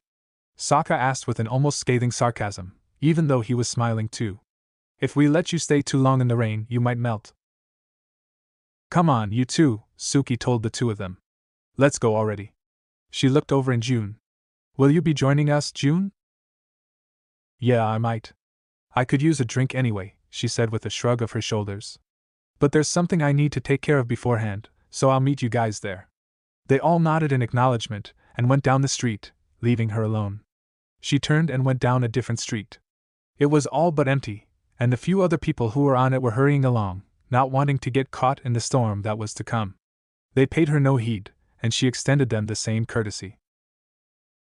She soon reached her destination, a forest that was in the village, but was thick enough to allow no one to see what happened there. Nyla, she called out as she walked past the trees. The Shirshu answered her call without hesitation, coming to her with a friendly hiss, at least, friendly for a Shirshu. She stroked his snout for a brief minute and then went for the bag that was tied to the saddle. Unhooking it, she held it in her hands and opened it, taking out what was inside. "It's about time you took me out, bitch," the head of Haiden said as she held him by his hair. When they were close enough to Konoha, she had decided to take off the gag and blindfold while he had been asleep. "Where are we anyway? Some private spot where you can have me blow you?" "We're in Konoha," she answered. "And like how would someone like you do that, even if you are just ahead?"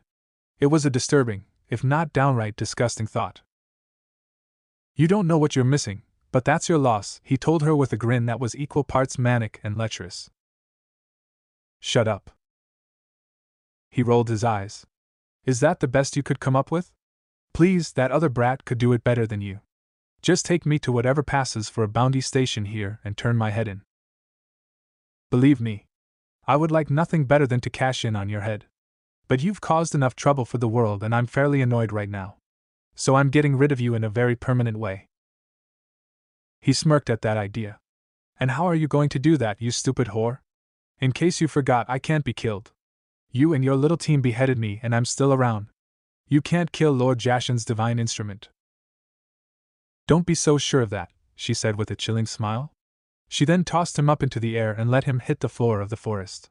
"Nyla, dinner," she announced before walking away. Haiden's eyes went wide as he watched the blind creature lean down and sniff him, checking him over like someone inspecting a piece of meat. Once the Shirshu was done, he bared his teeth and began to snarl. As June left the forest and made her way in the direction of the Konoha 11 apartments, the sounds of someone screaming and teeth ripping meat apart came out of the forest, loud at first but then faded away. "What?"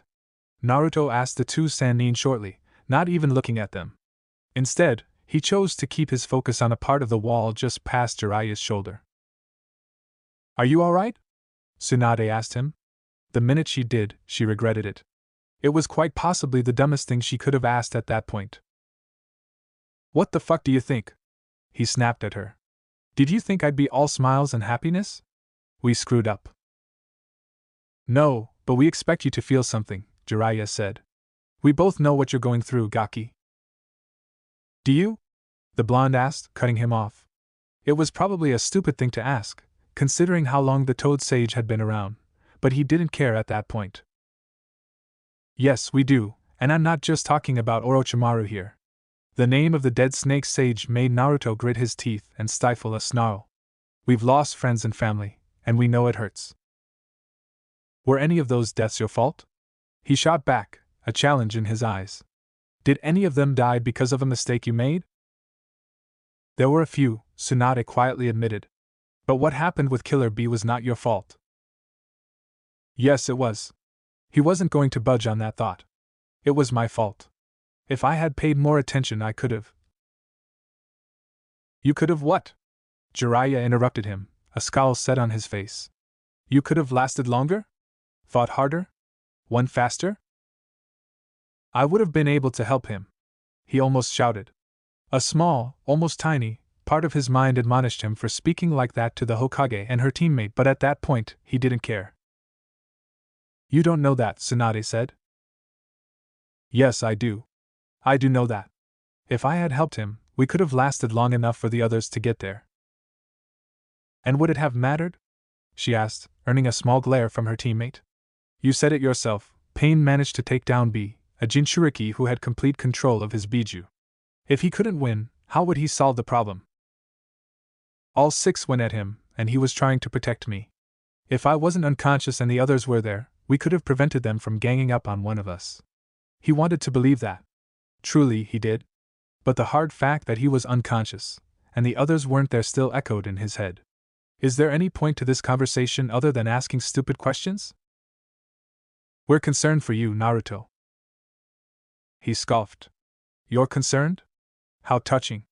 Just when I don't need your concern, you pile it on." Their eyes narrowed at those words. "And what does that mean?" Jiraiya asked him. You know what it means, he said, a bite in his voice. Where was all the concern 3 years ago, when I needed it? Where was it when you decided to have me banished? He was beginning to get annoyed and then angry with this conversation. That small part of his mind tried to tell him off for speaking like that to his superiors, but he didn't care to listen. It wasn't banishment, Naruto, and you know it. We've already been told about how you were listening in. Both he and Tsunade had been surprised to find out that he did. They had thought Naruto wouldn't do something like that back then, at least, not without being detected. Oh, right. Of course, how could I be so stupid? You were just going to kick me out of the village until you needed me again, the blonde said with very heavy sarcasm. It disappeared as he scowled at them. You'll have to forgive me if I didn't see it like that. It looked like banishment to me, especially when you announced I was to be thrown into jail in front of the whole council. I almost forgot that a couple of those members were eager to satisfy their bloodlust with my head on a spike. If you had waited for us to let you free, you would have seen we meant for the best, Tsunade told him. That night she and Shizen tried to free him, only to find that he had already run and still haunted her. His anger was mounting as the conversation went on. How could I when you stabbed me in the back like that? We didn't stab you in the back, Naruto. She snapped at him, accidentally losing her temper. And it was enough for him to lose his. Yes, you did. You betrayed me. When I was listening in on that meeting and your plan was suggested by your advisors and agreed by all of the clan heads, I was scared. But I thought that Granny and Erosenin would stand for me. To tell the others that I wasn't going anywhere, that I was a loyal shinobi of Konoha who followed his orders, and that I deserved to be defended. Do you two have any idea how hurt I was when I listened to the two people who I thought would have had my back agreed to that plan? He shouted at them, unconsciously clenching his fists. If that's how I was going to be treated, why would I stay loyal? Without waiting for an answer from the two Sannin, he turned around and left the room, slamming the door behind him. He all but stormed out of the building and onto the street. He didn't stop, he just kept on walking. When he was about 5 blocks or so away from the Hokage building, he stopped. He was no less angry, but he wanted a smoke, figuring it could help him calm down. Kami, I shouldn't have lost my temper like that, he admonished himself as he fished around in his pockets for a cigarette and lighter. I never lost it with Ozai. Why would I lose it with Lady Tsunade and Lord Jiraiya? He paused as he went over what he had just thought. Where did that come from? I've never called them that before. Whatever, it doesn't matter. He finally found the lighter and a cigarette. As he placed the cigarette in his mouth, he couldn't get the lighter to light. As he struggled with the lighter, footsteps walked up behind him. Despite knowing who they belonged to, he didn't turn around. He just focused on the lighter. Dobe, Sasuke said. We heard about what happened. We're sorry, Sakura told him. He didn't know if it was the words or the way she tried to sound sincere, but he got angry again. He tried to squash it, and was mostly successful, but some of it was still there, gnawing at him. He still ignored them, focusing on the lighter. Will you just light already? He ordered the object. Well, aren't you going to say anything? Sasuke asked him, sounding vaguely irritated. You want me to say something? He asked back, still not looking at them. Fine, I'll say something. Go away. He walked away, hoping to leave them behind. That's it, the Uchiha demanded, striding after him. We try to offer our condolences and you tell us to go away. I just said that. Now kindly do so. He wanted to be alone. More importantly, he didn't want to be around them. Kami, take it, Naruto. Can't you just accept our apologies? Sasuke all but shouted at the blonde's back. Both he and Sakura were trying to be sincere about it. But the fact that he told them to go away and gave blatant signals to be left alone, which he had been giving any time they were near him, irritated them. No. Go away. I have no wish or desire to see either of you when I know you're not sincere. You're just trying to get me back into your team and you will do anything to get me. They had made several attempts to talk to him when he was in Konoha. But he would ignore them, give short-clipped answers to their probing questions, or walk right past them. We're not trying to get you back, Naruto, Sakura told him. Even though her temper was getting just as short as Sasuke's, she was doing a better job of keeping it in. We've realized that it's not going to happen. But we do hope to be at least your friends. I call bullshit, he scoffed, his back still facing them. Like you would actually stop wanting me to come back to the team. You would have come after me in the bending countries if the old hag had decided to tell you I was there. You will not speak of Lady Tsunade like that, she said sharply. It was one thing to insult herself, but she would not listen to ones about her sensei, even if it was from a former teammate. I will speak of the old hag any way I please, he replied, trying to stay calm. His temper was begging to be unleashed. His attempts with the lighter weren't working, but he still kept trying. Besides, what are you going to do about it? Naruto, we're trying to be your friends, Sasuke said with gritted teeth and scowl. I don't want you to be, nor do I want your phony apologies. Now for the last time, go away. He kept walking, even though they had stopped. And don't ever bother me again. When we're done here, I'm gone and that'll be the last you see of me. We're truly sorry for what happened, Naruto. The pink-haired shinobi told him. I know how you must feel about B's loss, but... He whirled around and lunged, his fist drawn back and ready to slug her. He would have done so, Sakura had been caught off guard by his sudden leap and couldn't react in time, had Sasuke not stepped in between them. You do not know! The blonde snarled at her, lighter and cigarette forgotten. What the hell is your problem? Done! The Uchiha demanded, Sharingan blazing with furious anger. You think you're the only one who's lost somebody? Just shut up for once, Naruto said, cutting him off. What the heck do you know about it? It's not like you ever had a family in the first place. He looked him straight in the eyes, repeating the same he heard 3 years ago. You were on your own right from the beginning. What makes you think you know anything about it, huh? He asked, not expecting an answer and continuing before he could get one. Your words, Sasuke, not mine. You have no idea how it feels when you lose something you could have had or tried to protect or even work for. Everything you've lost, you took for granted. I still lost people, he roared back. And not just my family, I lost you as well.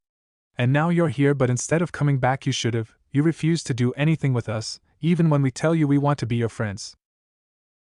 So take the fucking hint and leave me alone. The blonde bellowed, his voice echoing all down the empty street.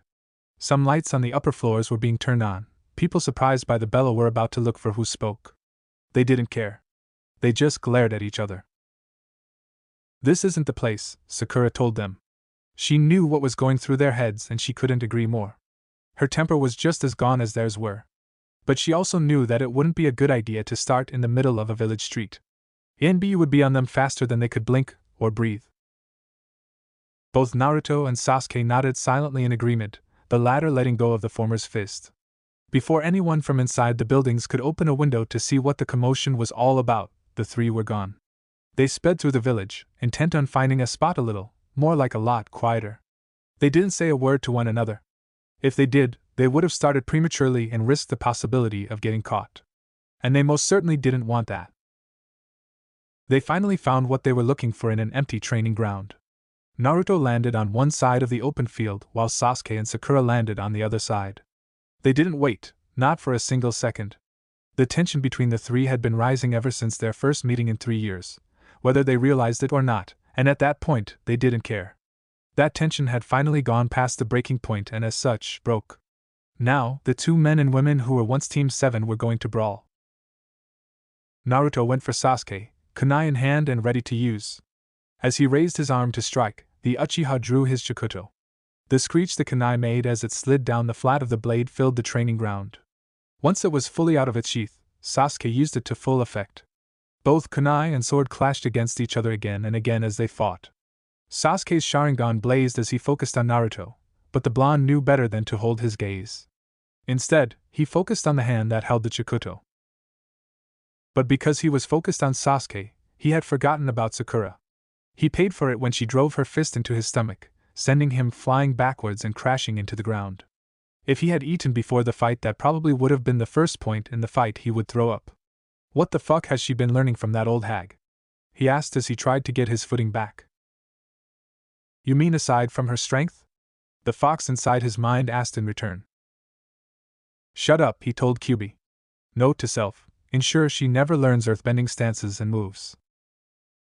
I thought that was a given. Furball, if you don't have anything worthwhile to contribute to this fight, shut up and stay out of it, he all but ordered the Biju. He stood back up, but a low kick from Sasuke sent him crashing back down onto the ground. Both he and Sakura stood over the blonde.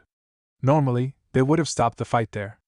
But at that point, all they wanted to do was beat Naruto completely bloody, not even black and blue bloody. They didn't get the chance as Naruto swung his legs up into a circular motion, forcing the two of them back. Getting onto his hands and into a handstand, he went after them, swinging his legs around and around. He was secretly glad he had good balance, otherwise he never would have been able to do this airbending stance. Both Sasuke and Sakura tried to go for his upper half, but the length, spin, and speed of his legs kept them away. Naruto pressed his advantage, going after Sakura. She kept back away from him, and he followed. However, because he was focused on her and was not thinking calmly, he was too angry for that. He had not paid attention to Sasuke. The Uchiha darted behind him and watched him carefully. When he was ready, the black-haired shinobi reached out and grabbed one of the blonde's legs. He gave enough of a hard shove to make him lose his balance, stumble and fall. Naruto landed on his back, however. So, when he saw that Sasuke was about to attack him, he folded his legs up to his chest and then shot them out like a loaded spring. Caught off guard by the move, the Uchiha got both legs to the stomach, which sent him through the air. But unlike Naruto, he was able to regain his footing as he landed. But once again, the blonde had forgotten about the other person until it was almost too late. He rolled away and jumped to the side just in time to avoid Sakura, who swung her fist down with a battle cry. Her fist hit the ground where Naruto had been moments ago. The exact spot where her fist made impact with the ground was the epicenter of a small quake, causing the ground around to split and shatter. Once it was done, the ground that was affected was more like rubble than actual earth. "Where did he go?" she demanded as she stood straight again, looking around. Her answer came in the form of Sasuke throwing a shuriken directly above her. This in turn made Naruto, who had snuck around Sakura and had leapt into the air to knock her out swiftly, instantly create a clone that pulled him out of the way. He landed on his feet and immediately threw kunai at both Sakura and Sasuke. They deflected them with their own kunai and then converged on him. Both Konoha shinobi knew how the other fought and were able to work in tandem with it. If Sakura went for a punch, Sasuke threw a kick. If he tried to slash with his sword, she would keep the opponent's arms busy. It's a process that has worked well for them for the past 3 years and allowed them to survive multiple instances where they might have been killed otherwise. On the other hand, Naruto was well used to being outnumbered on the battlefield and knew how to fight accordingly. Both Sasuke and Sakura pressed, and he didn't try to press back. It was taking all of his concentration to properly defend himself against them. It would have been easier if he wasn't angry. He was careful not to let them back him into anything. He kept moving in an angle, so for intents and purposes, he was leading them around in a circle. As he couldn't get around, due to the fact they could cover each other quite well, he could not use airbending to get free of their attacks. Instead, he had to rely on waterbending to deflect them. Gritting his teeth at the sheer annoyance of it, Naruto kept on blocking them. "This is getting annoying," he thought to himself in growing anger. The fox wisely decided not to comment. Ever since the fight had started, he kept getting angrier. He didn't exactly care what it was about, as most of his mind was on the fight, though that one small part of his mind that had berated him for speaking rather rudely to the Hokage and Lord Jiraiya was now telling him that he shouldn't be fighting fellow Konoha shinobi like this. He just wanted to beat the two in front of him into the ground and make them leave him alone. When they both threw a kick at him, one at the head, one at the side, he saw an opening he could use. He grabbed both legs and threw them to the side, sending the people the legs belonged to with them. As they stumbled, regained their balance, and charged back at him, he was given enough time to create a clone. The field of battle was now a bit more even, as he could now apply his Tsuinkin. As Sakura went in for a punch to the chest and Sasuke tried to stab him in the chest, the clone met Sakura with an earthbending defensive stance, and the original moved his hands like an airbender, making the Chikudo swing wide and miss him. "I'm sorry, were you two trying something?" The two blondes taunted them, speaking in unison. Neither Sakura nor Sasuke said anything in return. The pink-haired shinobi kept trying to break through the guard the clone held against her, but he remained firm, almost like a wall. He did, however, try to make sure she didn't get a good hit on him. There were a few close calls. If she did, he would be dispelled, and she would be free to help Sasuke.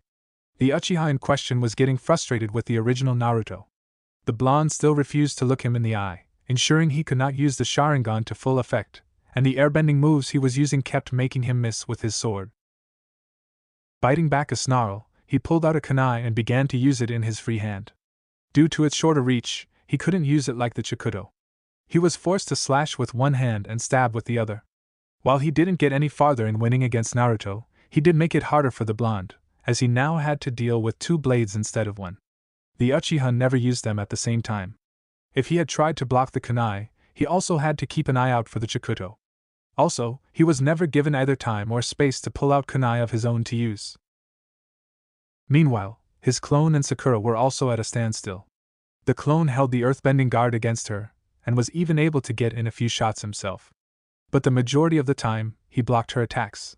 The blows she threw had a surgeon's precision to them, which befitted her, considering who she learned from. But the strength in the blows were like war hammers backed by actual earthbending, for which the original Naruto had a healthy respect for, after nearly getting his head bashed in by a pair during the war. The two went back and forth against each other, taking a step here or there but never really moving. On and on the fighting went. The two blondes kept their backs facing each other while they fought their respective opponents. The sound of flesh hitting flesh as well as kicks and punches flying through the air alongside the whistle of steel filled the air. Both Sasuke and Sakura had some bruises, but they were still holding their own against Naruto. But what the blonde didn't know was that every time the Konoha shinobi made eye contact, they were also silently communicating. It was something that they developed over the years, using small subtle things like the twitch of the nose, the speed of their blink, how high they raised their eyebrows, and how they shaped their mouths. They couldn't explain exactly, despite one of them actually trying and the other one not, but they could always tell what the other was thinking and respond accordingly. The brief plan set and ready to go, they went back to the fight. As they exchanged blows with Naruto and his clone, they also mentally counted down. As soon as the two of them had hit 0, Sasuke leapt back away from the blonde, dropping the kunai and stabbing the Chikuto into the ground. His hands free, he flipped them through hand seals that were familiar to him. Katan, Gokaki no Jutsu, Fire Style, Great Fireball Jutsu. As the giant ball of fire spewed from his mouth, Sakura gave the clone a hard shove, sending him back into the original. The idea was to have the clone accidentally push the original into the fireball.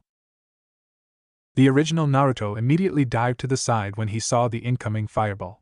But the clone still caught him in the leg, making him stumble, mess up the roll he was trying to do, and fall to the ground. Sasuke instantly clapped his hands into another hand seal. Katan, Goryoka no Jutsu, Fire Style, Great Dragon Fire Jutsu. A dragon's head, completely composed of fire, shot out of the Uchiha's mouth and flew at the blonde. When he saw what was coming at him, Naruto gave an undignified yelp and scrambled out of its path, getting back onto his feet as he moved. "Don't get hit by the flaming dragon head!" he screamed as the jutsu smashed into the ground behind him. When he felt the heat of it caressing his backside, he moved even faster. But even though he was trying to get away, he also saw Sakura coming at him with a fist raised. He couldn't help but smirk at this. As she reached him, he moved behind with ease, flipping his hands through the hand seals. Futon, Rankuden, Wind Style, Drilling Air Bullet. The bullet he spat out slammed into her back and sent her flying before crashing headfirst into the ground. He had no time to celebrate the fact, as Sasuke had grabbed his Chikuto and attacked the blonde again. The blonde immediately drew 2 kunai, now ready for the Uchiha. When the Chikuto swung down, he caught it between the 2 kunai, trapping it. As Sasuke put his second hand on the hilt to add more weight to it, their feet were trying to strike the other.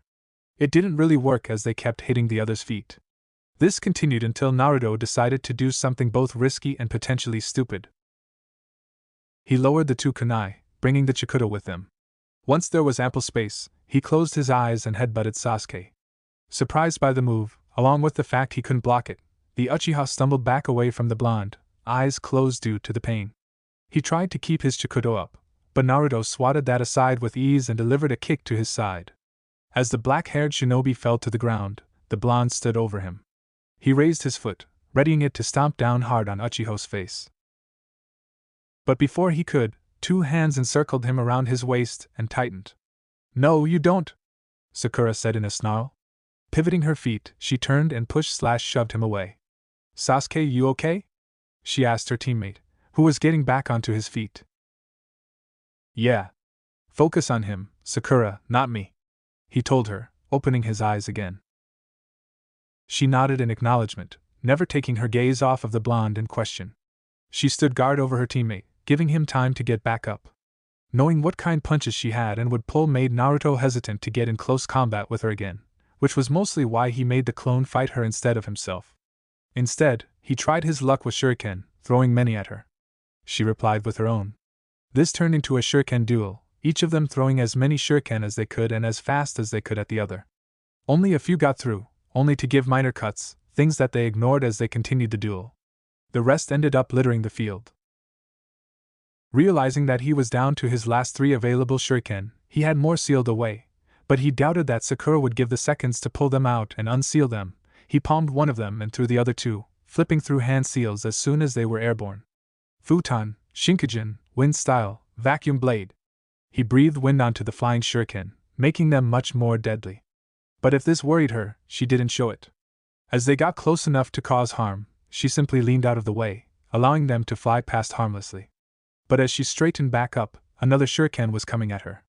And this one had 4 explosive tags tied to it.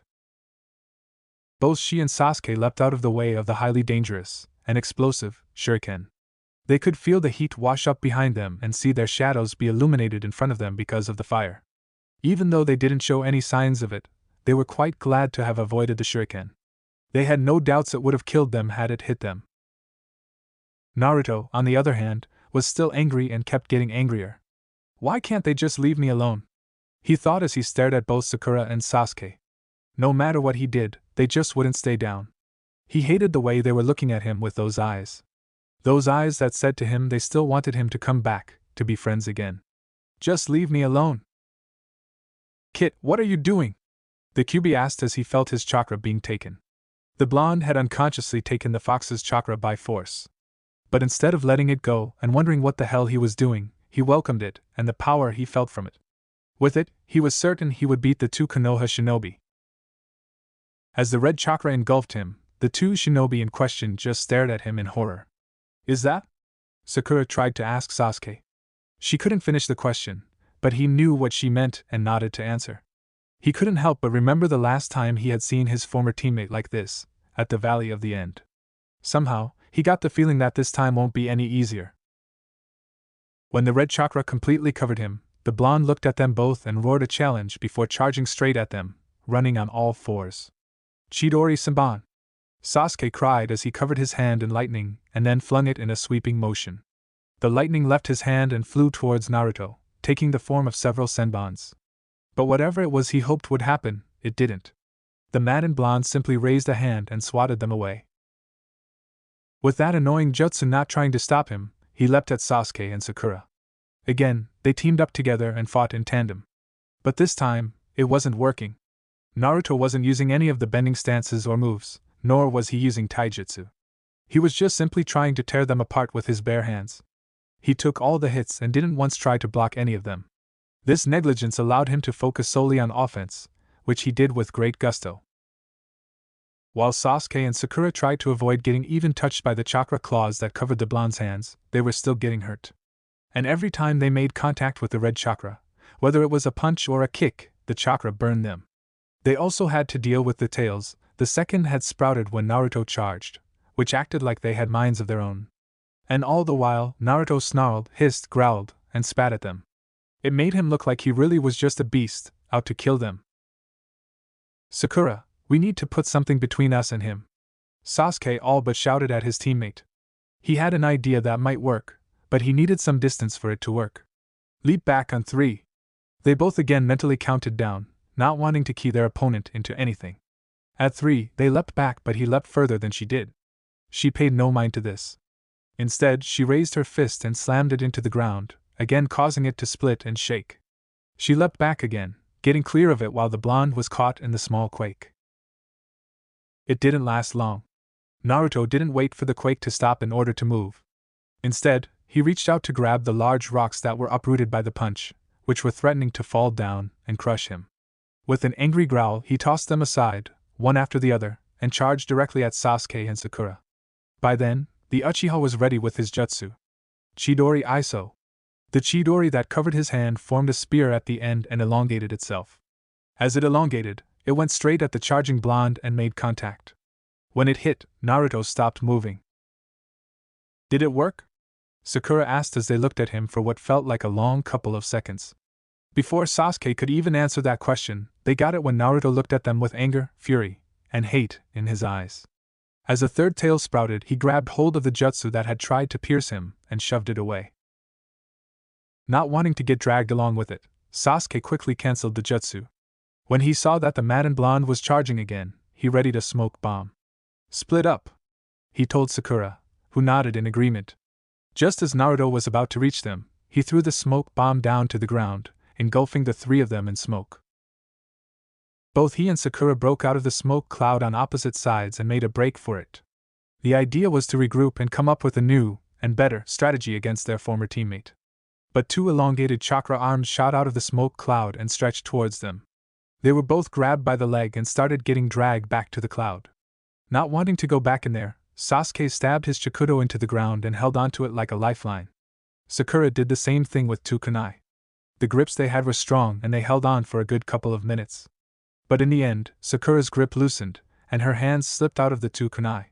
Sasuke, on the other hand, held on so tight that he actually caused his Chikudo to snap in half.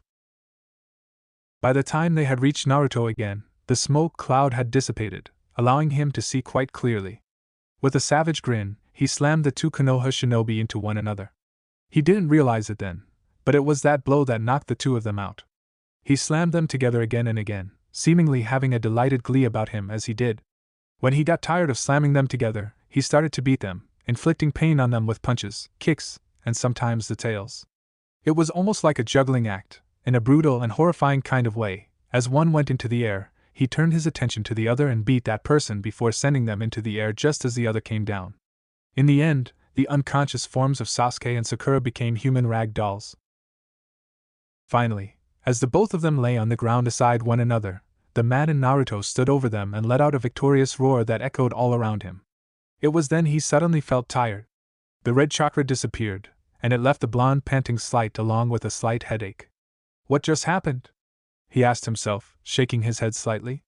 He felt like he had blacked out at some point, and couldn't remember what happened afterwards. But when he looked down and saw who it was he was standing over, he went completely still and stared at Sasuke's and Sakura's unconscious forms. Quite frankly, they looked like something had mauled them, and very badly at that. They had bruises wherever their skin was showing as well as wounds that oozed blood. They were literally black and blue, yet when he checked himself, he was completely fine. No wounds that needed bandages or bruises anywhere, although some of his clothes were torn in some places, but that was nothing a little sewing couldn't fix. But he also noticed something on them that made him furious. He saw that they had wounds that looked a little burned and were vaguely claw-like. "What the hell, Fox? I didn't ask you to give me any chakra," he shouted at the Biju inside him. "You're right. You didn't," the Kyuubi replied emotionlessly. "Then why did you give me your chakra?" "I didn't. You took it." He had tried to stop the flow of his chakra during the fight, but there was nothing he could do about it. In the end, he was just forced to watch. "You mean I did this to them without any of your help?" the blonde asked in a horrified whisper. When the fox didn't answer, he knew that was what had happened. All of a sudden, he was aware of how shaky his legs were, how cold it had become, and how wet he was due to all the rain coming down in a deluge. When did the rain start to fall? He had asked himself, unaware that it had started raining. Seeing the two unconscious bodies and knowing that he was the one to have done all of that to them suddenly made his stomach queasy and very, very sour. "I can't stay here," he said to himself, slowly turning away from Sakura and Sasuke. "I need to get away from here. I need to get away from here." With that said, he all but bolted out of the clearing and towards the village. If he hadn't been in such a panic state, he would have seen a rather pale person in the shadows of nearby trees, who watched the entire fight. He didn't stop. Even though he slipped, stumbled, and fell, he got right back up and kept on running. The rain kept on pounding down all around him, making the roads and streets of the village slippery and slick. But he didn't care about that. He just kept running, heading towards home. He wanted to go home. When he reached the stairs leading up to the house, he took them 3 at a time, not caring for a second that if he missed a step, he would have fallen. He got to the door and took out his keys with shaky hands, fumbling around with the lock before finally getting it to turn. He burst through the door and saw that the house was empty. There were no lights on, and nothing looked like it had been moved since they left for Kumo. But he didn't care about that either. After all, but tearing his feet out of his shoes, he stumbled into the bathroom. Once inside, he knelt down in front of the toilet and became noisily sick. He sat there for 15 minutes, alternating between retching and flushing the toilet. All the while, what had just happened and the fact that he had done it kept playing over and over again. When he was done, he didn't feel any better, he just felt cold and numb. Standing back up, he undressed, fingers that felt thick trying to undo everything. Kicking the pile of clothes away, he stepped into the shower and turned the water up to a temperature that could easily be called blistering. He sat there, under the constant pounding of incredibly hot water. You shouldn't have done that, that small part of his brain admonished him. For some reason, it started to sound a little clearer. Why shouldn't I? He asked sullenly aloud. They are your teammates, your fellow Konoha shinobi. To attack them like that is akin to treason, it told him. Just like talking to Lady Hokage like that. I'm not a Konoha shinobi, he replied in a growl. And I can speak to the old hag however I want. She doesn't command me. Yes, she does. She does command you and you obey, like a faithful and loyal shinobi, it said, sounding clearer. I don't belong to Konoha anymore, he protested. You came back when they needed you. What is that but loyalty? I came back from the promise I made with Jiraiya. That was the reason why he had to come back to the village. And yet, a part of him didn't believe that anymore. A promise can easily be used to come back in order to serve, it told him, somehow making sense to him and yet, also making him angry. Just shut up. I'm not loyal to Konoha anymore. Once I'm done here, my team and I will be gone, the blonde declared, trying hard to believe it. Your team will leave once the mission is over and done with. But you know where your loyalty truly lies. When the time comes, you will see it and stay with the village. Again, the words made sense to him, but they also made him angry. He didn't want to believe them, even though they seemed to be right somehow. I am not a shinobi of Konohagakure, he said with gritted teeth as the hot water pounded down on him. I haven't been one in 3 years, and I will never be one again. When I am done here, I will leave and never see these lands ever again. You're quite mistaken. Once the mission is done, you will be given another one, and you'll accept it. You will stay and you will never see those bending countries ever again. Just shut up, he snapped. Shut up, shut up, shut up, shut up, shut up. You're wrong. You're completely wrong. Am I? It asked him, somehow sounding smug. Ask yourself this. If you are not loyal to Konohagakure, why does it make you sick to your stomach to attack your fellow Konoha shinobi like that? The image of Sasuke and Sakura lying there on the ground came to him again, making him close his eyes and try shutting it out. He still couldn't believe that he was the one who had done that to them. The last time he had lost control like that he had caused that massacre. And yet, he still took the Kyuubi's chakra willingly during the fight, fueled by his anger, and allowed it to take control. Why would I let that happen again? He asked himself. Then he remembered what had happened at Anreikyo. He had tried to use the fox's chakra and ended up allowing the Akatsuki to take B. It was because of him that had happened and all because he tried to use the Biju's chakra. He wanted to be in control of it, instead it took control and it ended horribly. Never again, the blonde said. What was that, Kit? The fox asked him. I didn't quite catch that. I said never again, he repeated, standing up. I will never try to use your chakra ever again. It's led to nowhere but horrible outcomes every time it takes hold. I don't care what people will say or how they will tell me that I need to learn how to harness it. I am never, ever, touching your chakra again. Thanks for watching, Shinobi Squad. If you enjoyed this what if, hit that like button, subscribe, and ring the bell so you never miss the next twist. Drop your theories in the comments, I'm always reading. Want more Naruto heat? Check out the other videos on the channel. Stay sharp, stay awesome, and remember even shadow clones need love. Peace out, Shinobi!